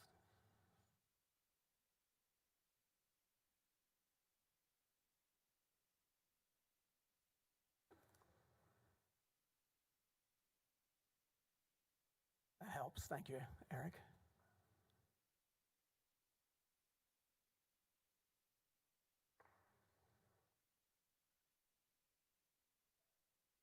What we have on the screen here is what has been referred to as the second referral. Would you confirm with me that this document, this referral, was sent from the DA's office of Travis County directly to Mr. Kamek in Houston, Texas on September 23, 2020? Well, what I confirm is it's dated September 23rd. The address that's listed is not an office of the Attorney General of Texas. Now, do you know who Don Clemmer is? Don Clemmer, I do know who Don Clemmer is. Who is Don Clemmer? He used to work at the Office of Attorney General before I was there. Okay. I believe worked with Adrian McFarland. Actually, he might have been in a deputy position at one time for when Governor Abbott was General Abbott. I'm asking, okay, sir, do you see how he listens? Trying to answer your question. I understand what you're doing. Can you tell me and confirm that at or around September 2020, he worked at the DA's office for Travis County? I know he worked at the DA's office. I don't know what his position was, but I see that a letter says what his position is. Yeah, it says Director, Special Prosecutions Division. See that? I do see that, yes, sir. And you told us that Clemmer used to work at the AG's office, right? Before my time, yes. Right, so you know that the AG's office is not in Houston, Texas, and he would know that too, right? He would know that the Office of Attorney General is not in Houston, Texas, right? Well, no, we do have an office in Houston. We actually have several offices. I just know that address was not one of our offices. Right, right.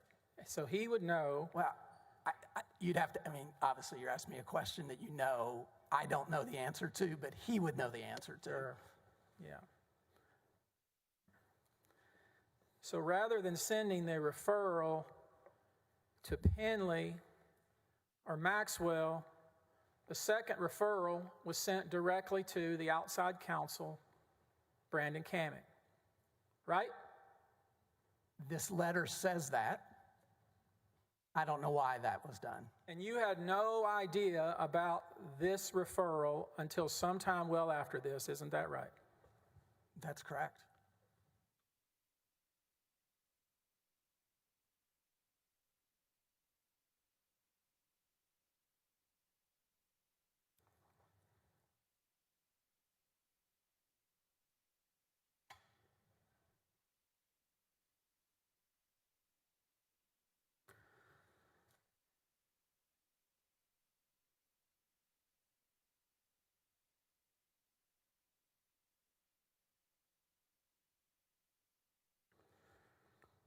Now,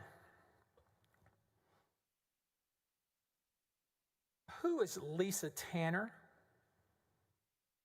Lisa Tanner was it may still be. Lisa Tanner was a prosecutor at the time I was there in the criminal division. You want more? She's one of the key prosecutors for the state of Texas, or was. Now, on did you ever once? Let me ask it this way: did you ever discuss with Mr. Clemmer outside counsel for the AG's office? I don't know if I've ever met Mr. Clemmer. Okay, I'm not asking that. I'm asking whether you discussed via phone, email, anything like that with Mr. Clemmer. Again, I don't think I've ever had a discussion with Mr. Clemmer. Okay. Do you know what the subject was of the second referral? You know what Mr. Paul was alleging? No, you'd have to show it to me. Okay. Do we have the second one?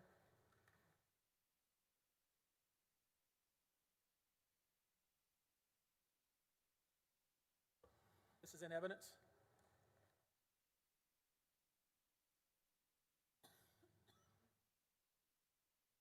I'm going to offer into evidence House 168. It's the second criminal complaint filed by Nate Paul. Any objection? No objection. Enter it into evidence. We don't have a hard copy? No. All right. Eric, go to the second page, please.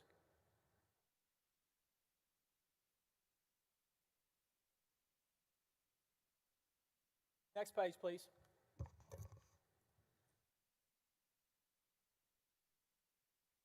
Go to page 6.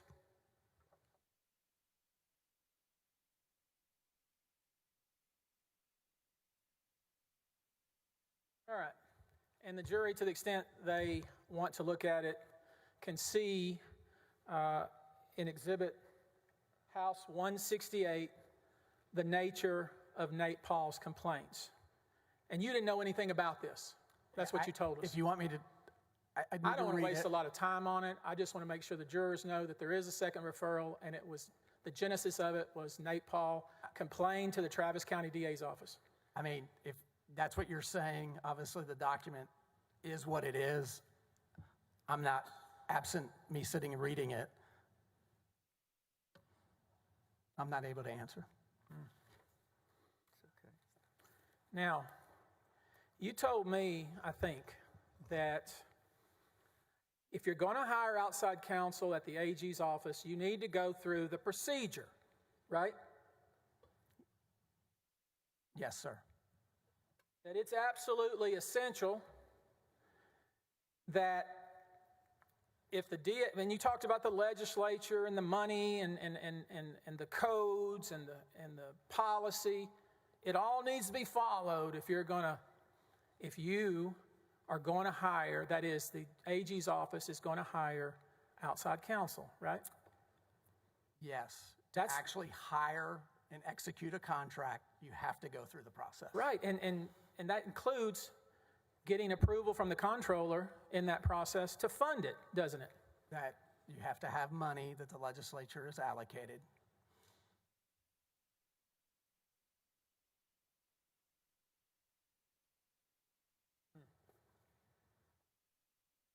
And you told us, I think you told us, that that is in place to protect the office. Yes, in part, yes. That is in place so things are done above board and on the up and up, right? Yes. Let's look at AG Exhibit 368.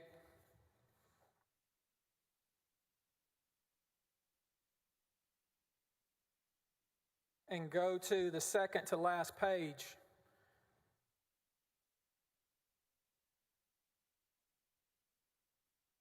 Now, let's focus on this all together.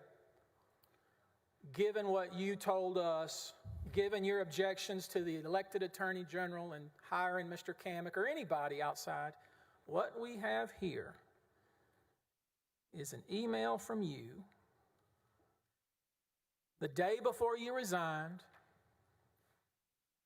to Lacey Mays, where you authorized the use of $50,000 for outside counsel.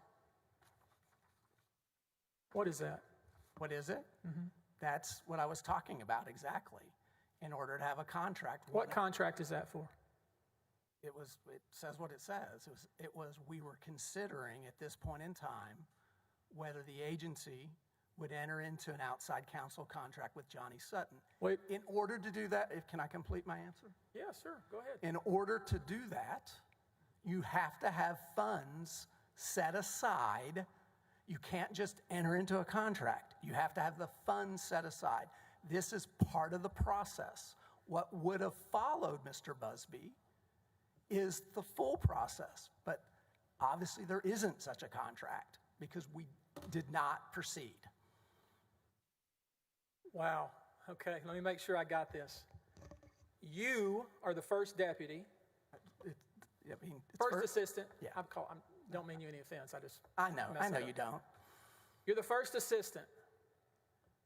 You're sending an email to Lacey Mays authorizing $50,000 of our taxpayers' money for an outside counsel, Johnny Sutton. Is that right?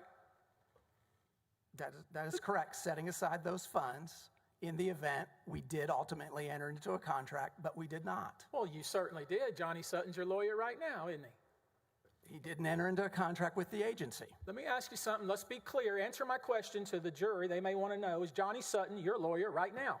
Johnny Sutton is my personal lawyer. Is he sitting right over there? Yep, I see him. Okay. You tell me what authority you had as first assistant to set aside our taxpayer money to hire an outside counsel. You tell me that. I had the authority to set aside the funds because the next step in the process would have been to go through the executive approval memo process. And if all of the deputies would have signed off on it, and we had made the determination that that was in the best interest of the state to retain Mr. Sutton as counsel. For who? For the state. For what? Because we were looking into potential crimes that were being committed. Did you tell your boss that you were allocating $50K for an outside counsel contract? If he had come to the meeting on October, can I finish? Are you done? Yeah, I know you're getting excited. Just let me Well, finish. I am, because this is. Take it easy, You're trying to misstate things. please. Let's Did you settle tell- down here. Just answer the question. I'm sorry, Mr. President. You know we had to find this forensically. Did you know that? No, I don't know why. I turned in my computer. I don't know why either. But let's be clear about what you did. About what you did. A loyal servant, trusted friend. Yeah, I never got to answer the question. I'm going to ask it. Yes and ask. Just wait for the question. What authority did My you... objection is, if he'll quit the commercials and testify and just ask the objection, I don't have it. But when he puts all of these kind of accolades in there, that he is usually making fun of the witness in his question, I strenuously object. He can ask a simple question, but not with all these commercials from his side of the case. What's the objection? My objection is that he has no foundation and basis for asking questions. He is simply harassing the witness by putting a lot of adjectives in there that he thinks serves him. He's not asking a question. He has for about 2 hours testified, and I've been very patient about it. His questions are testimony. They are not questions. That particular one, if we read back, he starts going on all of these little commercials for his point of view, and I object. Again. Let's just move on. Sure, sir.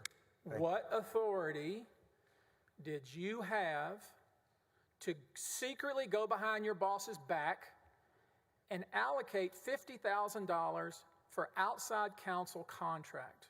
What authority?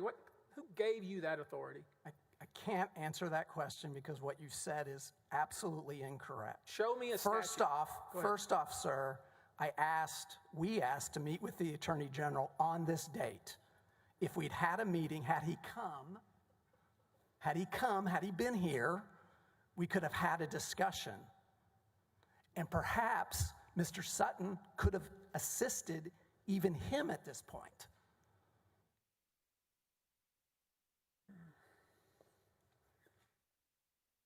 Let's look at AG Exhibit 361.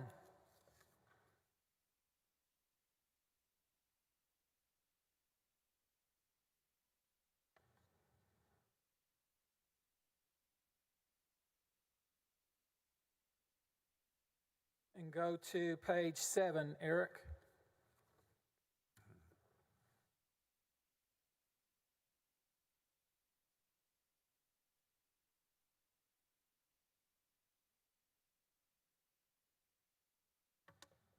Lacey Mays took your authorization and sent it to the comptroller, right? I mean, this is part of an email. I don't see the first part of it. Again, I don't think I'm copied on it.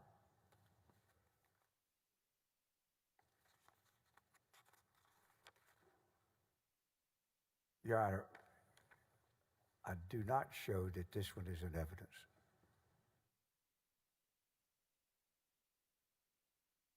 And it should be taken down from the screen for the Senate until we find out whether it is. Sorry? I don't even understand the objection. This is in evidence. He's saying it's not in evidence. He's saying it's not in evidence at this point. It is in evidence. We offered it into evidence, and if to the extent that he doesn't know that, we'll offer it again. Can we see the exhibit number, please? AG 361. 361? Yeah, okay. Do you object?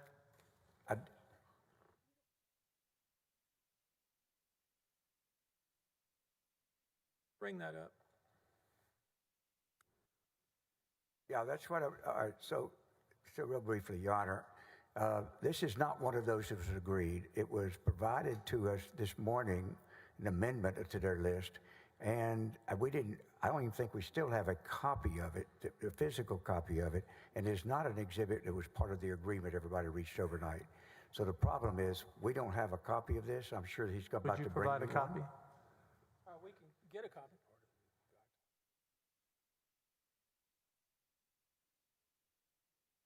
It's now been up on the computer as an inadmissible piece of evidence for about 5 minutes. Yes.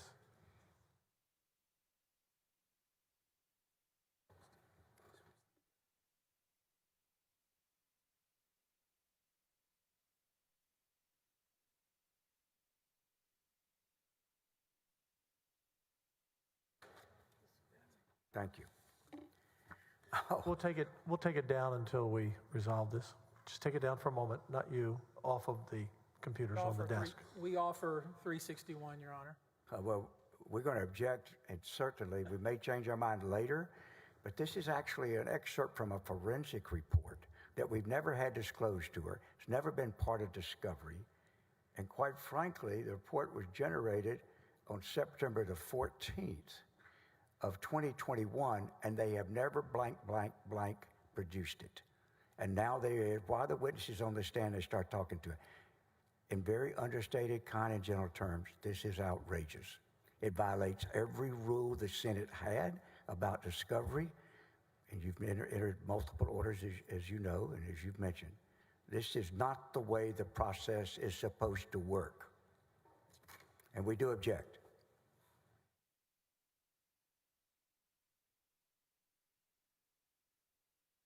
It's a forensic report.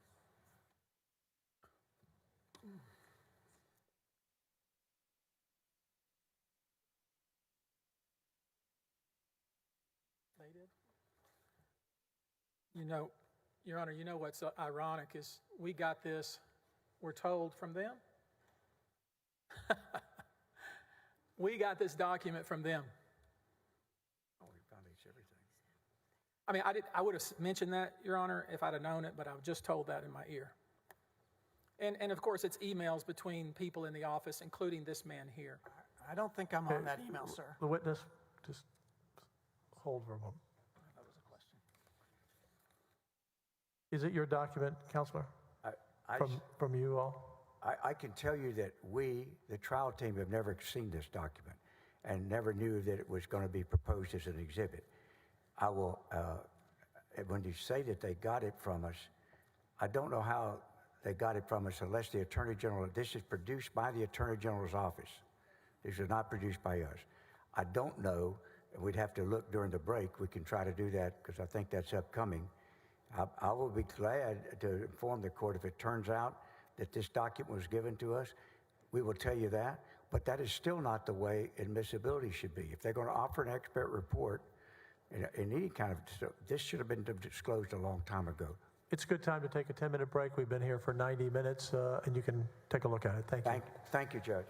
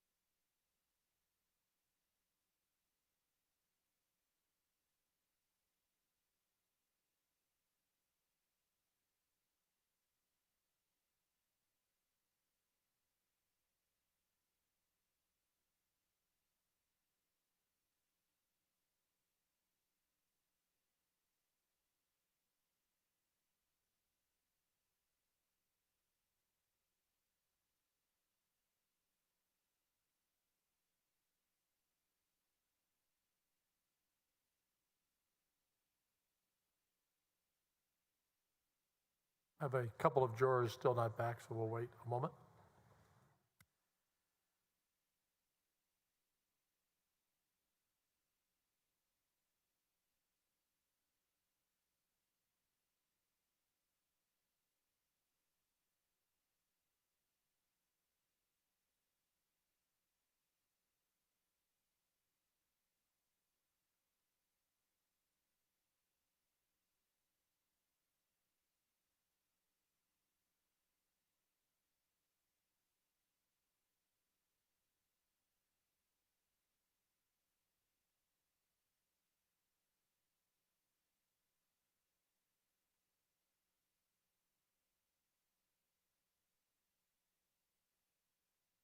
Mr. Busby, you may resume. I think that mic's not on. I want to close this loop on these documents. You heard my colleague, Mr. Harden, say that these documents had never been produced to us. We haven't seen these documents. Your Honor, the documents are bait stamped with their bait stamp. They sent the documents to us. And then when we sent our exhibit list back to them, it was sent to Mr. Harden, and I'm told he failed to forward it to the rest of his team. So, you know, I've withstood a few criticisms from Mr. Harden, which is fine. You know, that's his job. But to suggest that he's never seen the document, that we didn't give him the document, and to object to a document that he gave to us, pretty ridiculous. So we would offer into evidence the two documents that we were discussing before the break, just to confirm AG 368 and AG 361. If I may, I told the court that I would look into it, and I think I have it. I think I have the sequence right.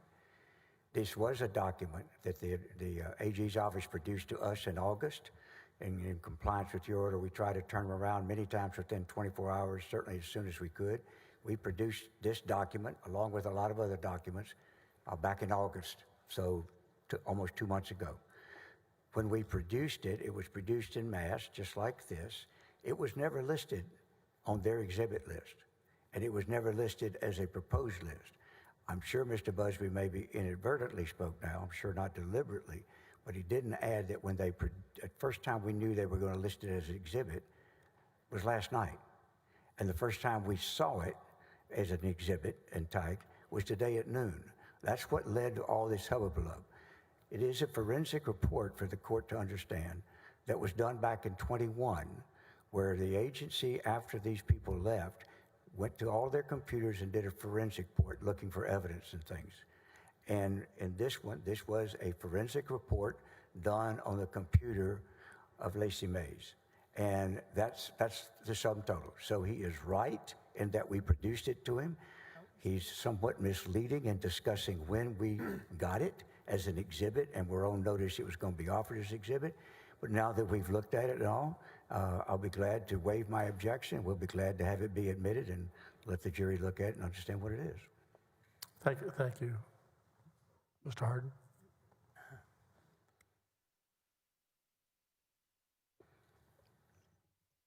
Yes, so he doesn't object. You can enter it into the exhibits. Yes, Your Honor. Thank you. I want to make sure I understand. Put it back on the screen, please. Actually, let's just make sure we focus on what this witness sent.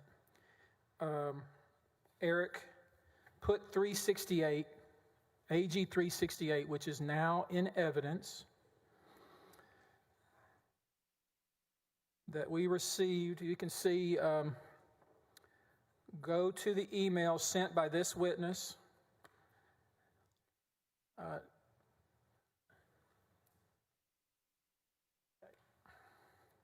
Now, sir, I want to make sure we all understand this.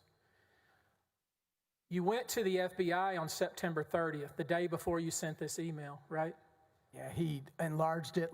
Can you put the date so I can, I'm sorry. Can we, the Madam Court Reporter keeps telling me that when I look at the document, I don't speak into the mic, and so I'll try to be deliberate. Yes, it is dated. It looks like if this date is correct, is October 1st, 2020. Listen to my question. Yes. You sent this email the day after you went to the FBI, isn't that right? You know, now that I see that day, that time, there's no way Jeff Mateer is up at 1:39 a.m. So you dispute the email that was sent from your email address? No, sir. What I'm saying is it has a date stamp on it with a time stamp that there's no way I sent it at that time. I'm not disputing that I sent an email. On that date? I think that date or the day before, the timing could be somehow screwed up on the computer. I don't know. Let's make sure we have a clean record and everybody knows what was going on. You went to the FBI, you reported what you claimed to be crimes, and then you told one of your subordinates to allocate $50,000 for a lawyer. Isn't that right? To set aside unobligated reserves in the event we did enter into an outside counsel contract, and the we being the agency. And you did that. This lawyer, Mr. Sutton, who represents you now, was supposed to be helping Ken Paxton some way? Potentially, we wanted to meet with Mr. Paxton on October 1st. With a lawyer? No, it was going to be just the deputies first, but perhaps that could have led to that had he met with us. Mm-hmm. So you wanted a lawyer to meet with you with the AG? I'm trying to figure out, why are you using state monies for a lawyer for your personal use? I wasn't, and I didn't, and I wouldn't.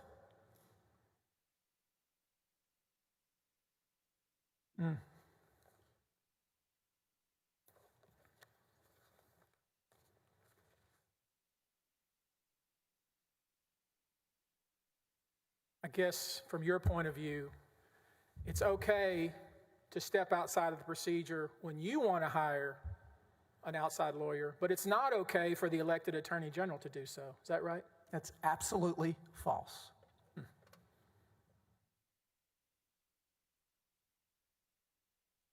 Now, are letters sent by the Attorney General of the state of Texas official documents? Yes. They are official documents, are they not? I believe so. Let's all be clear. According to the former first assistant, your position is that letters sent from the AG's office are in fact official documents, correct? They're documents from the office, and they would be, depending on the subject matter, I believe so. Are you familiar with Texas Penal Code 37.01?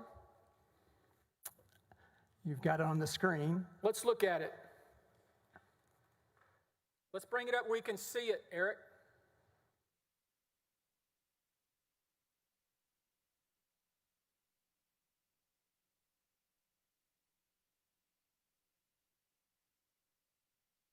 Can we have it bigger, Eric? There we go. Now scroll it where we can read it. Tell me if I get this right. A person violates 37.10A when he knowingly makes a false record in or false alteration of a government record. Did I read that right? You read the document, yes? Before I showed it to you and read it to you, were you familiar with that particular provision of the Texas Penal Code? Sitting here, perhaps. I don't know.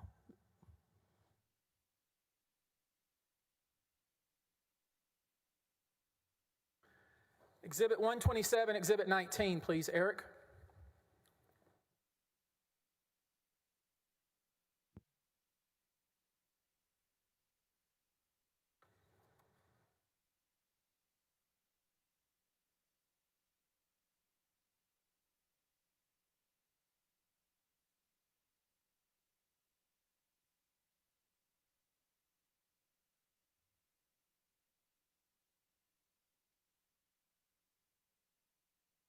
All right.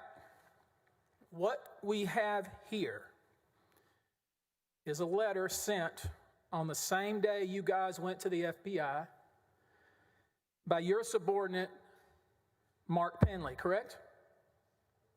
That appears to be a letter September 30th to Mr. Kamek from Mark Penley, correct? Who altered this government record?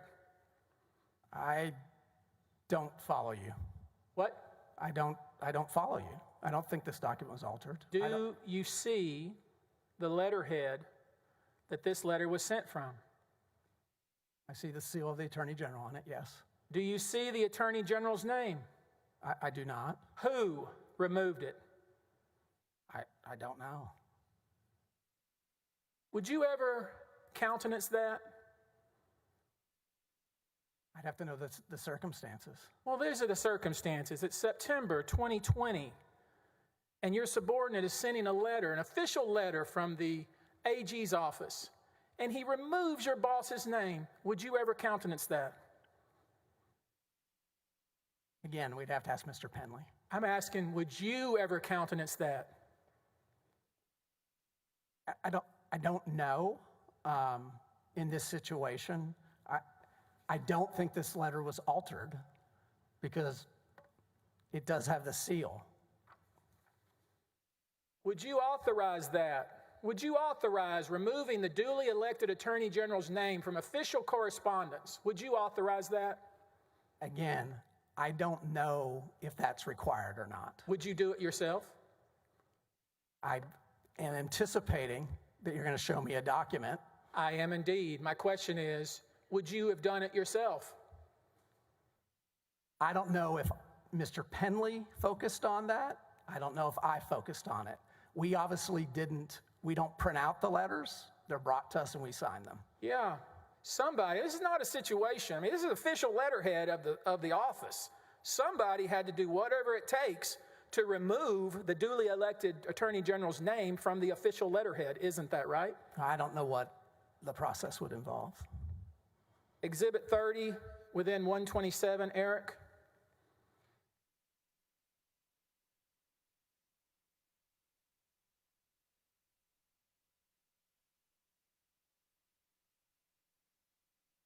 Last page. Nope. There you go. Do you see that on the same day you were allocating $50,000 for Johnny Sutton, you were also sending a letter to Brandon Kamek? Again, we discussed what we did with regard to Mr. Sutton. I do see that I sent a letter or signed a letter on October 1st, 2020, sent via. You signed an official correspondence from the Attorney General's office of the state of Texas that had his name removed. Isn't that right? That's what this shows. I did not focus on that at the time. Who gave you the authority to do that? Who gave you the authority? Someone that you've already admitted have never run for office, have never gotten a vote, the authority to alter the official letterhead of the Attorney General's office. I mean, as I mentioned to you, Mr. Busby, I didn't do that. I signed a letter. Well, who did it in the office? That somebody had to be working for you because you told us you control the day-to-day activities of the office, remember? I don't know who did it. And it was just an oversight on your part that you were signing a letter that had your boss's name removed? Is that your testimony to these jurors? My testimony is that is not something I would have been focused on October 1st.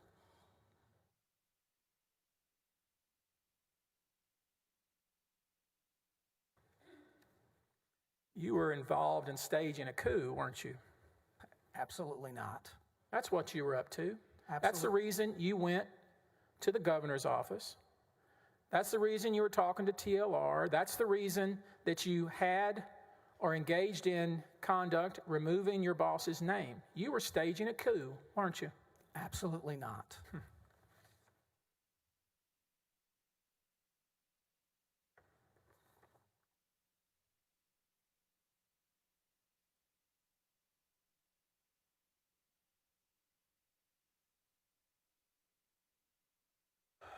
The Mitty Foundation. We saw that you signed off on that, right? We reviewed documents that I approved the investigation and I approved the intervention, correct, sir? You remember you talked about you came back from vacation and that you found out that a legal opinion had been issued. Remember saying all that? About the foreclosure? Do you remember saying? I'm asking for clarification, Yes, sir. Is it about the foreclosure letter? Yes, sir. Yes, I remember. You called it a legal opinion, didn't you? If that's what the record shows, it was a legal opinion. It was done by lawyers, the Office of Attorney General, under, I believe, the disaster authority. In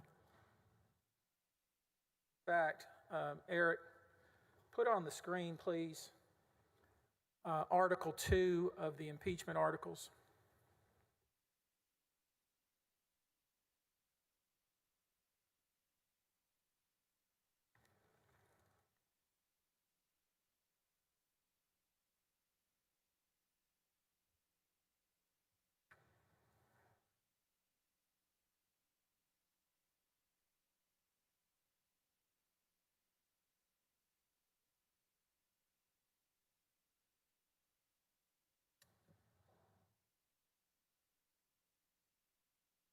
All right, I just want to, for the sake of clarity, one of the charges in this case is that General Paxton misused his official power to issue written legal opinions under subchapter C, Chapter 402 Government Code. Do you see that? I see what you've read, yes. Now, let's look at the legal opinion that has been referred to. Go to Exhibit 12741, Eric.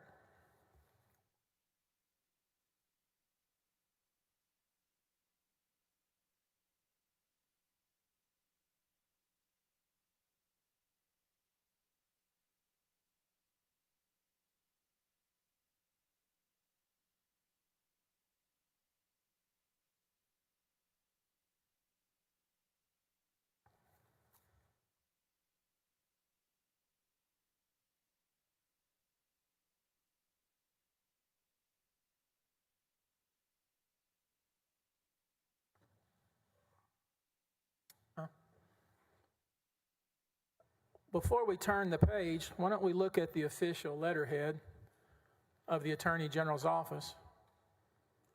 You see it there? I see, yes. Of course, that's not the letterhead that you used on October 1st, is it? No, the two documents are... You altered it, didn't you? Or you had it altered? No, sir. Mm-hmm. But focusing on Article 2 of the impeachment articles, go to the second page, Eric. Actually, third page.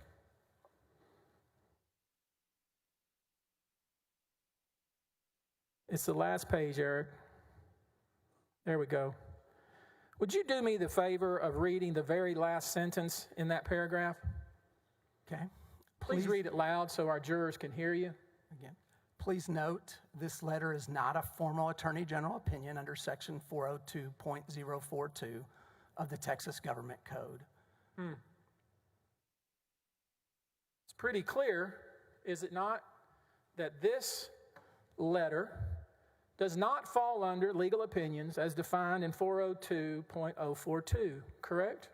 Well, Mr. Bangert says what it says. It's not a formal Attorney General opinion. Right, but the article of impeachment says it is. And you know, as a lawyer, it fails. Right there, dismissed, right? I don't know that. Well, I mean, you allege, hey, you violated, you did something wrong, you issued an opinion under 402.042, and it takes us literally 20 seconds to show that's not true. That fails, right? I don't know what you're asking me. It's like almost like somebody read the first 2 pages but failed to read the last page when they drafted these articles, isn't it? You're asking me to speculate concerning... How many foreclosures did this letter stop? I don't know. None. Did you know that? I don't know.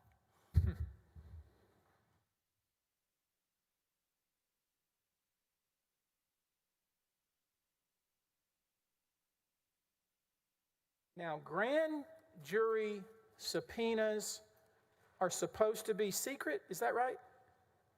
How does that work? Do you know? I don't know. Okay. Are you supposed to, would it be appropriate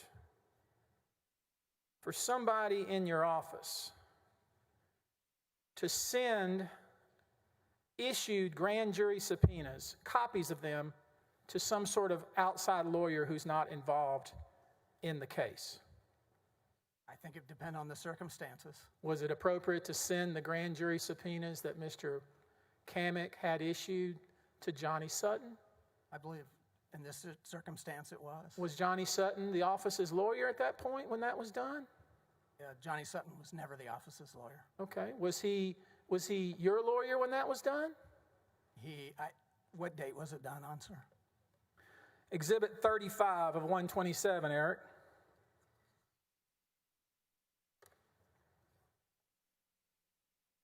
Wait a minute.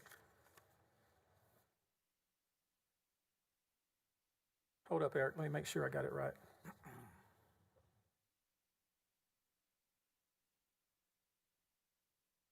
Let me just, before I grab the document, when would it ever be appropriate for either you or any of your subordinates to send grand jury subpoenas or copies of them to some outside lawyer who had not been hired yet? Object to the form. That's a misstatement. He doesn't know. He doesn't know when he'd been hired. Well, let's figure that out. If you're asking me, I'll ask him. We were told previously that, you can't know when he was hired, so let's figure it out now. When did you hire Johnny Sutton? I believe we retained him during that last week that I was First Assistant Attorney General. Whoa. Personally. Wait a minute. You're telling us that you hired and retained Johnny Sutton while you were still at the office? Correct. And at the same time, you're allocating $50,000 to retain him? And we make the decision not to do that. Wait a minute. Okay, help me on this. If this is news, you're saying under oath that while you were an employee of the Attorney General's office, before you resigned, that you had already hired Johnny Sutton. Is that right? I believe that's so. What day? Whenever that first contact was. He says in his subpoena, trying to quash the subpoena, it was before you went to the FBI. I think that's correct. Okay, so now we're all clear. You personally had hired Johnny Sutton, an outside lawyer, in your individual capacity before you went to the FBI. Is that right? Correct. And at the same time, in fact, the next day on October 1, you were telling Lacey Mays and the controller to set aside $50,000 for Johnny Sutton? For the office to retain Johnny Sutton. You were going to have Johnny Sutton represent you individually and also the office, and you were going to have the office pay for it? No, that's not correct. It is not uncommon. You realize now what you just testified to? Could you let him finish, please? Just finish his answer. Do you realize what you just testified to? No, sir. You just told this entire jury that you had hired an outside lawyer in your individual capacity before you went to the FBI on September 30th, 2020. And the very next day, you were instructing your subordinates to set aside $50,000 for Johnny Sutton. And the agency never hired Mr. Sutton. The agency never paid any money to Mr. Sutton. The funds were never used in that way. The decision that we made was the agency not to hire him. That never happened. The decision we made? Me and the other folks.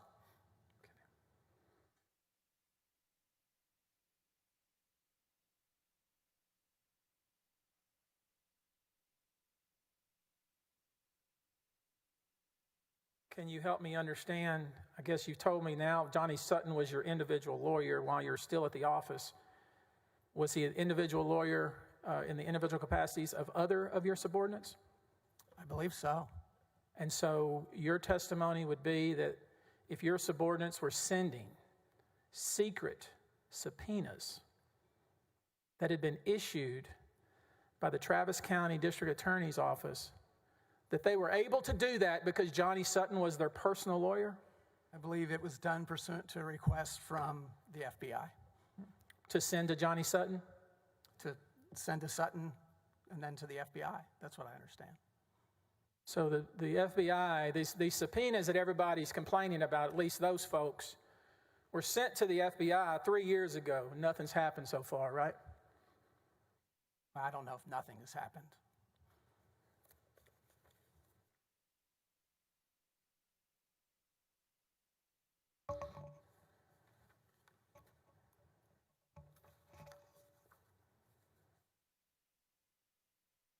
Are you here testifying in any way that Nate Paul had anything to do financially with the renovations of Angela and Ken Paxton's home?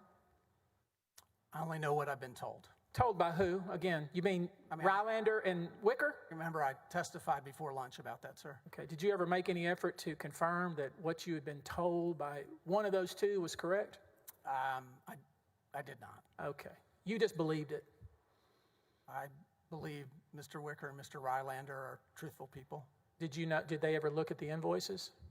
You'd have to ask them, sir. I will. Okay. I'm asking you. Did you ever look at I never asked them if they looked at the invoices. Okay. Do you have any evidence whatsoever, other than what somebody, and you're not sure which one, told you that Nate Paul had anything financially to do with the renovation of the Paxton's home? Did you say that again? I'm sorry. Do you have any evidence, to support any allegation that Nate Paul paid for any of the renovations of the Paxton's home? Other than what we discussed.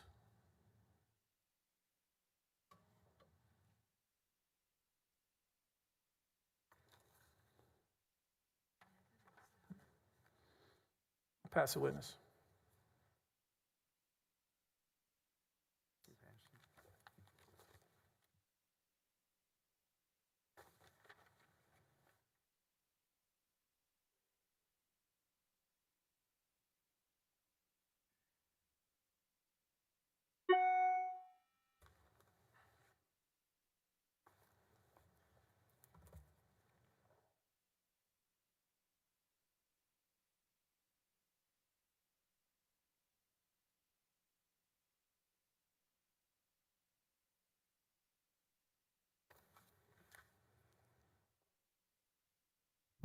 Mr. Mateer, let's cover a couple of things, hopefully very quickly.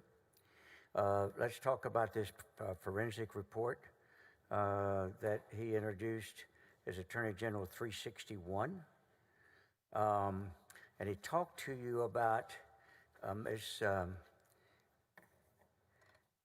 sorry, do you want the, Mr. Busby, are these your notes? Mr. Busby. Mr. Busby? Mr. Busby, He's asking if those are your notes. You want these back? Yeah. Thank you. And Mr. Hardin, please speak up. You're speaking softly. Thank you very much, Your Honor. I've been mindful of my failings in this regard. Let me ask you this. On Exhibit 361, he talked to you about Lacey May's email that talked about that $50,000, correct? Yes. And he made a very big deal, did he not, about the fact that that this was on October the 1st, so that the jury remembers the day that the group of you went to the FBI was what date? It was the day before, September 30th. All right. And on the date, the date of October the 10th, is that when you sent the email or text that Mr. Busby asked you about to the Attorney General asking to meet with him? It's actually October 1st. That's October 1st. Yes. The gathering of all of y'all that we've talked about in that conference room where you found out about the subpoenas was on what date? That was the 29th. All right. And on the 29th, I think you described the mood everybody was in and the concerns everybody was. On the 29th, is that when you initially thought and talked about setting aside $50,000 for the group of you, to represent Mr. Sutton, the Attorney General's office, as opposed to you as individuals. Correct. What was your thinking as to why y'all needed a lawyer for the university, for the Attorney General's office? Because we were trying to navigate through this with potentially going to law enforcement. And so we wanted someone who had that type of experience at that level. All right, you knew Mr. Sutton had criminal defense lawyer as well as previous criminal prosecution experience, did you not? I did. All right. And each of you, or did all of you know him from past dealings? Yeah, I didn't know Mr. Sutton very well. But most of you did. It did. I knew one of his, I guess, former partners really well, which was John Ratcliffe. All right. That at sometime that day, did you as a group decide that was not a good idea? We did eventually decide that, yes. Was that after you had authorized the exercise of paperwork to make it possible? Well, what we did again was my email was making sure and seeking confirmation that there were funds in the event we decided to do that. We did not do that. Had we done it, we've gone at length through this executive approval. Real quickly, if in fact you had decided to follow through on that request that had been put aside, what would you have had to do to get it authorized and done? We would have had to go through the executive approval memo process, just like we've seen, and everyone would have had to sign off. And that process would have been necessary before any of the funds would have been expended or even eligible to expend. Is that right? Before funds are expended or a contract is executed. All right. So before a contract could have been worked out with Mr. Sutton, you would have had to go through all of that. If you were going to do it on behalf of the agency, you would have to go through all that cumbersome process, correct? That's correct. And how long would that have taken ordinarily? I mean, it can be done within a day or so. All right. But in the meantime, had each of you decided that you needed to go to law enforcement, and after thinking about different agencies, different possibilities, you settled on the FBI, correct? That is correct. DPS had agents that he had been complaining about, correct? That Mr. Paul had.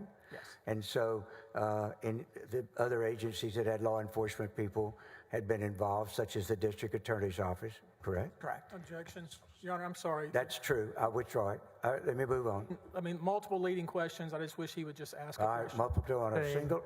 My rephrase. problem is, if he just says objection and gives his basis and stops, it doesn't get charged of my time.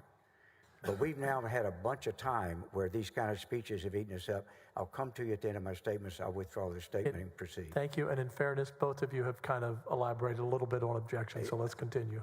But I will watch it very carefully on both sides. Yes, thank you very much.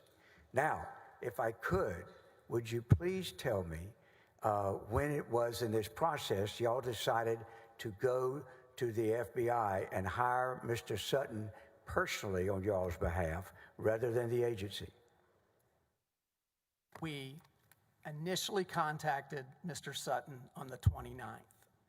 We reached the decision that the agency doesn't need to contract with Mr. Sutton later on the 1st. So was there ever any attempt to get $50,000 from the agency, to use $50,000 from the agency, or follow up at all on authorization? We never started the memo process at all, which was essential to do that. Are you aware when we're talking about computer time and everything of universal time? Say that again. Are you aware of universal time? Now that you say it, I am, the concept. I want to just get a note if I can.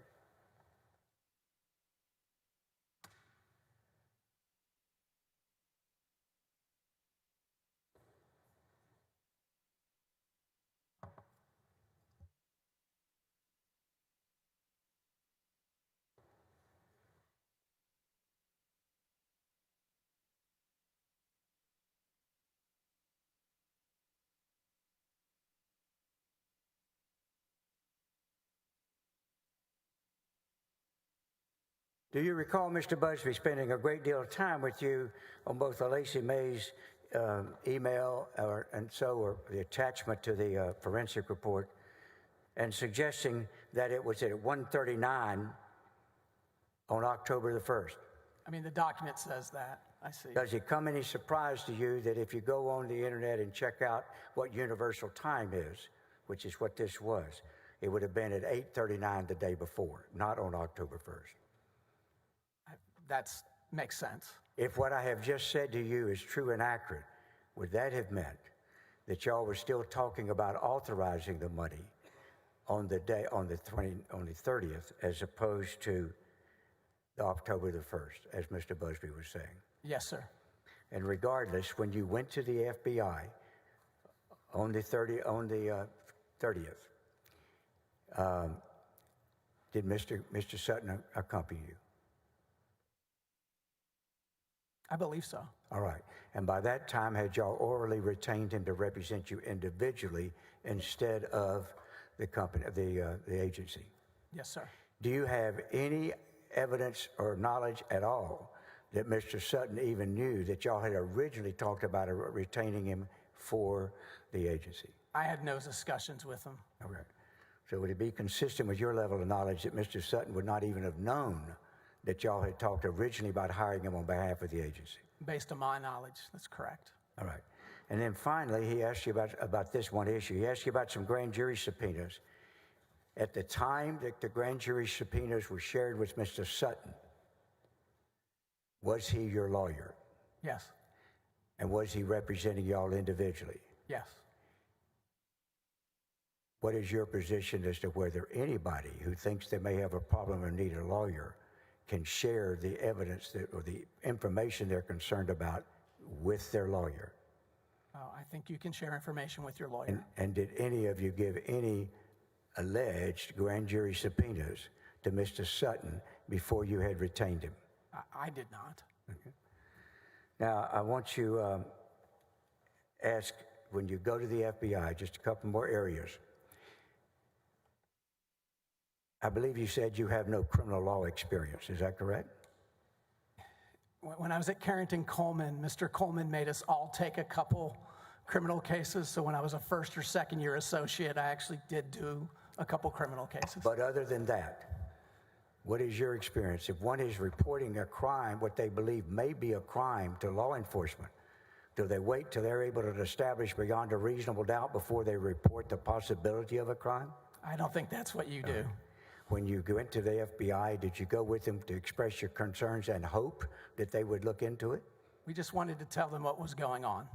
Did you make any determination as any kind of expert on criminal law as to whether things were or were not a crime? Not at that time, no, sir. All right. Finally, on this area, regardless of whether it's a crime, what is your position as whether you were concerned about two particular areas specifically? Whether or not what Mr. Paxton had been doing and authorized and loosened on the world was an abuse of office. Did you have any thought about whether it was an actual specific crime for this or not? What was your thought process? I thought I had a belief that it was. Would you still have that belief even if it turned out this or that individual thing was not a crime? That was based all upon what I knew at that time. What do you mean?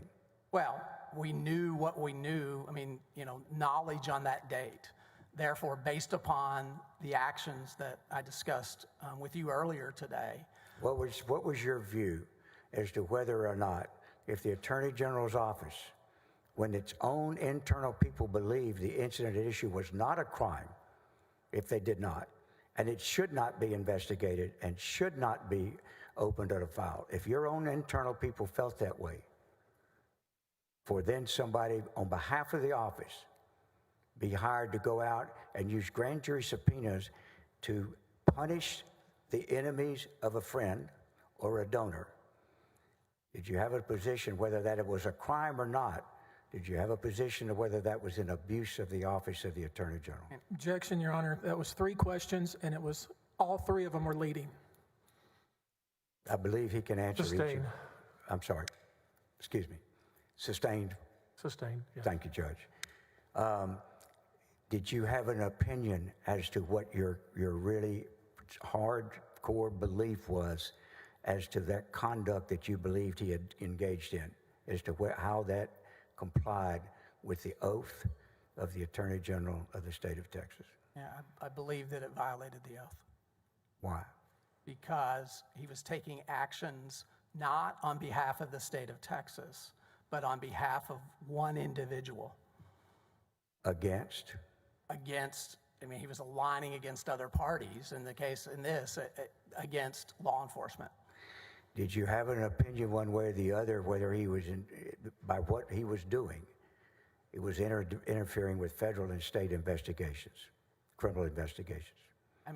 That appeared to be the case. Okay. Finally, if you signed on, you authorized the intervention in June of 2020 into the Mitty Foundation case against Mr. Paul's companies, correct? I did, yes. If you knew then what you knew now, would you ever have authorized intervention? I would not have. That's all I have. Recross, Mr. Busby? Yes, Your Honor.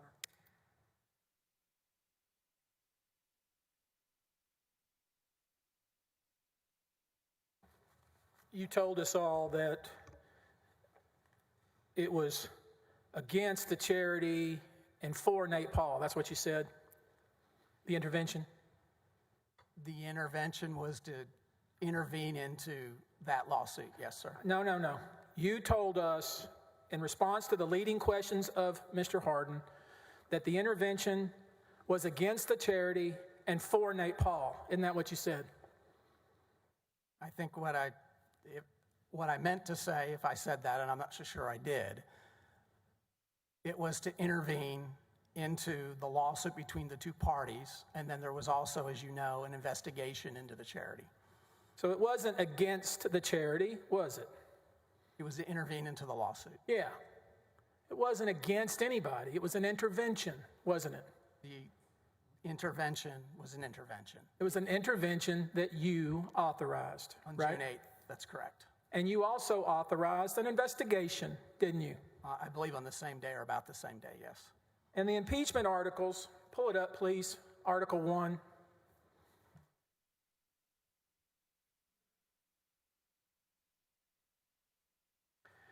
Let's look at it. Paxton caused employees of his office to intervene in a lawsuit. You see that language? I do, sir. He didn't cause anything. That's something that each of the people on the executive action memorandum approved. Isn't that right? We'd ask those people who on that memo. Yeah, I'm asking you. You're on the memo. You approved it. I did approve it. Okay. So this article is hogwash, isn't it? I think we would need more information.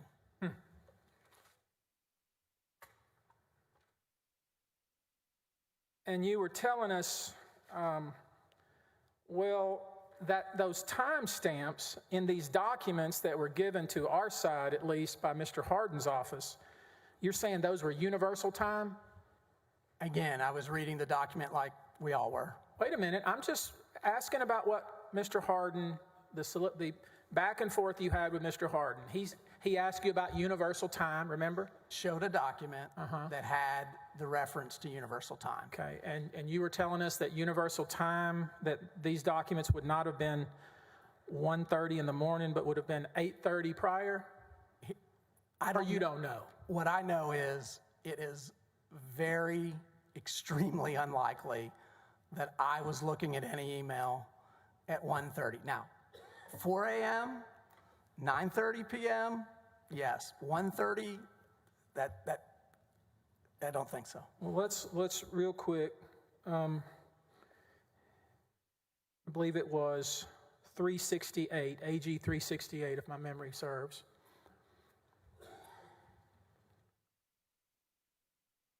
And let's go to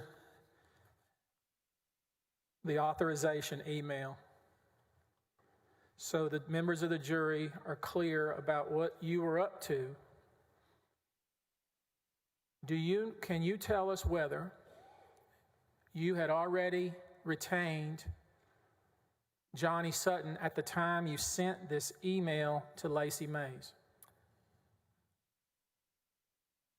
I would need to know the conversion to the universal time. Well, I'm not asking about that. I'm asking in your memory. We know for a fact you told us before you went to the FBI on September 30th that you met or talked to Johnny Sutton, that you retained him, right? That is correct, sir. Okay. Can we agree that you had retained Johnny Sutton individually before you went to the FBI? Yes. And can we agree that after that, according to you, and your story is now, y'all were also thinking about hiring Johnny Sutton for the office itself, right? We were, yes. Wouldn't that be a conflict? How the devil is Johnny Sutton going to represent you in your individual capacity and also represent the Attorney General's office when the actual client in the Attorney General's office would be the Attorney General himself? That's why we wanted to meet with the Attorney General, among other matters, on October 1st. You're telling this jury, all public servants, all elected, that you thought it was okay for you to hire some outside lawyer in your individual capacity and to also even discuss the office might hire him as well? You think that's okay? I think it can be okay, yes, sir.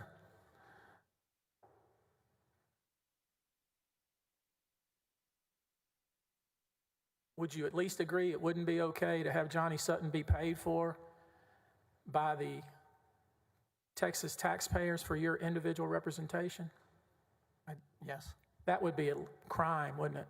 I don't know if it's a crime, but it didn't happen. It didn't happen because you resigned. No, we made the decision not to hire him by the agency.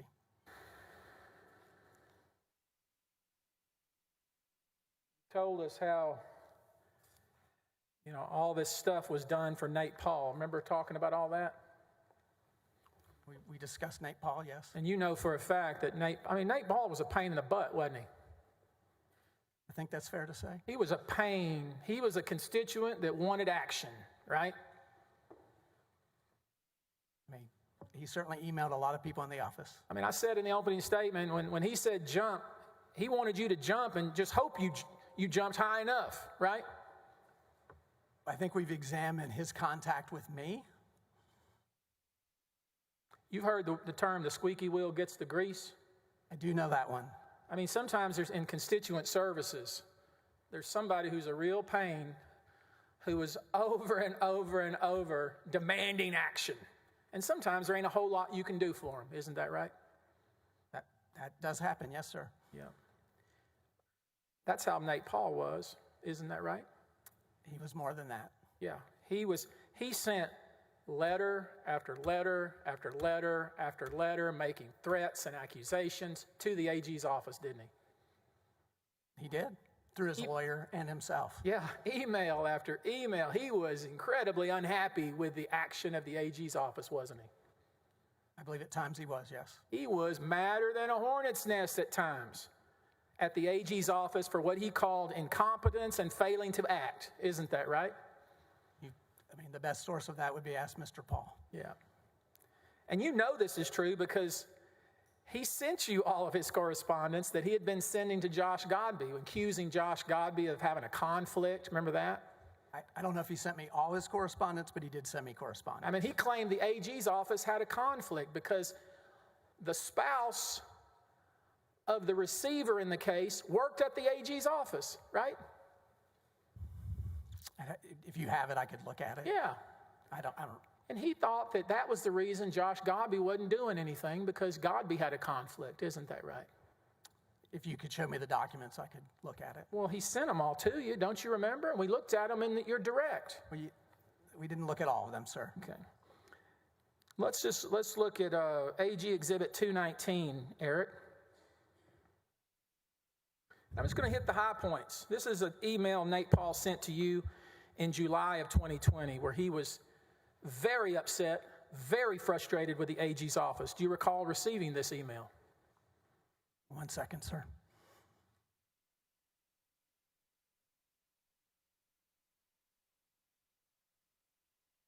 It appears to be familiar, yes, sir. He says, these emails started a month ago and continue to be ignored. See that part?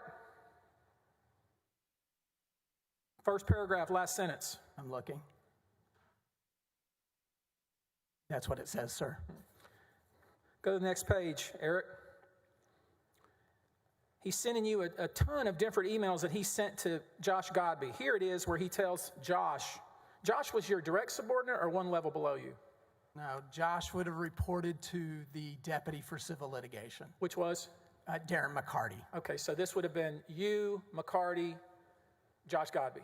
Yes. Okay. With an associate deputy to McCarty there as well. Here he tells Josh Godby point blank, you've exhibited highly unprofessional behavior. You see that? Yes, I said you've read that. He says, your relationship with Greg Milligan, that was the receiver in the Mitty Foundation case, wasn't it?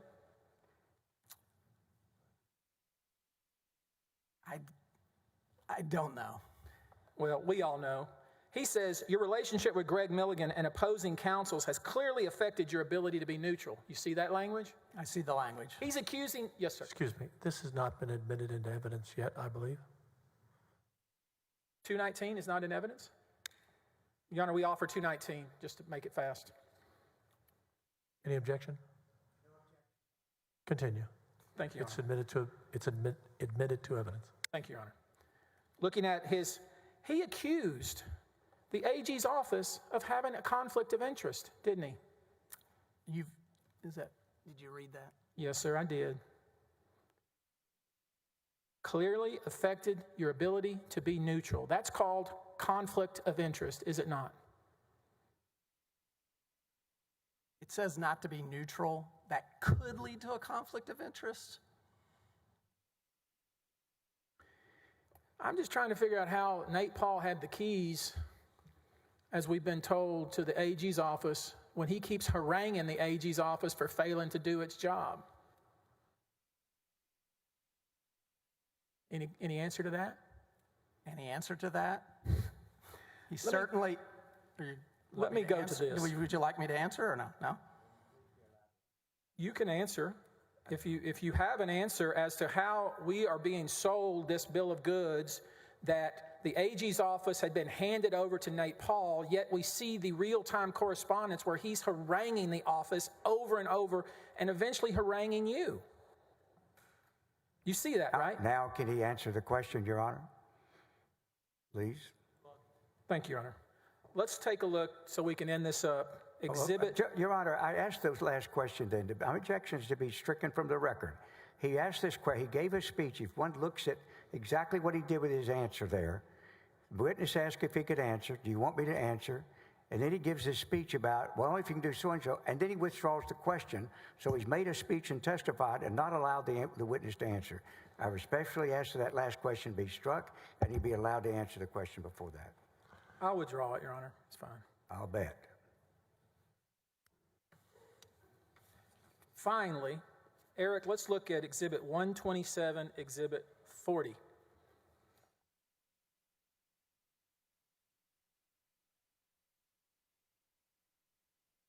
What does a litigation hold? What does that mean in the parlance of lawyering?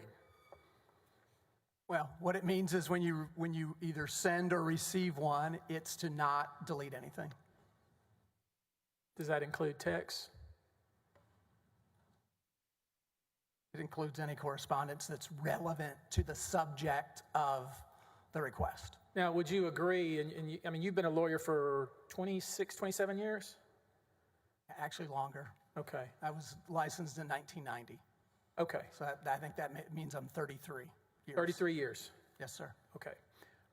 You know, as a member of our profession, that when you send a litigation hold letter, that means preserve everything related. I may be suing you, right? That is true. Did you know that Nate Paul's lawyer sent that to the AG's office? Yeah, on October 11th, 2020. Yeah, so 9 days after you left, Nate Paul was threatening to sue the office for inaction, for having a conflict, etc. Isn't that true? I mean, this is a letter that's sent to Mr. Webster and Mr. Paxton. I'm not at the office any longer. I can read it if you have it. That's fine, sir. Your Honor, with that, I pass witness.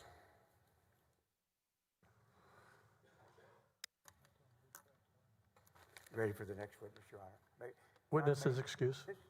May this witness be excused and stay available if there has to be some recall, but certainly not around. You're excused, but subject to recall. You may step down. Thank you, Your Honor. Your Honor, we call Mr. Ryan Bangert. To both parties and the jurors, I plan to go to about 6:30 this evening, depending where we hit a point. It may be a little earlier, a few minutes later, since we started a little late this morning working on other issues. We'll take a break, members, a snack break here for everyone in about another 30 minutes. Okay.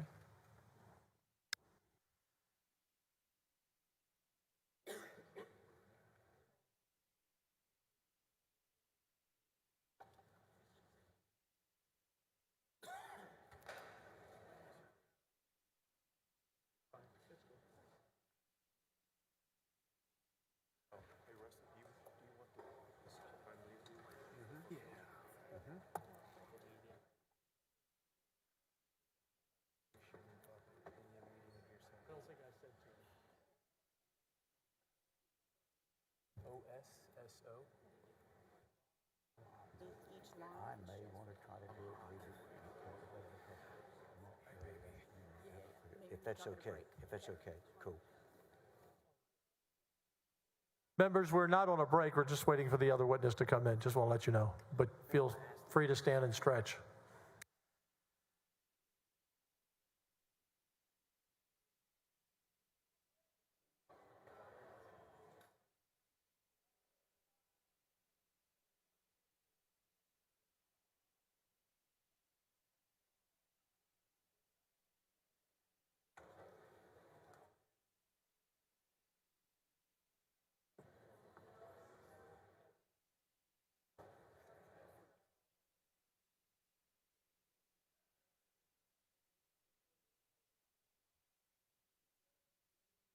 Thank you.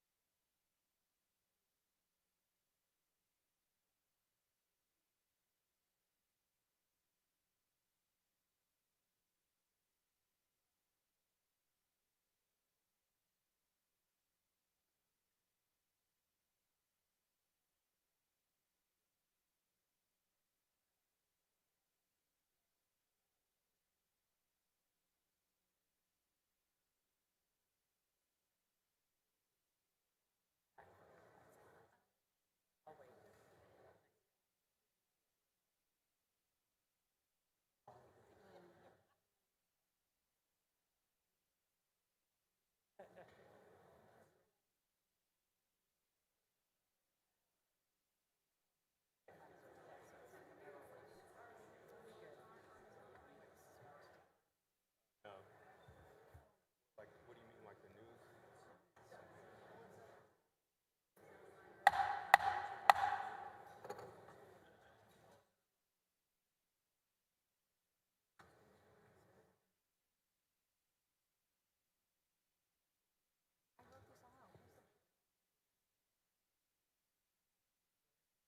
Mr. Banger, come forward. I need to swear you in. Raise your right hand. I do solemnly swear or affirm that the evidence I give upon this hearing by the Senate of Texas of impeachment charges against Warren Kenneth Paxton Jr. shall be the truth, the whole truth, nothing but the truth. So help me God. Thank you.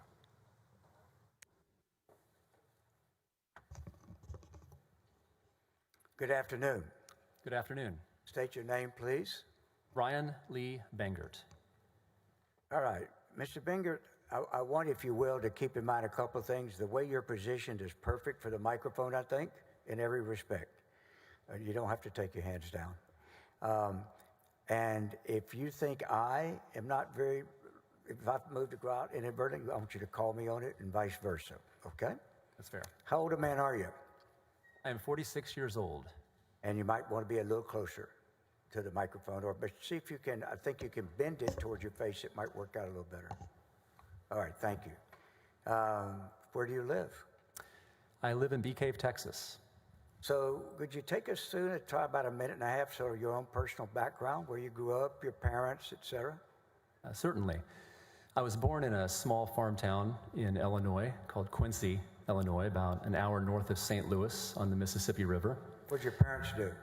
My father's a salesman. He did not complete college. My mother is a school teacher. And do you recall, what size town was this, by the way? 40,000, give or take. And that's a little bit bigger than my 9,000 in North Carolina, so 40,000 we considered a big city. Let me ask you this. When you finished high school, where did you go to college? Certainly. I moved to Fort Worth, Texas when I was in second grade and did grade school there, high school in Omaha, Nebraska, and then I went to Oral Roberts University for college, which is in Tulsa, Oklahoma. And then what about law school?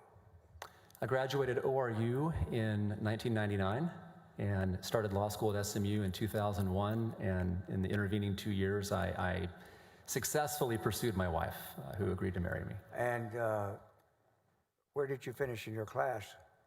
At SMU? Yes. I was first in my class at the law school. And where did you go from there? From 2004 to 05, I clerked for Judge Patrick Higginbotham on the Fifth Circuit Court of Appeals. And after that, in 2005, and let me stop you there. You would have been approximately what? What age by the time you finished clerking for the Fifth Circuit? About 28, maybe 20. I was 28 years old. Had you picked, by that time, had you also been involved in Republican politics or other outside activities? I had been at Oral Roberts University. I'd been the student body president, but I'd also been an officer in the college Republicans. I had interned for a Republican congressman on Capitol Hill named John Christensen from Omaha, Nebraska. I'd also served on his campaign. I'd been an intern for a group called the Christian Coalition. I'm not sure if they exist anymore, but I was an intern for them back in the late 90s. I also was a Blackstone Fellow in law school. What is a Blackstone Fellow? The Blackstone Fellowship is a summer fellowship program that is administered by Alliance Defending Freedom, and we collect what we would say are the best and the brightest conservative, faith-based law students in the country, and we train them for about 2.5 to 3 months in originalism, textualism, natural law. We give them excellent access to internships, and we also commission them as fellows. Mr. Banger, tell me this. What role has your religion played in your life, both as a student and as an adult? Very significant. It's the basis for everything that I do. And has that always been true, or is that later in life? It's always been true. And of course, as anyone would tell you who's been a believer most of their life, you have your ups and downs, but certainly it has been the guiding star in everything that I do. You're aware, or you're not, of the allegations that have been made publicly, and indeed by Attorney General Paxton and others similarly involved from his point of view, defenders of his, that this impeachment process itself is somehow in the hands and caused by outside groups that do not share conservative values. You're aware of that? I have heard about that, yes. All right. Would you please tell us and give me an idea of, for instance, your political philosophy, in the sense if we on a scale of 1 to 10, and 1 is very, very, very far left, and 10 is very, very, very far right, where do you fit in? Well, I don't think anyone would have ever accused me of being far left. In newspaper articles describing me leading up to this trial, I was described as working for an extreme conservative group. I believe I work for what I would call a Christian legal advocacy organization, but my politics are very much conservative. My party affiliation has been and always will be Republican, and I have long been associated with what I would call the conservative legal movement. That includes the Federalist Society, the Philadelphia Society, and of course the Blackstone Fellowship. So if someone would refer to you as a rhino, what is your reaction? That would be, That would be remarkable, and I can't imagine that having any basis in reality. What are you presently doing? What is your present job? I presently am the the senior vice president for strategic initiatives and advisor to the president for a group called Alliance Defending Freedom. Called what? Called Alliance Defending Freedom. And the Alliance Defending Freedom is what? We are a global legal advocacy organization. We specialize in defending religious freedom, freedom of speech, life. We also work very closely on campus with groups who are having their free speech stifled by universities. We also support parental rights. I think that it's fair to say that if you were to put us on a political spectrum, we would be conservative very much, although we are a nonpartisan organization. At the time, the jury has just heard for several hours from Mr. Mateer. How long have you known him? I've known Jeff for quite a while. I knew him back when he was at First Liberty Institute prior to joining the Attorney General's office. And I did several cases with First Liberty Institute as a volunteer attorney when I was practicing law at Baker Botts, which I don't think we've talked about, me joining Baker Botts, but when I was there, I was a volunteer attorney for First Liberty. Yes, when you left law school at SMU, and then after you left clerking for Judge Higginbotham, what did you do? In 2005, in the fall, I joined Baker Botts in Dallas, Texas. I was an associate there until 2013, I believe, when I made partner as a litigation partner. I was there as a partner until 2016. Right after the election of President Trump, I received requests that I consider joining in the government. At the time, we weren't in a position life stage-wise to go to Washington, D.C., and so I was asked by then Attorney General Josh Hawley to join his administration in Columbia, Missouri. And we had some back and forth, but he's a very persuasive guy. So when you joined him, what position did you have with Josh Hawley?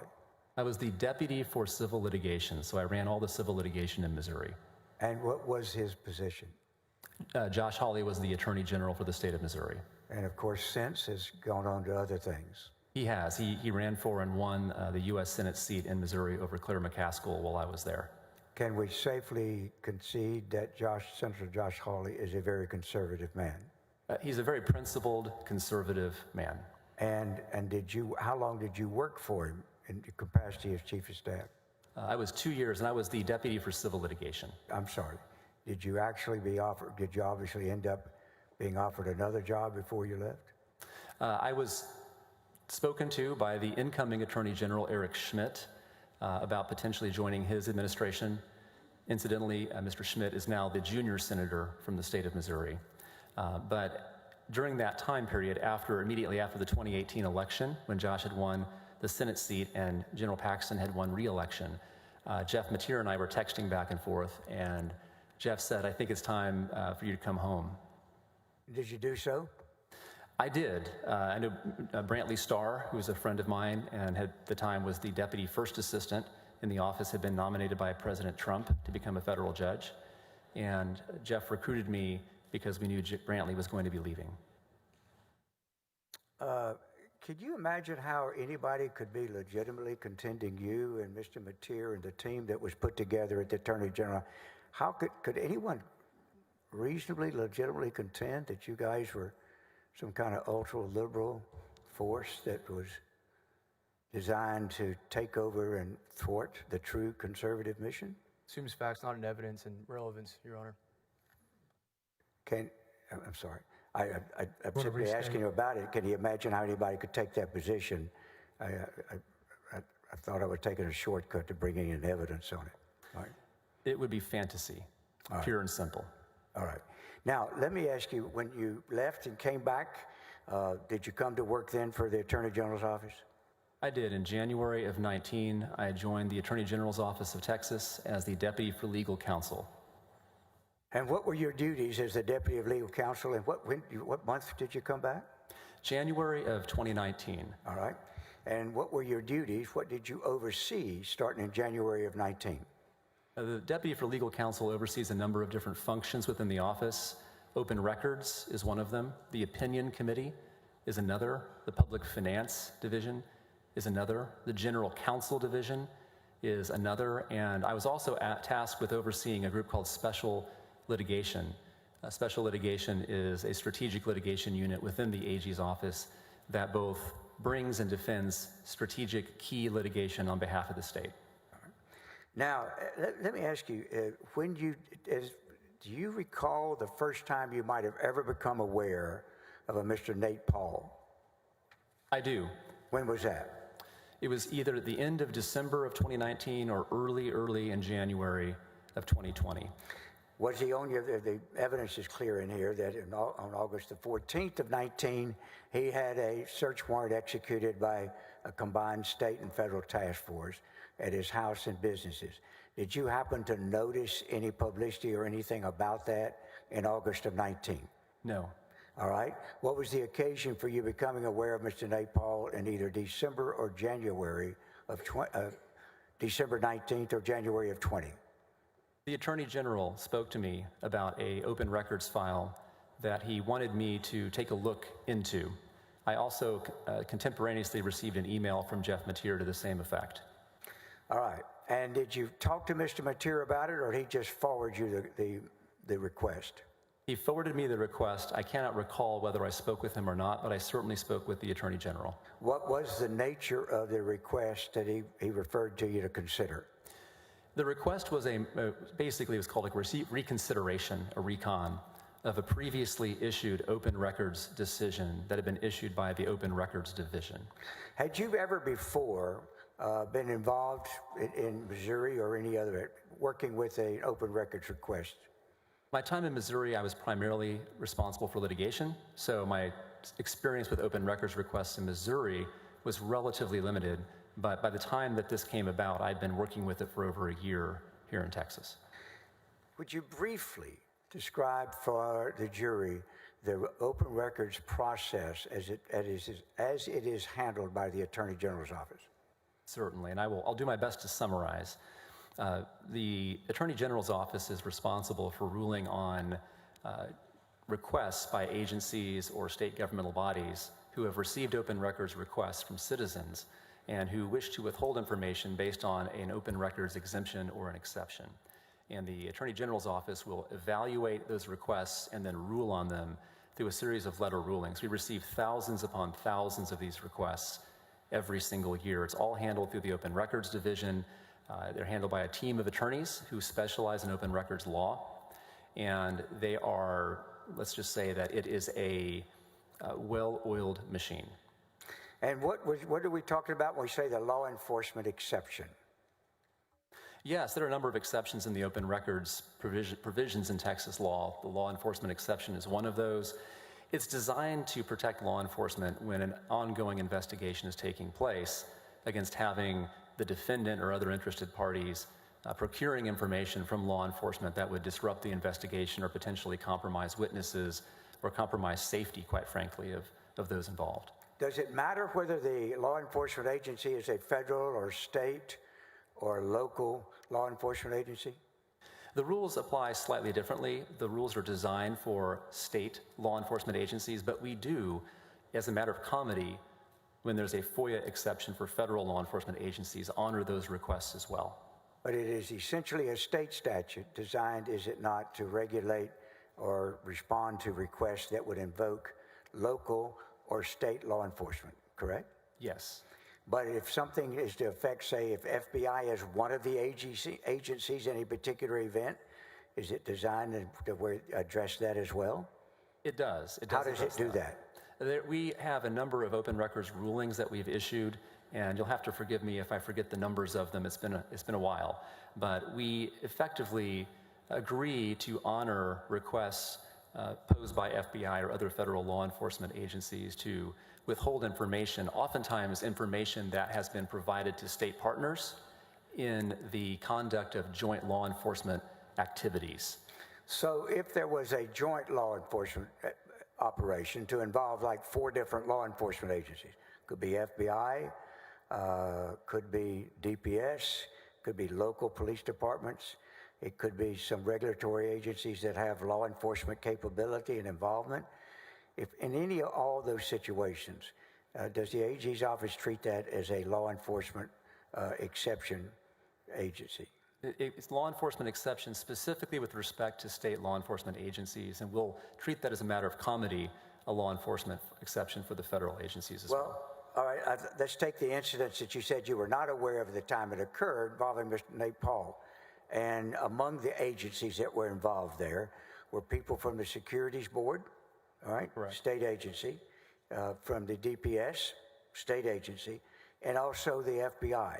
Would any of those agencies be treated differently? Functionally, no. No, they would not. And what does that mean functionally? It means that the analysis in the open records rulings differed slightly with respect to the agencies, but the outcome was always the same. We would not force those agencies to disclose law enforcement materials that were subject to the exception in the Texas Code for Texas agencies or FOIA for federal agencies. We would allow them to withhold that information. And I also want to point out these requests that were going to, the open records requests, were being posed to Texas law enforcement agencies. All right. So a private citizen wants to complain about some matter in a search warrant or whatever. What would they do, and how would the process prefer? So let's say a private citizen and his lawyer want to get behind a joint operation by law enforcement and file a Freedom of Information request. How would that proceed? Same as every other request. The request would go to a Texas agency or a Texas law enforcement agency. They would then submit a request for a ruling to the Open Records Division. And when the law enforcement exception applied, which in these types of cases where there are joint law enforcement activities taking place and they're ongoing, we would almost always withhold the information. So if, in the example I cited, Law Enforcement Capability Board, Securities Board had people present, DPS had people present, FBI had people present conducting it, how would you proceed with each of those agencies? The agency making the request to withhold would brief the issue. Interested agencies would then receive an opportunity to submit their own briefs. Let me start here. If the request went to the Securities Board, what would be the process then, if the first request went to the Securities Board? The State Securities Board would, if they wish to withhold information under the state law enforcement exception, the Securities Board would submit a request for a ruling to the Attorney General's Office Open Record Division. That request would then be adjudicated by our attorneys. And sometimes there was additional briefing. If there's a party who was seeking the information who wanted to brief the issue, they would submit briefs and we would rule upon it. All right. And then what would you do about if there were other agencies that had information in there? And obviously, if the request originally went to the Securities Board, would there be possibly information there from DPS and from the FBI? How do you handle that in letting them know whether they can weigh in? They're notified of the pending request and given an opportunity to brief. They would be notified as well? Yes. So would you notify then each law enforcement agency of the request, even if it just went to one of them? Typically, yes. Okay. Now, in this particular time in December of 19, January of 20, would you describe for the jury how you got involved in what you did and what the request was that you were asked to look at by Mr. Mateer? Certainly. There had been a request made, I believe it was to the State Securities Board, for information relating to the law enforcement actions taken against Nate Paul, concerning Nate Paul. And there were a number of different pieces of information and documents that were requested. I did speak with the attorney for Nate Paul. Do you recall who that was? It was someone at the Meadows Collier firm in Dallas. Something in the Chuck Meadows firm in Dallas? Yes, Chuck Meadows firm in Dallas. Did you? Had dealings with them before on other matters when I was at Baker Botts. So you already knew the firm? I did. All right. So what did you do? I spoke with them to understand the contours of their motion for reconsideration.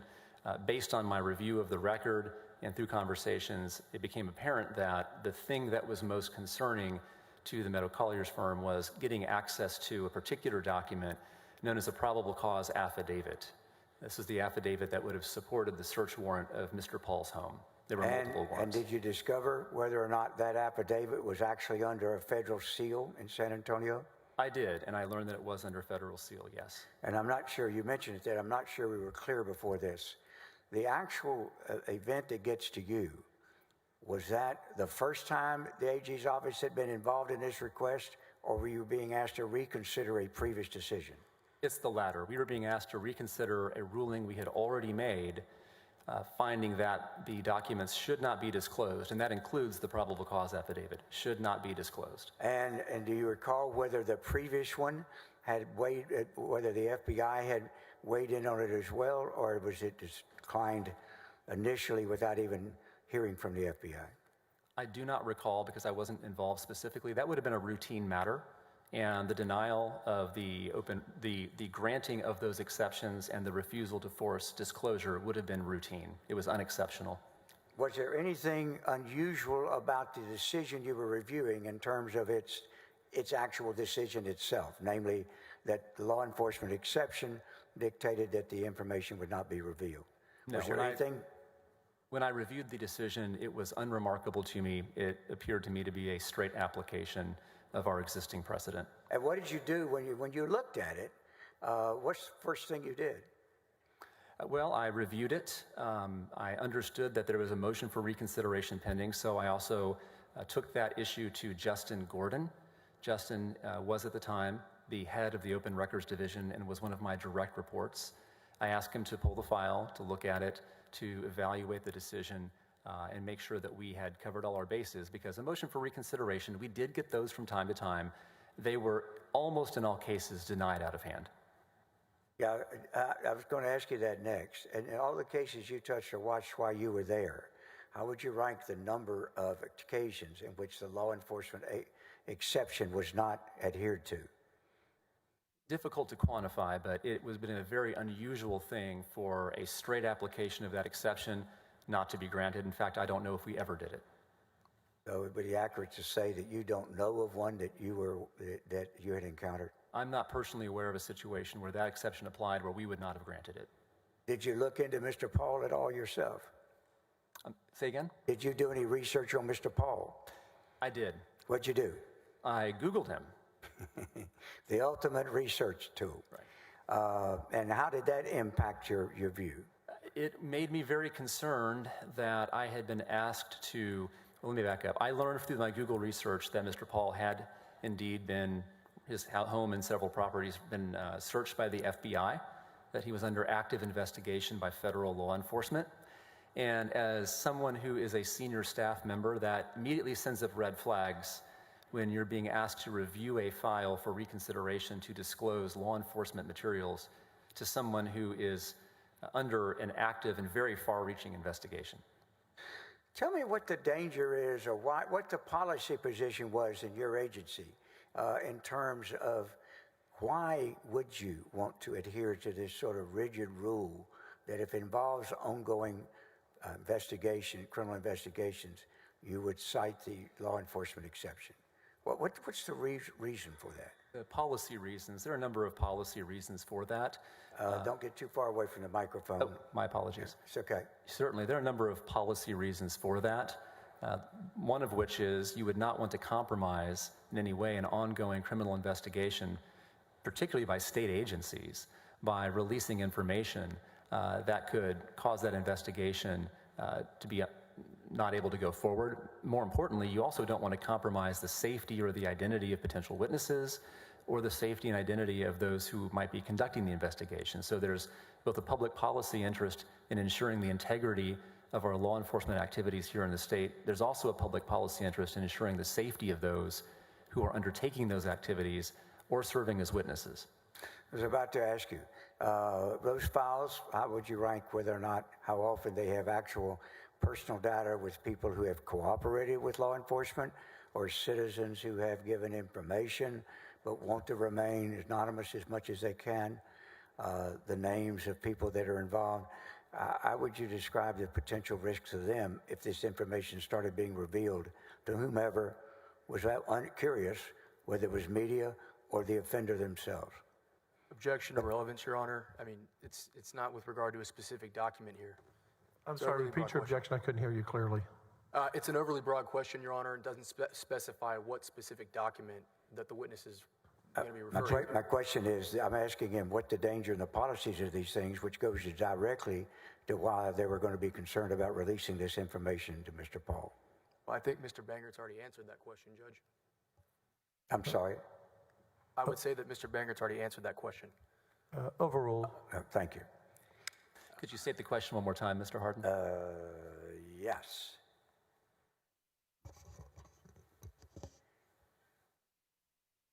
My question is, I'm asking what is the danger and the policy of these things, which goes directly to why they were going to be concerned about releasing this information to Mr. Paul? Again, safety concerns are paramount. You never want to compromise the identity or the safety of witnesses. And certainly, when I was reviewing files, and I only reviewed files that had what you might call hair on them, or files, in this instance, that didn't have hair on it, but at the request of the Attorney General. There were files where witness identity, sex crime victims in particular, might be revealed.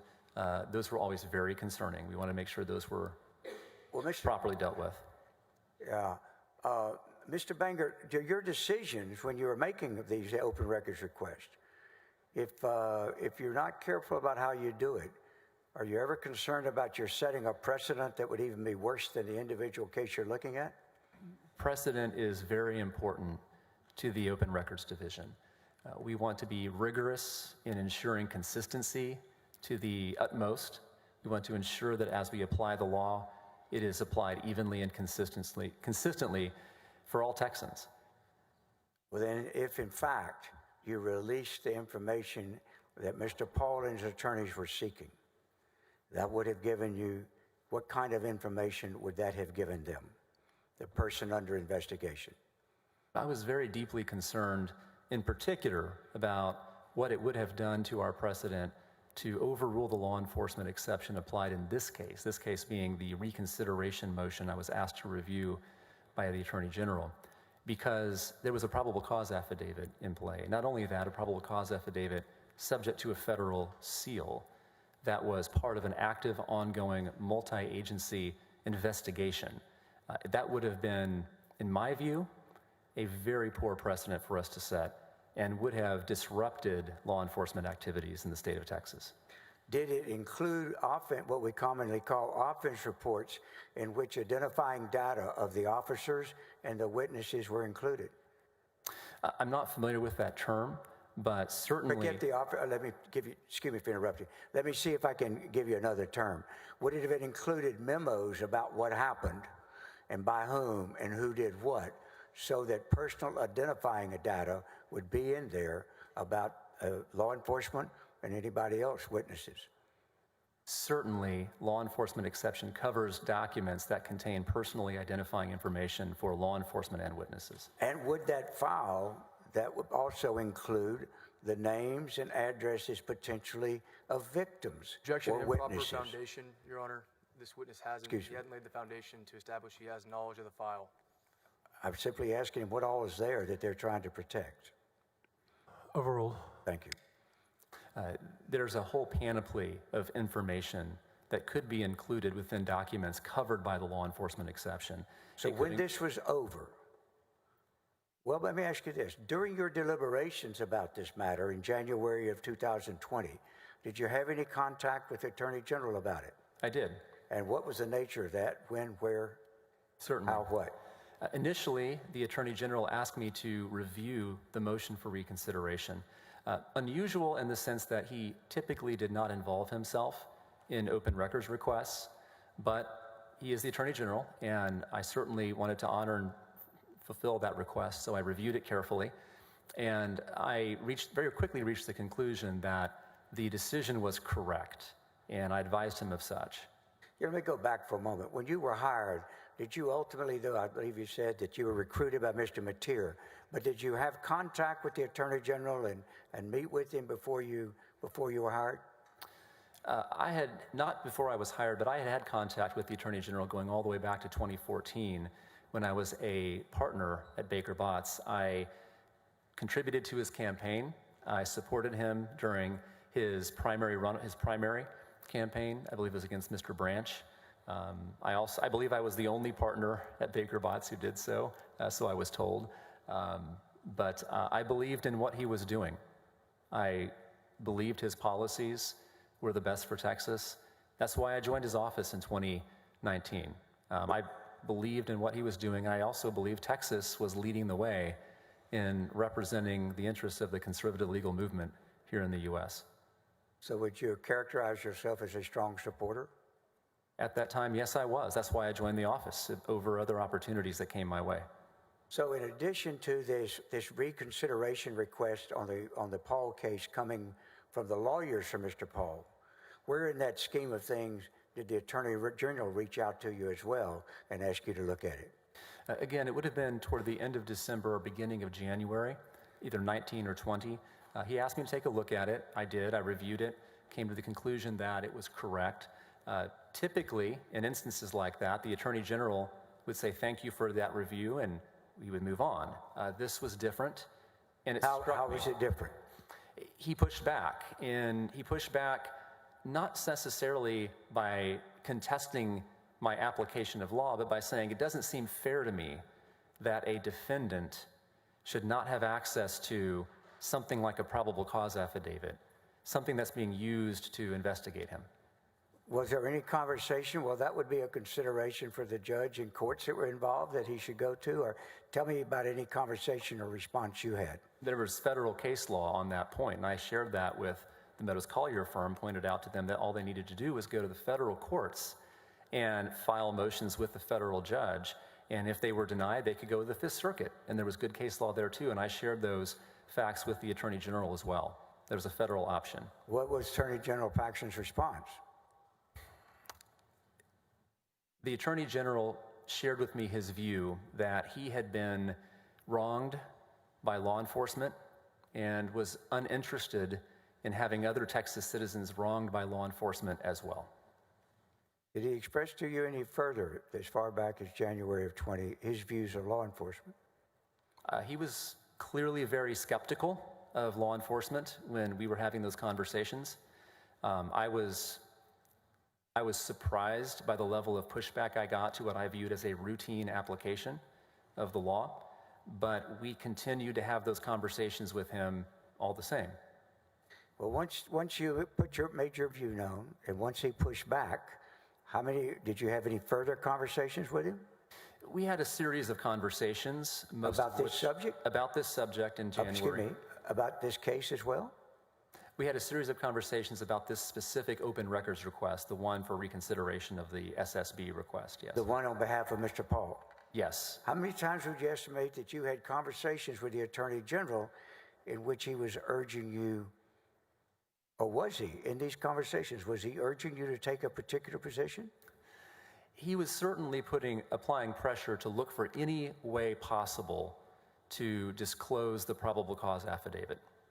He did not instruct me to override or overrule our existing precedent at that time, but he was very interested in finding any way he could to have that probable cause affidavit released. And what was your reaction? I told him that that would not be a good idea. So ultimately, was it disclosed at that time? It was not disclosed at that time, to my knowledge, no. How did the issue end? I mean, how did you move away from it?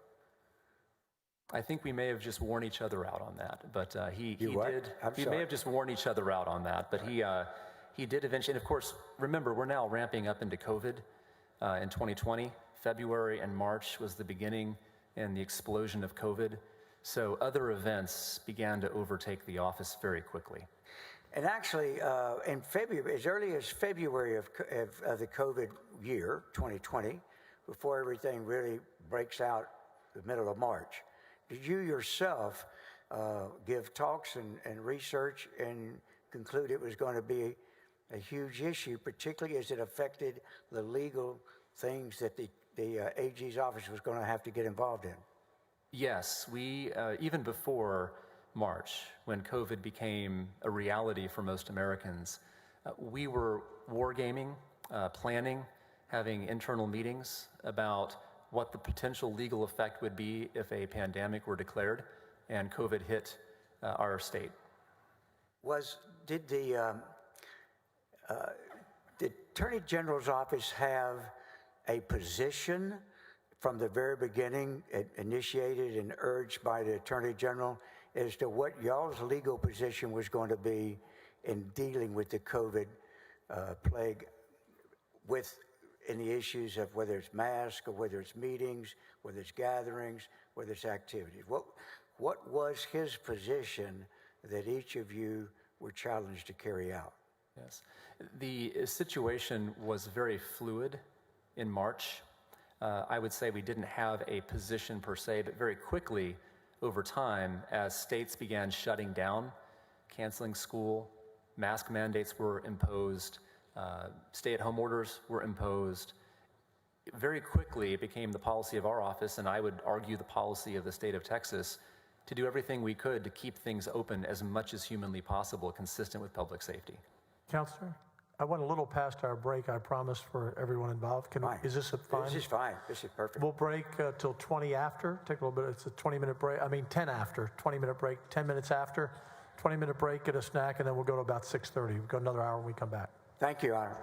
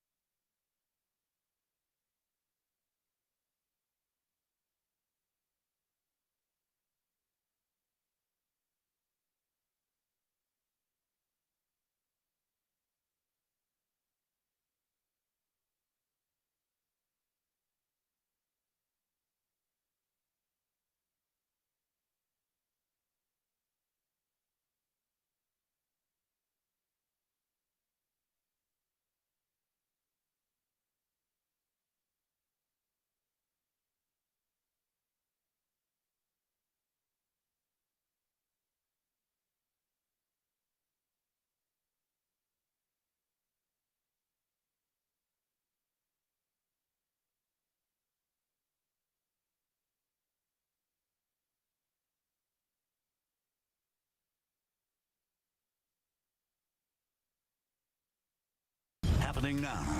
The suspect who is accused of shooting and injuring a San Antonio police officer. We take a look at his criminal history and we'll tell you how the court has handled his multiple offenses and probation violations.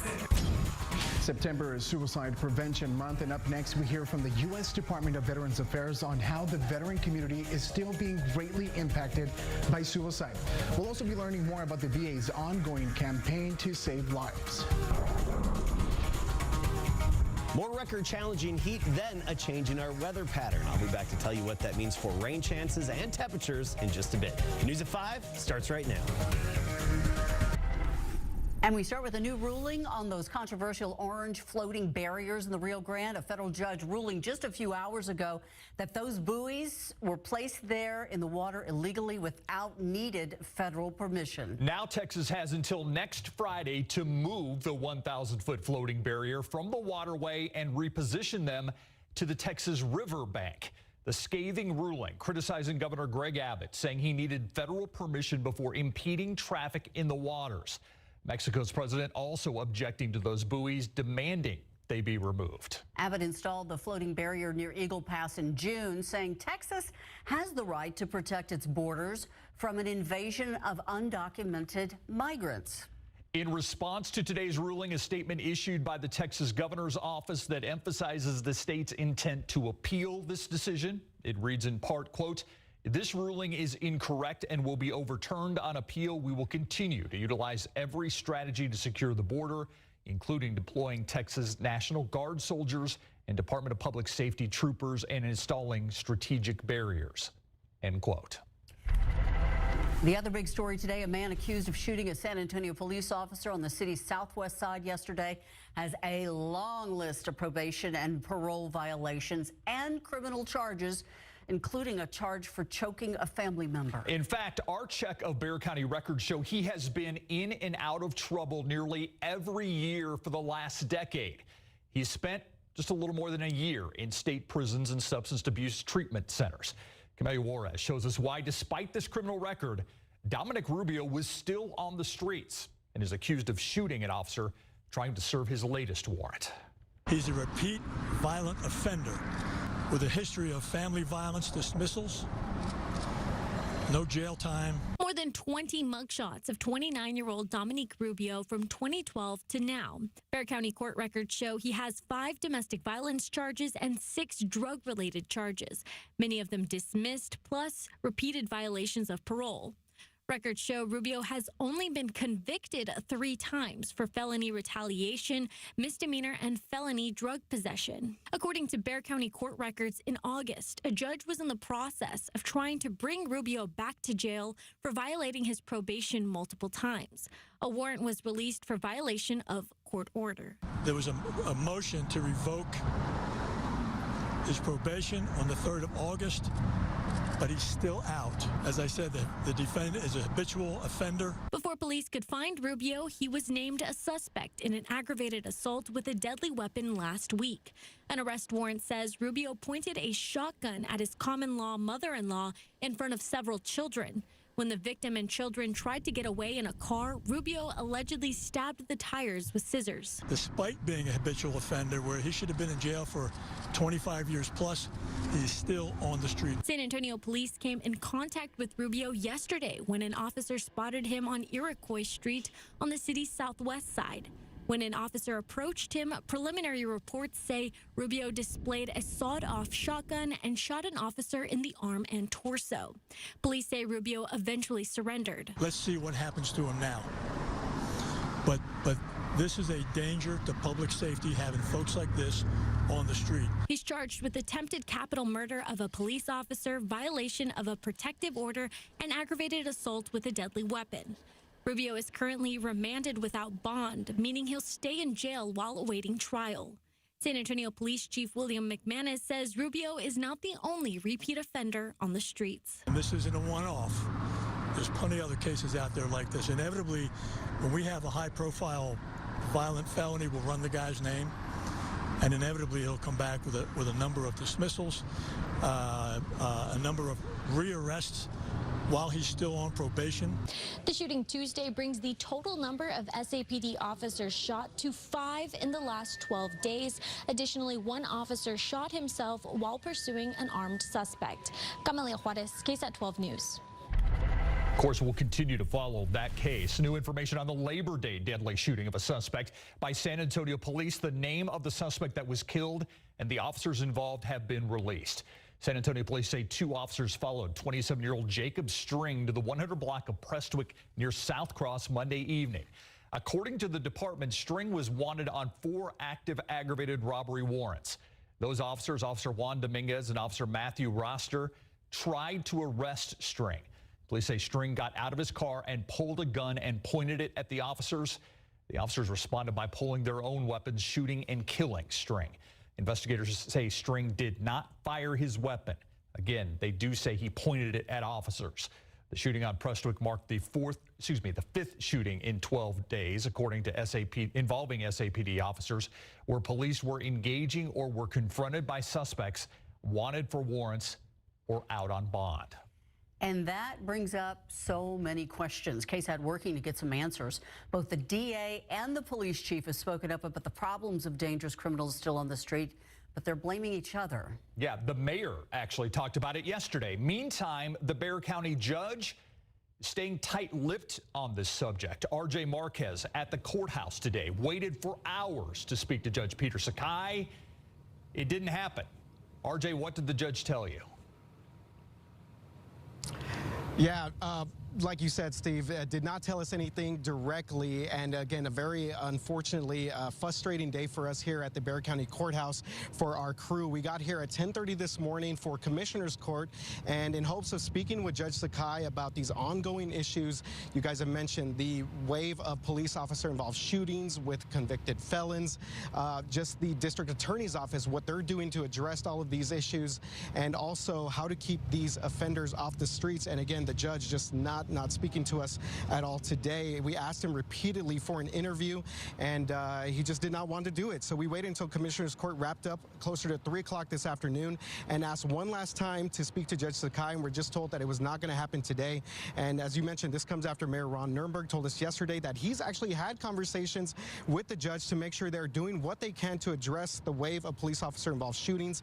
We wanted to know what were some of those details of those conversations and even what plans there were for any possible solutions when it comes to the courts and the DA's office. So after hours here at Commissioner's Court, Judge Sakai's spokesperson finally gave us a short interview on camera where he confirmed that, yes, the judge did in fact talk to the mayor about the issue, but didn't want to share anything else. His spokesperson said that he was not aware if the judge had spoke directly to District Attorney Joe Gonzalez about these issues or whether the judge has any authority over the DA's office in this case. So we were told that there will be a series of community meetings, community conversations, if you will, later this month at 4 different sites where the judge will be present and is expected to take comments or questions from people in the audience or any of the public there.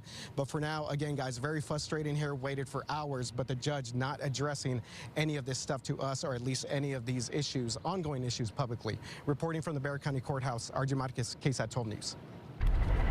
Thank you, RJ. We will keep asking those questions.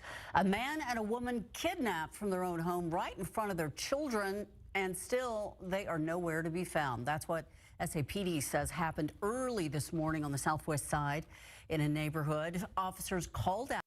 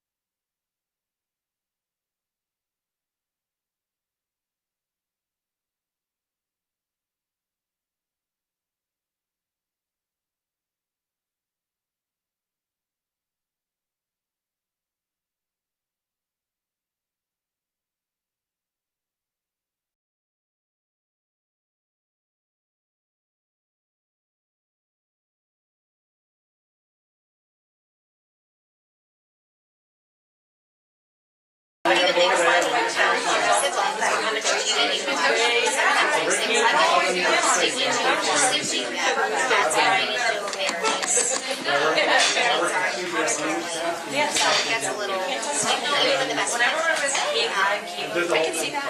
Yeah, I can see that. We try to. My teachers don't really give anything for us. Because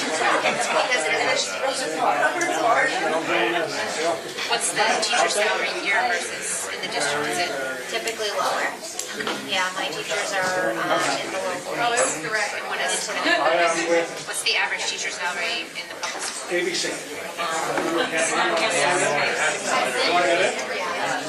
My highest paid teachers are highest. Do they have to have the same teacher credentials here? They don't. I have to have 50% of my teachers either certified or having 3 years experience. You want to teach here? For $40,000. You're selling it. You're selling it. The kids are great. I mean, the kids are great. The parents are getting it. I said about working in a yes, I agree. Right now, it's not very pleasant for teachers in private schools because the behavior is out of control. So there is that factor to come to something. That's what I asked the gentleman that I was, what was the young man's name that I was just speaking to? Evan. Evan, I asked Evan, and he said that he feels safe here. Yeah. That's great. That's really great to hear. This is an incredible reputation of just children are happy here, parents feel safe here, they know to belong here, there's transparency, and like, I was like, it's lovely. Can we get a 9 over 12? Can we get a 9 through 12? Yeah. Or 9 through 12. No, we don't. Well, we do a little. Not that long. Because when I left the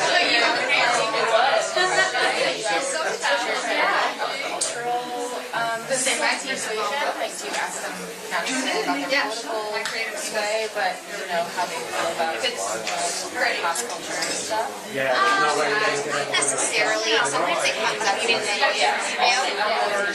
specifically. Sometimes it's yeah.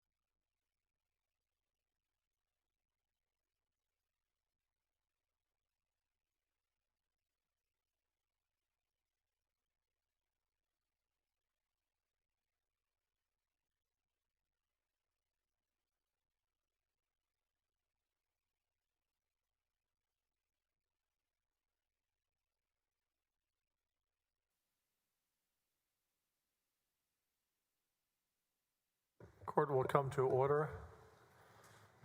Mr. Harden will go to try to wrap by about 6:30. If a good breaking point, if it's a few minutes later, fine. If it's a few minutes sooner, I'll leave it to you.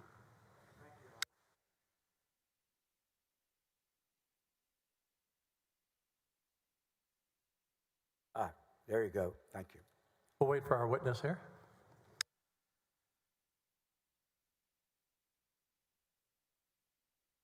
The necessary participant. Now, if you can keep the microphone to you, my problem is I can hear you sometimes thinking, so just, I think you're perfect where you are. All right, we move on now from the open records. Does it, in your mind, is so the issue? Does it, in your mind, is so the issue die out as to that file after your conversations, repeated conversations with the AG? Oops. Is that got what? Testing? Yes. Yes, the issue did eventually, from my perspective, die out. It was not raised again for some time, for a matter of months after that. Did it resurface later that year? It did. And how and when? I was promoted to a different role in March. I believe it was March of 2020. So as COVID was kicking in, I was promoted to Deputy First Assistant Attorney General. So the role that Brantley Starr previously had, he had been elevated to the federal bench, and I was asked to assume that role. So Ryan Vassar became the Deputy for Legal Counsel, which was the role that I previously had been serving in. But I was aware, because I was working with Ryan Vassar at the time, helping him to learn the ropes of open records, that another request had been submitted, this time to DPS. Stacey, can you pull up back the first demonstrative we started the trial with that lays out the pictures of everybody? Thank you. Can you see that okay? Yes, sir. Can you see that okay? So does that accurately reflect where you were in the new lineup? Yes, it does. All right, I'm going to call this demonstrative 1. And this particular document, whom did you report to? Did you have a direct report to the Attorney General or to Mr. Mateer? I reported directly to Mr. Mateer. And then how many divisions did you have under you at this time? I was still overseeing the Special Litigation Unit, but apart from that, I had no other direct reports. However, as the Deputy First Assistant, I was assisting the First Assistant in overseeing the agency as a whole. So if the First Assistant was out of town, would you be the one that would be essentially the acting First Assistant? More or less. When he was out of town, I would assume some of his responsibilities as a matter of practice. I also would handle duties as assigned by both the First Assistant and the Attorney General. And you by this time had known Mr. Mateer how long? Several years. All right. Had you ever seen or known him to express any interest in ever being the Attorney General himself? No, I had not. All right. On a scale of 1 to 10, 10 being totally absurd, 1 being much less than that, where would you rank? In terms of his desire to become the Attorney General, he was very tired. By the end of his 5th, he was going into his 6th year, and he had expressed to me, especially toward the end, how he was thinking about retiring from public service because his back was bad. He had been burning the candle at both ends for some time. So on a scale of 1 to 10 again, in terms of his desire, as your observations, to be the Attorney General, where would you rank it? It would be 0. All right. Thank you. Now, let me ask you this. How did the continued issue of the open records request and desire to obtain open records concerning Mr. Paul's search warrant and criminal investigations again, how did you next come into contact with it and when? Speaking with Ryan Vassar, who by that time, April, May of 2020, he was overseeing open records as the Deputy for Legal Counsel. I understood that a request had been filed, I believe it was with DPS, for additional materials relating to the Nate Paul investigation. All right. And the original time that you became aware of Mr. Paul seeking these records, whom was the open records request directed to, if you recall? My recollection is the State Securities Board the first time around. So that one went off as you have described in your testimony. And then did you learn that there had been a second open records request, this time to another agency that was present in the search, this time DPS? Yes. All right. Had you had conversations in the past in which the Lieutenant Governor expressed his views of DPS? Excuse me, I think you mean the Attorney General? Pardon me, You said the Lieutenant Governor?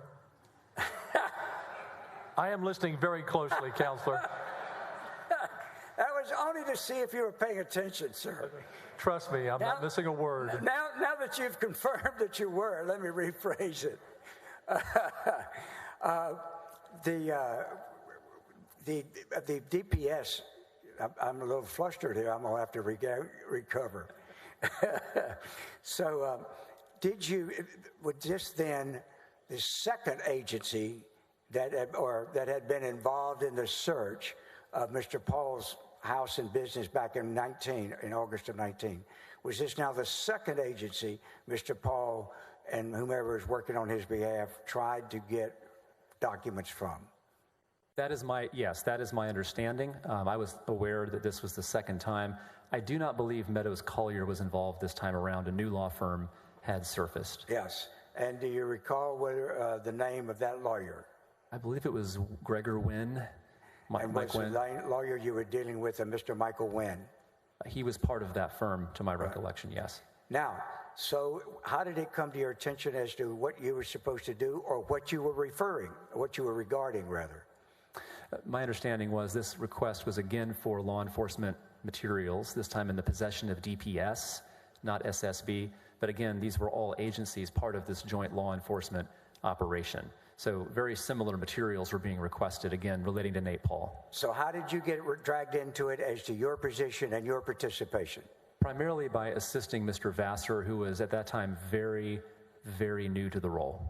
All right. Can you describe for the jury the sequence of events as it was being considered in the Attorney General's office to override past decisions on these same matters? Objection to leading, Your Honor. Sustain. Rephrase. Let me put it this way. What happened next? Many things. So this request was submitted to DPS. DPS then did what it normally would have done, which is request a ruling from our office from the Open Records Division, which was per normal process. At this point, the Attorney General became interested in the file once again. And how did he show that interest? He asked to meet with Justin Gordon. I believe it was at this point where Justin Gordon was summoned to the Attorney General's office to have discussions with the Attorney General about this file. And he also asked for a copy of a book that we keep in our office. We have a manual that we publish. When I say we, the Attorney General's office, every 2 years, I believe, publishes an update to the Open Records Manual to reflect changes to the code from the previous legislative session. Did you provide him the book yourself? It was either I or Ryan Vassar. I do recall we were looking for a copy in the office because he wanted a paper copy. Right. And the copies we had, the pages were falling out, so we had to go make sure they were all there. Now, did you begin to continue to have repeated conversations with the... Objection to leading. I don't think that's leading at all. I haven't even finished, by the way. Your Honor, it works better if I finish the question. Finish the question first. Thank you very much. Did you have any continued conversations with the Attorney General about this matter? My conversations were primarily with Ryan Vassar and Justin Gordon at this point, assisting them in handling it. I did overhear conversations. I know I did see and witness the Attorney General pull Justin Gordon into his office concerning this matter. So I was keenly aware, being on the 8th floor and working with my colleagues, that this was happening. Did the Attorney General himself contact you about his interest in trying to find a way to reveal this information? I do not recall specific conversations with him about the second request. And again, that would have made sense because I was no longer overseeing that division directly. Then did you have any participation and observation of what happened next, or was that primarily in the realm of Mr. Vassar? I did have some observations, and I did have some participation in what happened next. In what way? What was it?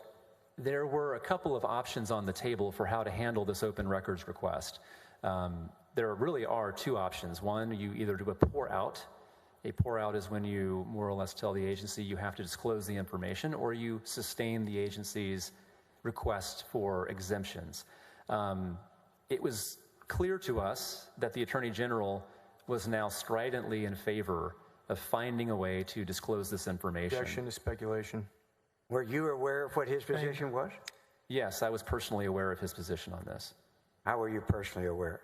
Because I was in the office. I watched him as he was conducting himself. I overheard conversations of which he was a party concerning this. So yes, I was aware based on my interactions with him. And how would Judge, I'd renew my objection to I speculation. think these are all party admissions, every single one of them, Your Honor. I mean, I'm sorry. These are conversations. I did not hear you. I'll wait and let him ask the question. I'll retract my objection. Continue. So then, when you heard those conversations, what did you hear the Attorney General say? And who was he talking to? Well, there were always groups of us on the 8th floor. It's very hard to hide on the 8th floor. It's a very small floor, and it's a square or a rectangle. And so there's not a lot of, and my office was directly down the hall from his. So I was very close to his office. And the summary of it was, he was desirous of finding a way to either disclose that information or at the very least, not rule against the requester. What was the recommendation that you were aware of all the deputy in charge and the people above him, below him? What was their recommendation as to what should be done with the request of EPS? Objection to hearsay. I was Sustained. Were you present when they made their recommendation to the Attorney General? I was personally involved in formulating a recommendation, yes. All right. Did you yourself make a recommendation to the Attorney General?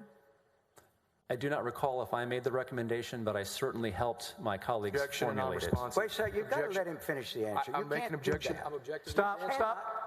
Please stop. I had an objection. No arguing. What was your objection? My objection was that this witness answered counsel's question, and then the latter half of his answer was not responsive. And so my objection is not responsive, Your Honor. The objection. Overruled. Continue. Thank you. Go ahead. I think my question to you was,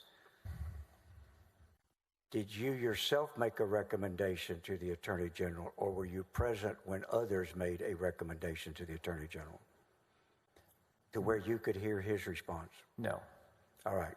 Did you have any conversations with the Attorney General after the period of time we're talking about? Concerning this matter? Yes. Not to my recollection. All right. At the time, were you present when the decision was made that it would take no position? I was directly involved in that decision. And tell us about that and how that happened. Certainly. We were evaluating options for responding to this open records request. It would have been, in my view, unconscionable to do a pour out for all the reasons we discussed. The law enforcement exception has very strong public policy grounding in this state. The Attorney General, based on my involvement in this case, I knew was not going to tolerate anything Objection less and non-responsive, Your Honor. It is responsive. Excuse me. I think he's just finished. Move along. Objection is, okay. Go ahead. I understood that he was not going to tolerate anything that was viewed as unfavorable to the requester. As a result of that, an option was developed to do a no decision or a no opinion, which was very unusual. Do you recall who came up with that option for him? It was a group of us, Justin Gordon, Ryan Vassar, and myself. In conversations, that opinion was ultimately, that approach was reached. And what was your position as to whether or not the no opinion option was one that should be adopted? I believed it was the wrong approach. I believe it was the wrong decision, but it was the best we could do given the place that the Attorney General was at the time. And was that adopted to keep him from continuing to insist on the other? In other words, continuing to insist on disclosure? It was the best answer we could reach that we knew would be accepted by the Attorney General at the time, even though I believed it was wrong. Now, it's been suggested in this litigation the last day and a half that meant no harm was done, no benefit was given to Nate Paul by that. Do you agree with that? No. Why not? Objection to speculation, Judge. That's not speculation. Overruled. Yeah, thank you. There was at that time pending litigation concerning the open records request. We were being asked at the same time to issue a ruling on that request. It was my view that the ruling should have denied access to those records. That at least would have been persuasive authority for the court that was examining that very same issue. We had a policy at the AG's office that we would not withhold making a decision based on pending litigation. So, in effect, our no decision contravened our existing policy. And in addition, did it provide any advantage, in the potential advantage to the litigant, Mr. Paul, even though you weren't recommending disclosure, by recommending no opinion, do you have any idea as to whether or not that still conferred a benefit on him? Yes. And what was the benefit? As a logical inference, anytime our office is the authority on open records decisions, if our office refuses to take a position, which, by the way, is deeply out of character and contrary to our precedent. Objection and non-responsive, Your Honor. Let him finish the answer, then you can object. Continue, you may answer. If our office refuses to take a position on an issue like that and the court sees that, that is a strong signal, I believe, to the court. And I've been a lawyer for over a decade, probably close to 2. That's a strong signal to the court about the Attorney General's view of that file, that we would have gone out of our way to render a vastly uncharacteristic decision. Okay. Now, after that happened and that no opinion about it occurred, did you have any more contact with the open records request that Mr. Paul was making? Once the no decision was issued, no. All right. And then what was the next contact you had with matters of Mr. Paul? It was in June. I believe it was in June. It may have been in May, but it was in that time period, late May, early June 2020.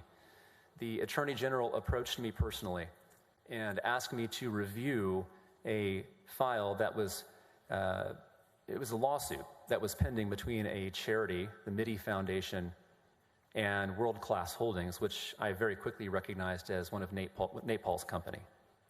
Had you had a history, even your previous jobs or even this one, overseeing the AG's position, the office's position of charity trust? Yes. Would you tell us what basically, by both statute and mission, was the obligation of the Attorney General's office as it involved charity trust?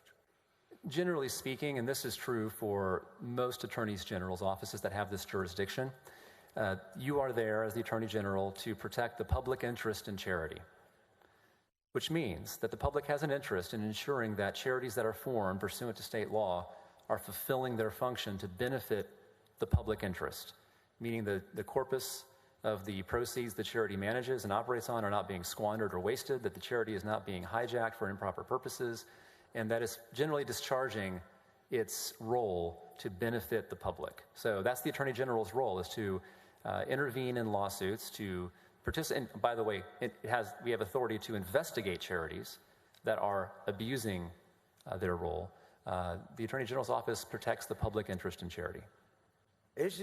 Under the law and the responsibility and the mission of the Attorney General's office, is the Attorney General's office in a charity trust case supposed to be intervening in any way to help one individual or the other?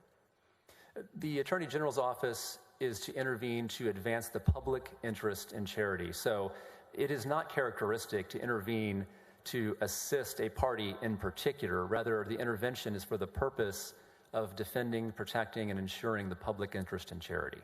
So if, in fact, a set of facts or course of conduct in making the decision to intervene would benefit the opposing party in the litigation to the charity trust, what would you expect the position of the Attorney General's office to be? Under that hypothetical, if we were being asked to intervene to aid a party that was actively seeking to harm a charity, we should not intervene under those circumstances. Well, in the case were you aware, did you become aware of the Mitty Foundation? Again, I did become aware of the Mitty Foundation. The Attorney General personally brought the issue to my attention. And when did the Attorney General bring that matter to your attention? It was either toward the end of May or the beginning of June. It was sometime in that time frame. How did it happen that he brought it to your attention? He asked me to review the file and consider whether or not there was a basis for our office to intervene in the litigation pursuant to our statutory authority. Is that the third time you've now been asked within 6 months to review a matter that involved Nate Paul? Yes, yes. So at this time, how would you characterize your feelings about whether or not the AG's office ought to be getting involved in anything that involved Nate Paul? My feelings were that I was becoming increasingly concerned because the initial foray into the world of Nate Paul was through the Open Records Division. That had ended with the issuance of an uncharacteristic opinion. And now it had, in my view, metastasized to a new section within the Attorney General's office that had nothing to do with open records. This was a completely new front. It had nothing to do, by the way, it had nothing to do with the criminal investigation. Objection, narrative, and non-responsive. I'll ask him another question. I sustain the objection. Thank you.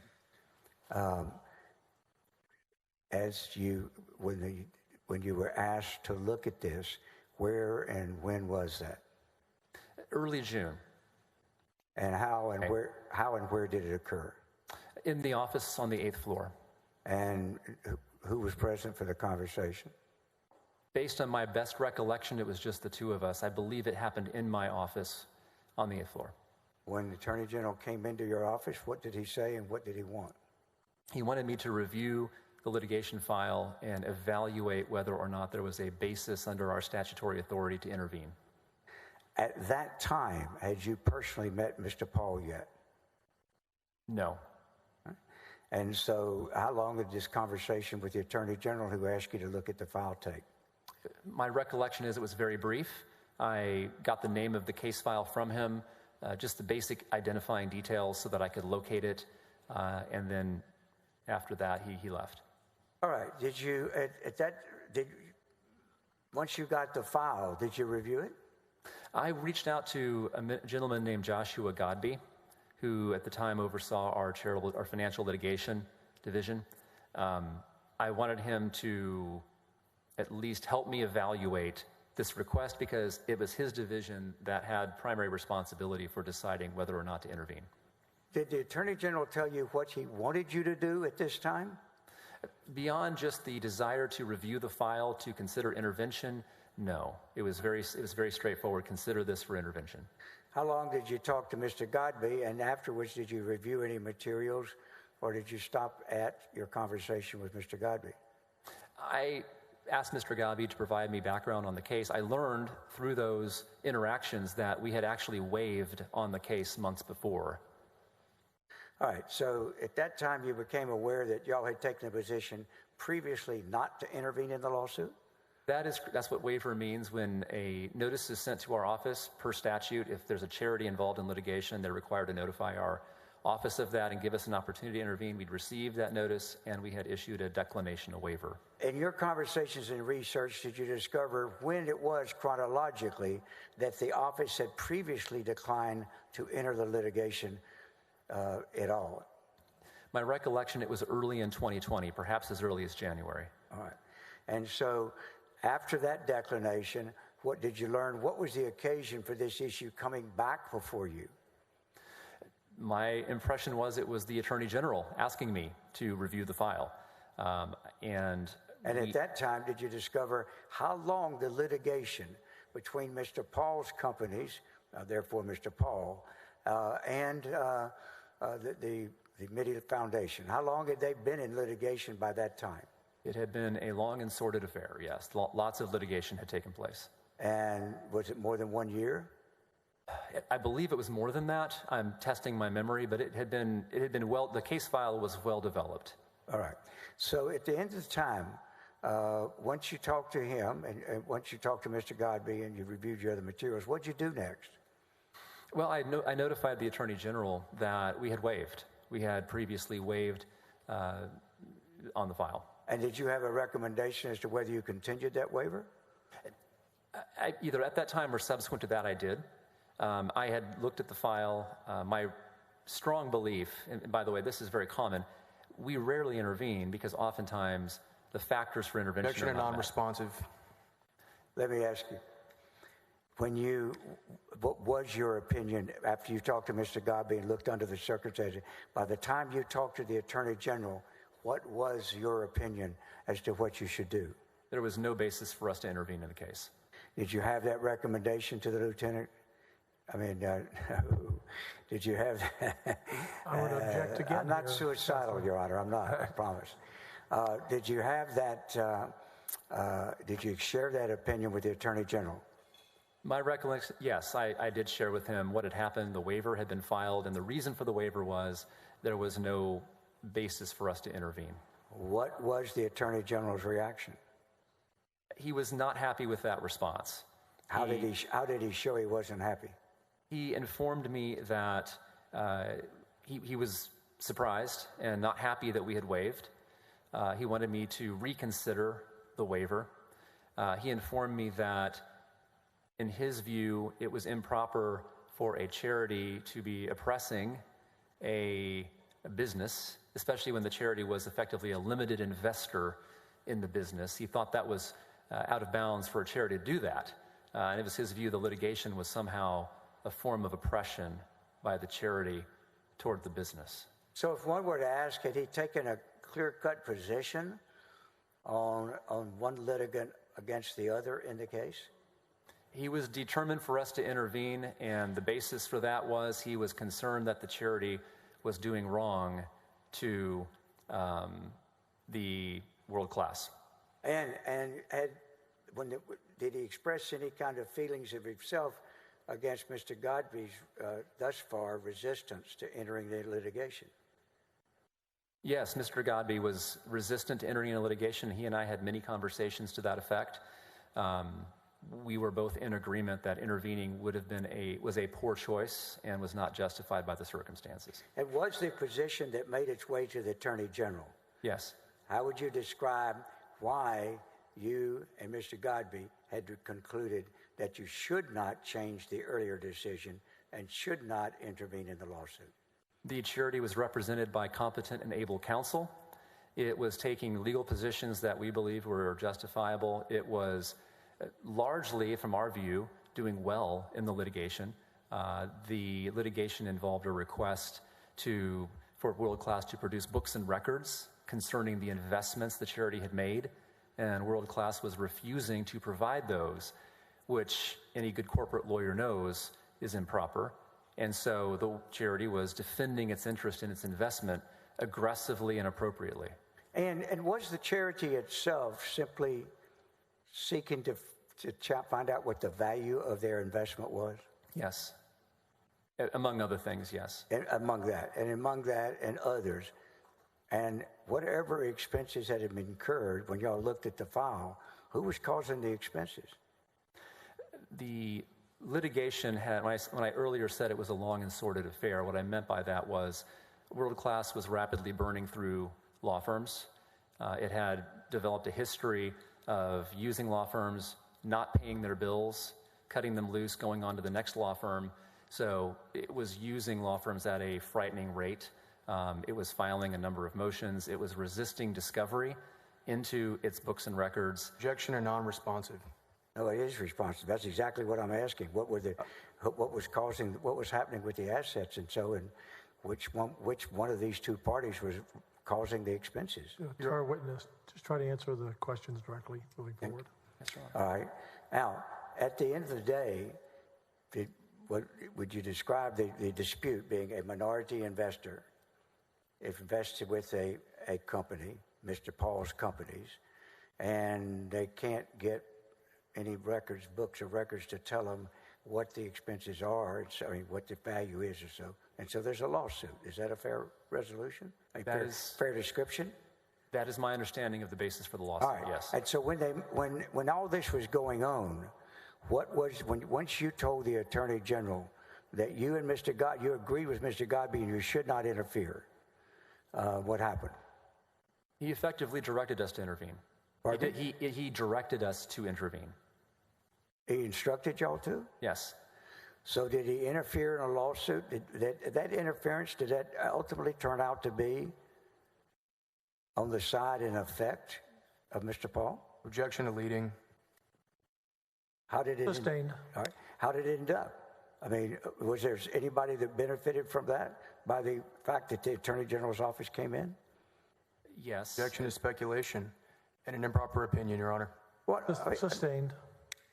Well, you clearly, though, knew what the result was going to be, did you not? Objection to improper opinion and speculation. Me, just let me finish, please.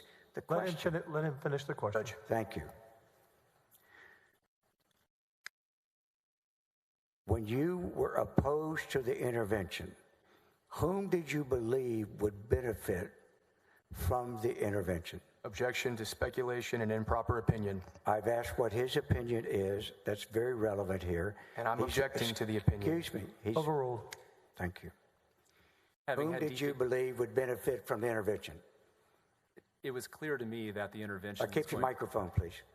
It was clear to me the intervention would benefit world-class holdings in Nate Paul. All right. There was no question about that. And what was your position expressed to the Attorney General as to whether that was appropriate or not? It was not appropriate. All right. In spite of that, there was an intervention? There was an intervention. I was directed by the Attorney General to do so.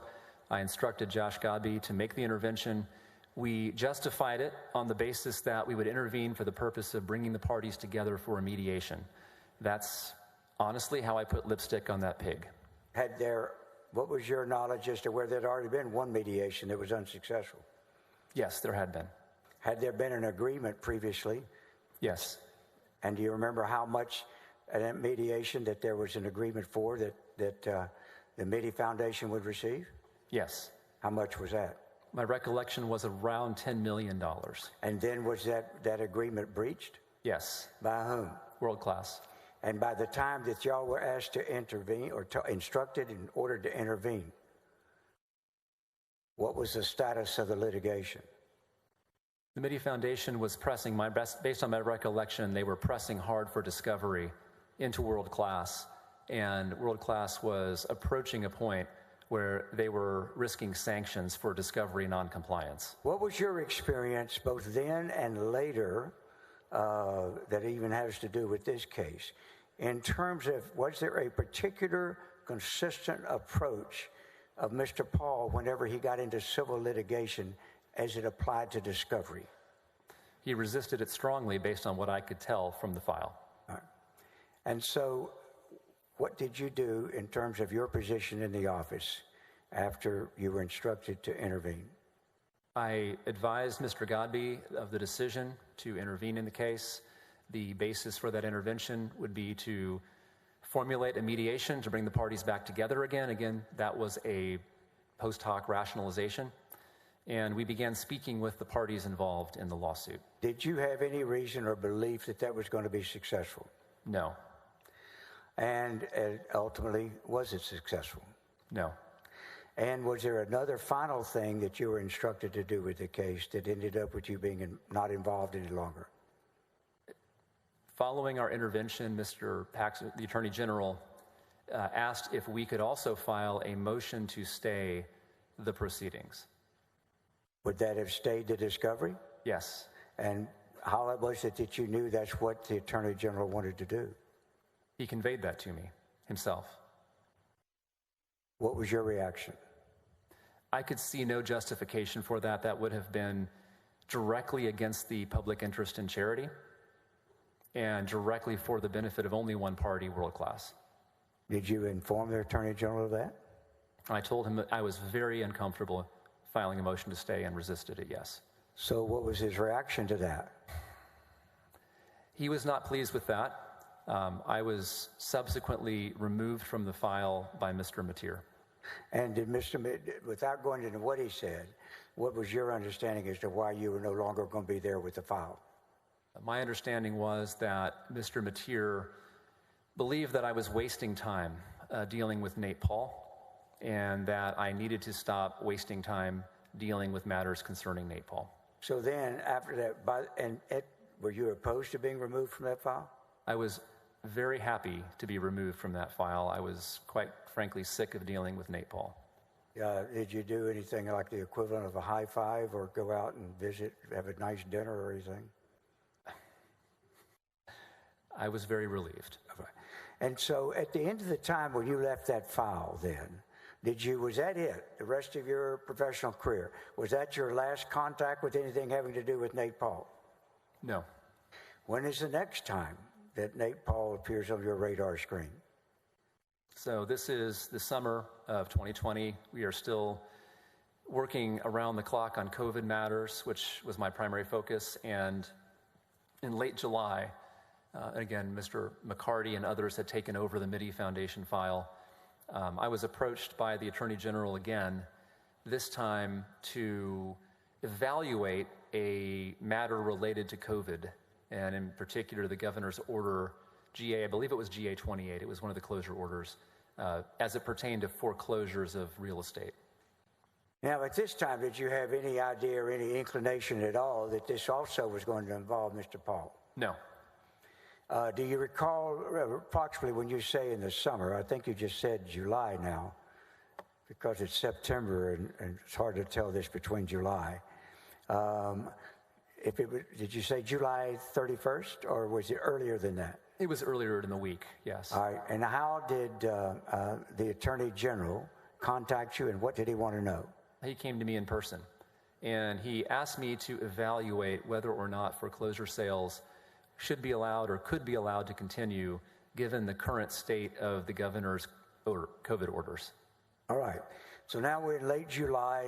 The governor's orders roughly come out at the middle of March of that same year, correct? And they were continuing to come out thereafter. There would be periodic orders issued. Did the Attorney General express any interest in what he wanted to happen? Not at first, no. All right. So did you do anything in response to his immediate question? I did not. And why was that? It was sort of an offhanded request, and we were busy dealing with a whole litany of matters related to COVID. It was also one of those sort of, hey, take a look at this type of requests. There was no real time frame associated with it, so I put it on my to-do list, but it didn't get high priority at that moment. And then when was the next time he contacted you about it, if he did? A few days later, he approached me and wanted to know if we had done the research and it was completed. Do you recall which day of the week it was he approached you? I believe it was Thursday. Yes, I believe it was that Thursday. And what did you tell him? I said no, it was not. All right. So then did he say anything further? Yes, he said, get on it. We need to get this done right away. Did he express what he meant by right away? He said this needs to happen within the next few days. And that was on a Thursday? Yes. Well, the next few days takes into a weekend, right? That's right. Did he express why he needed something done that weekend? He did. What did he say? He said that homeowners across Texas would benefit from an opinion dealing with foreclosures. Now, you don't know anybody else is going to benefit from this. What was your reaction to that? Did you believe that it really was focusing on homeowners? Overruled. Objection. Okay. Overruled. Answer the question. I quite frankly wasn't quite sure what to think about it because I was scrambling to pull together the research. I had no basis to know whether or not homeowners would benefit or not. All right. So did he provide you any evidence or anything to help you understand whether this was really about helping homeowners or not? No, but he did. I did ask him directly if there was someone I could speak to who was cognizant of the issues or perhaps had even made the request. What did he tell you? We were standing in the hallway of the 8th floor. He stopped you? What day? This was Thursday, I believe. All right. Yes. Go ahead. We were standing out in the hallway, and I asked him if there was someone I could speak with who had knowledge of the request. Now, let me stop you there. Let's explain to the jury as quickly as we can why that was relevant. What is the law that would require you to have some type of requester?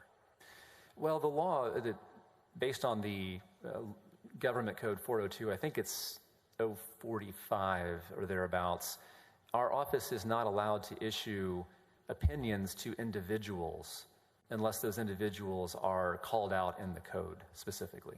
And did he give you any suggestion as to who was asking for this or who wanted it or anything? He did. He went back to his office and returned in a few minutes and handed me a scrap of paper with a phone number on it.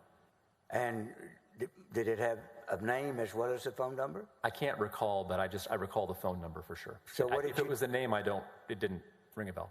What did you do with his phone number? I put it in my pocket. It was toward the end of the day, and committed to call the phone number that day. What, on the way home or what?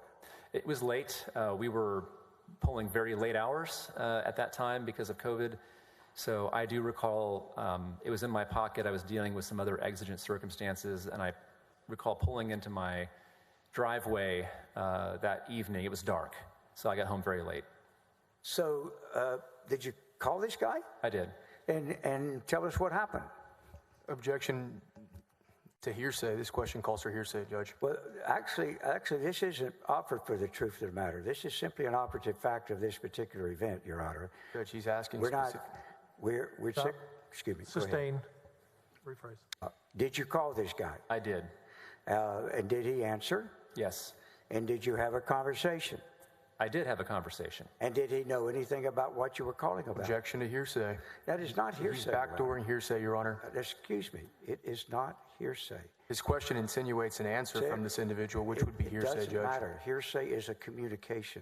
This is whether he did not answer. I did not ask him if he communicated. Thank you. Well, did you find out whether this guy knew anything about it? Objection, Your Honor, to hearsay. You sustain the objection. Surely the question of did you find out whether this guy knew anything about it is not hearsay, in all due respect. It's the same conversation, Your Honor. It's hearsay. I haven't asked him, Your Honor, what the conversation was. I haven't asked him what the person said.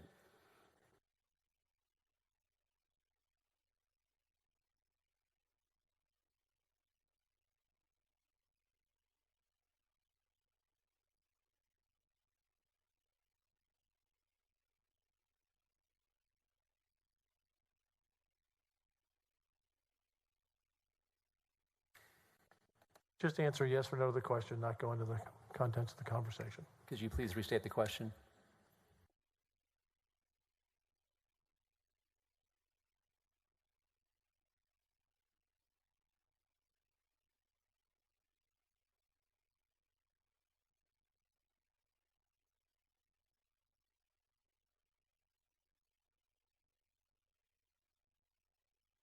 I ask you, well, did you find out whether this guy knew anything about the matter that you were calling about? Judge, I re-urge my objection that... The judge has already ruled. Would you answer yes or no? Judge, I re-urge the objection that it is hearsay. Anything... He can answer yes or no. Yes, Judge. That's it. I did learn whether or not this gentleman knew anything about the file. All right. So as a result of what you learned from that conversation, did you go then back to the Attorney General? Or contact him one way or the other? I returned to the Attorney General to seek additional assistance because I still had no assistance. All right. And what did you tell the Attorney General, and what did he say to you? Well, I went back to the Attorney General, and we still did not have an authorized requester under the code. Did you tell him that this guy didn't know anything about it? Objection, Your Honor, to hearsay. No, excuse me, let me be this heard. Question is, the form of this question... Stop arguing with each other. Let me Finish be your heard, objection. please. Your objection is? The form of Mr. Hardin's question is hearsay. He is insinuating and stating hearsay in his question. The difference is he's in the presence of the Attorney General, and we're about to have, by an acquiescence by silence in this, and it is not being offered for the truth of the matter. It's being offered the fact that he told the Attorney General, which then influences the Attorney General's conduct following. Judge, he's backdooring hearsay through a witness that the witness hasn't even stated his name. Sustain. Continue. May I be heard briefly? I just wanted to point out one thing. I'm not arguing with you at all. It's important to understand that when we're talking about hearsay, this man is the witness. Hearsay is designed to prevent people from coming into court and repeating something that can't be cross-examined. This man can be cross-examined about the conversations that he had previously, but more importantly, he's there having a conversation with the Attorney General. The Attorney General is the one who sent him on the mission, and the Attorney General, by acquiescence, is acceding to the comment. And when you put all that together, I'd respectfully ask the court to reconsider. And Your Honor, we're talking about a conversation with an unnamed witness on an unknown number on a sheet of paper we don't have. This is hearsay. Try rephrasing the question one more time. Would you rephrase the question one more time? Thank you, Judge. When you talked to the Attorney General, what did you tell him about your conversation, and what was his response? Objection, hearsay, Judge. Overruled. Continue. Answer the question. Thank you. I shared with the Attorney General that the random number he had provided me and the gentleman had yielded no helpful information to me whatsoever. Did he know anything about what you were calling about? The Attorney General? No, the man you called. No. All right. And so when you told the Attorney General that, what was his reaction? He shrugged it off and said, well, let's proceed anyways. All right. Well, so you went and searched then for a requester, did you? I enlisted the assistance of Ryan Fisher. All right. So now, what would you need to be able to render this opinion that the Attorney General had requested? Well, if we were going to issue an opinion to an individual, we needed someone who was authorized to make a request to our office. All right. And were you ultimately informed that Mr. Fisher had, without going into what he said one way, located a requester? Yes. And who was the requester? Senator Brian Hughes. All right. Now, I want to be very clear. Do you have any evidence from any source or any reason to believe that at the time Senator Hughes was asked to be the requester, that he had any idea that that would benefit any particular individual at all? No. All right. And we're now 3 years later.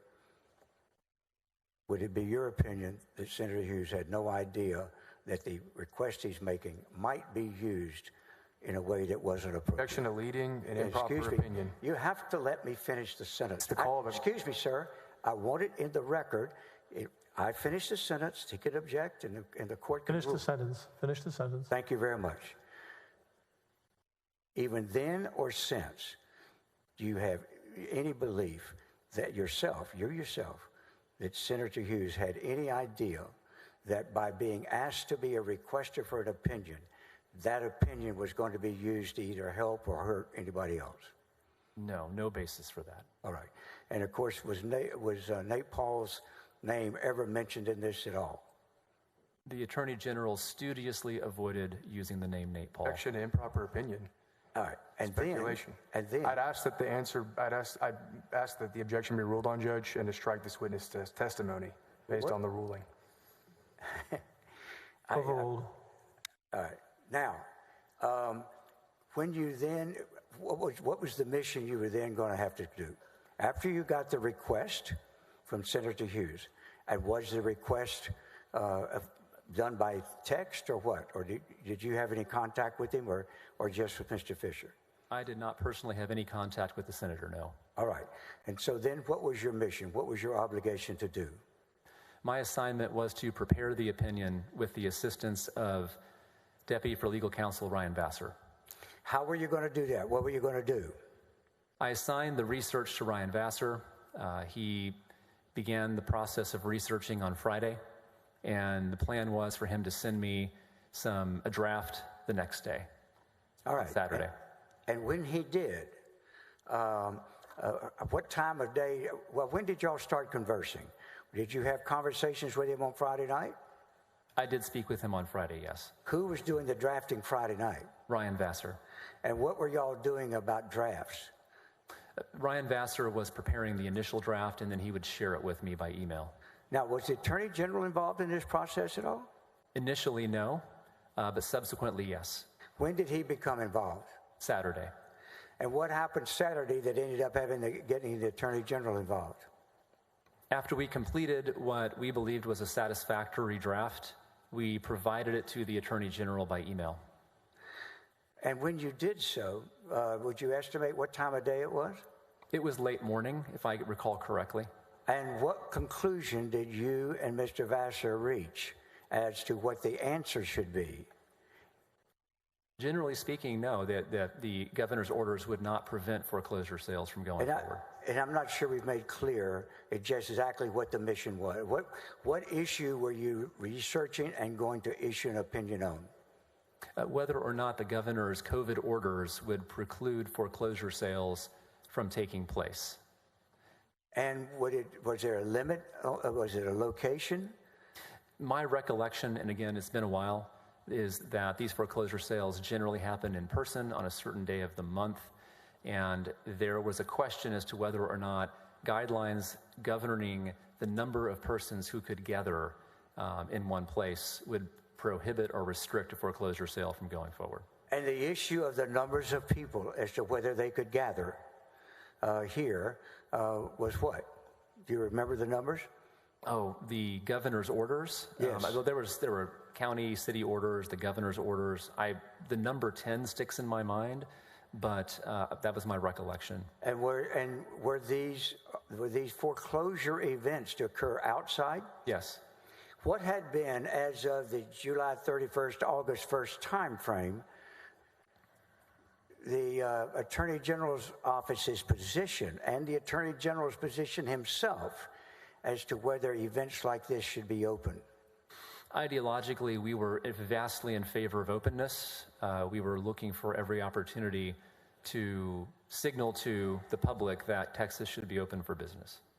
So if one were to close those foreclosure events, would that have been consistent or inconsistent with the position that the Attorney General's office and the Attorney General himself had been taking in the months before July 31st and August 1st? That would have run proper opinion. Excuse me. He's entitled to express whether... Thank you, Judge. Thank you. It would have been contrary. All right. Now, the opinion that you reached, what did you inform? Who called the Attorney General or whatever communication you used to let him know what your position was? I emailed him the draft that Mr. Vassar had prepared and that I had reviewed. And at that time, who signed the draft, or was it signed at all? Was it still a draft? Still a draft, although if my recollection serves me right, it was set up for Mr. Vassar's signature. All right. And so, and your conclusion was that you notified him of him in that draft was what? Generally speaking, foreclosures could go forward. All right. And then what response did you get from the Attorney General? At some point that afternoon, he informed me that that was not... What time of day and how? Mid-afternoon is my best recollection. What did he tell you? That was not the answer that he wanted or that he was looking for. So what did he instruct you to do? The opposite. Do the opposite. Do you recall what he said? It was effectively, this is not going to work. We need to do something very different. We need to write this a different way so that foreclosure sales don't go forward. And of course, he repeated his mantra about helping homeowners in Texas. And of course, at that point, I understood sort of what his argument, I could understand why he was arguing that, but he did say, let's reverse it and go this direction. Let's reverse what? The opinion that we had reached. And so what did you and Mr. Vassar do? We wrote it the way that the Attorney General had asked. I specifically asked Mr. Vassar if it was an 80-20 or 90-10 proposition, if it could pass the laugh test, and he thought he could write it in a way that would pass the laugh test. And when you, had you begun to wonder why he was so involved in this? It was very uncharacteristic for the Attorney General. Pardon me? It was exceptionally uncharacteristic for the Attorney General to be involved in an opinion like this. Now, so what did you guys do to go draft the opposite opinion that you just delivered? I assigned it to Mr. Vassar, and he got to work. And how did y'all get to work? What were the next 7 or 8 hours like? He prepared the draft. He sent me the draft. We edited it. I had provided it to the Attorney General that evening. He had some additional comments and requests for changes to the opinion. We worked past midnight. How many times did you talk to the Attorney General? Several. Did the Attorney General initiate calls with you during this period of time? Yes. And if you had to estimate, how many times did the Attorney General reach out to you about the language of your opinion and what he wanted in it that night? Multiple times. It was at least 3 or 4, probably more. Would the phone records of going back and forth from your numbers be the best judgment? If the phone records show calls that particular Objection night. to leading an attorney testifying about facts, not in Excuse me, I evidence. still get to finish the question. I'm objecting to the line of questioning. Overruled.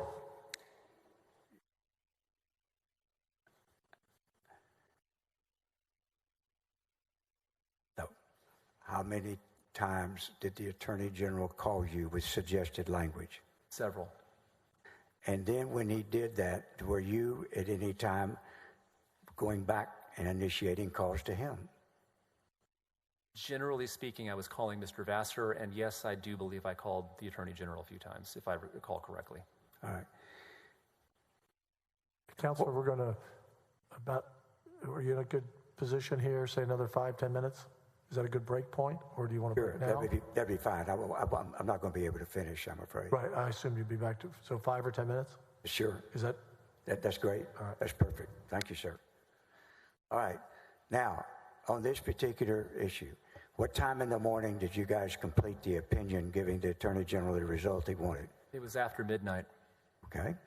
And by the time midnight came around, how would you describe the Attorney General's conduct that night in terms of his involvement with you? It was bizarre. And why was it bizarre? He was acting like a man with a gun to his head. In what way? Anxious, desperate, urging me to get this out as quickly as humanly possible. I was very concerned. Objection to speculation, Your Honor. He's speculating about what Mr. Paxton felt at the time. My question is directed toward his reaction and observation as to the way the Attorney General was acting. Overruled. Continue. Go ahead, sir. All of those things. He was desperate to get it out quickly. Objection to speculation, Judge, and improper opinion. Overruled, Counselor. Did he have a deadline for you guys? Had he told you when you wanted to get it done by? It had to be done that weekend. Pardon me? It had to be done that weekend. Okay, now you keep the microphone. I'm sorry. Now, when were you supposed to have it done? When did he give you a day? Because I didn't quite understand your answer before. I apologize. Yes. It had to be done that weekend. That weekend. Did he tell you why? He continued to repeat his mantra that this is going to help homeowners. All right. And did he explain to you any homeowners were in crisis by Monday morning? No. Did you yourself start connecting any dots as to what this might involve as a result of all this? I began to form an opinion, yes, about what was happening. And what was that? He had asked us to completely rewrite the opinion, to change the conclusion. He had done so in a whirlwind of activity. Objection and non-responsive. It's he asked about his opinion. I think it's very overruled. Thank you. Go ahead. Based on those observations, I was very given the fact that there had been no profit from prior interactions with the phone number he gave me. I was very concerned that something more was going speculation. on. Let me ask you this. I didn't hear that last answer. I objected to speculation. May I? Overruled. Thank you. May I point out, she can't get both of us, and it's just a nightmare for the court reporter. I'm objecting to sidebar, Judge. Excuse me, sir. Excuse me, both of you. You're correct. She can't record two people at one time, so try not to talk over each other. Yes, Your Honor. Thank you, Counselor. Thank you. Now, after that, did you learn of any particular event that involved Nate Paul that would indicate a potential benefit from the ruling that you ultimately issued? Objection to leading and speculation. I asked what he learned. It's not speculation. He insinuated. I'm going to sustain that one. Rephrase. All right. Thank you, Judge. Did you yourself also find out anything about Nate Paul and foreclosure event? Objection to relevance. Oh, I think it's very relevant. And speculation as well, Judge. It's very relevant, and that's I'm sorry.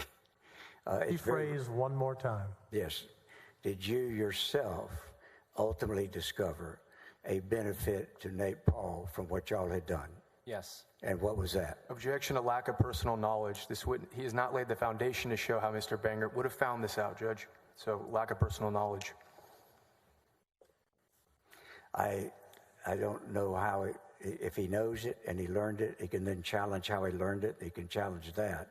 But whether or not he learned of a benefit to Nate Paul, I don't know what the objection to that is. I'd be happy to take him on board higher, Judge. I'll sustain it. Now, ultimately, did you have any more, the opinion that you issued, you've explained that it was contrary to the law as y'all researched and issued your first opinion, correct? It was not the best interpretation of the law by a long shot. Had the Attorney General ever inserted himself in a particular opinion during the time you were there? Objection to speculation. No, it's whether he knows of any time ever the Attorney General had ever interfered with an opinion like this. Overruled. Thank you. Question. I oversaw the opinion committee Pardon me? I oversaw the opinion committee for over a year, and in my time overseeing the opinion committee, he never interjected himself in that way. During that year you were there, had he ever interfered with the conclusions that the opinion committee or anybody working in that committee had issued? On occasion, he would have suggestions, but the degree of interference here was completely unprecedented. Had you ever had him participate in the actual drafting of an opinion? No. In this particular time that you were talking to him, and were there any, on that Saturday, how many times would you estimate that he would call and ask you how much longer? Toward the end, it was repeatedly. He would text me. If I recall correctly, he also called. But it was a constant stream of communications. And did he ever send back to you some suggested change in language? They were by phone call. All right. Did he ever call and discuss any change of language? Yes. Had you ever experienced anything like that with the Attorney General? I had not. The final particular opinion, who initially signed it? At first, which one of the two of you signed it? It was set up for Ryan Vassar's signature initially. Did the draft have that for him to sign initially? Yes. Did you change that? I did. And how did you change it, and for what reason? I changed it to go out under my signature. And why?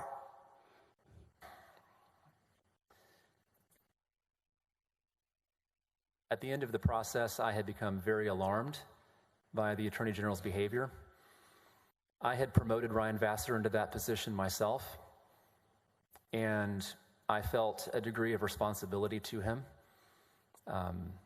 He was still building his career, and my sense was if something broke bad with this, I did not want it to tarnish his career. I think that's a good place to stop, Your Honor. Thank you, Mr. Hardin. We will adjourn until 9 a.m. tomorrow morning. Thank you.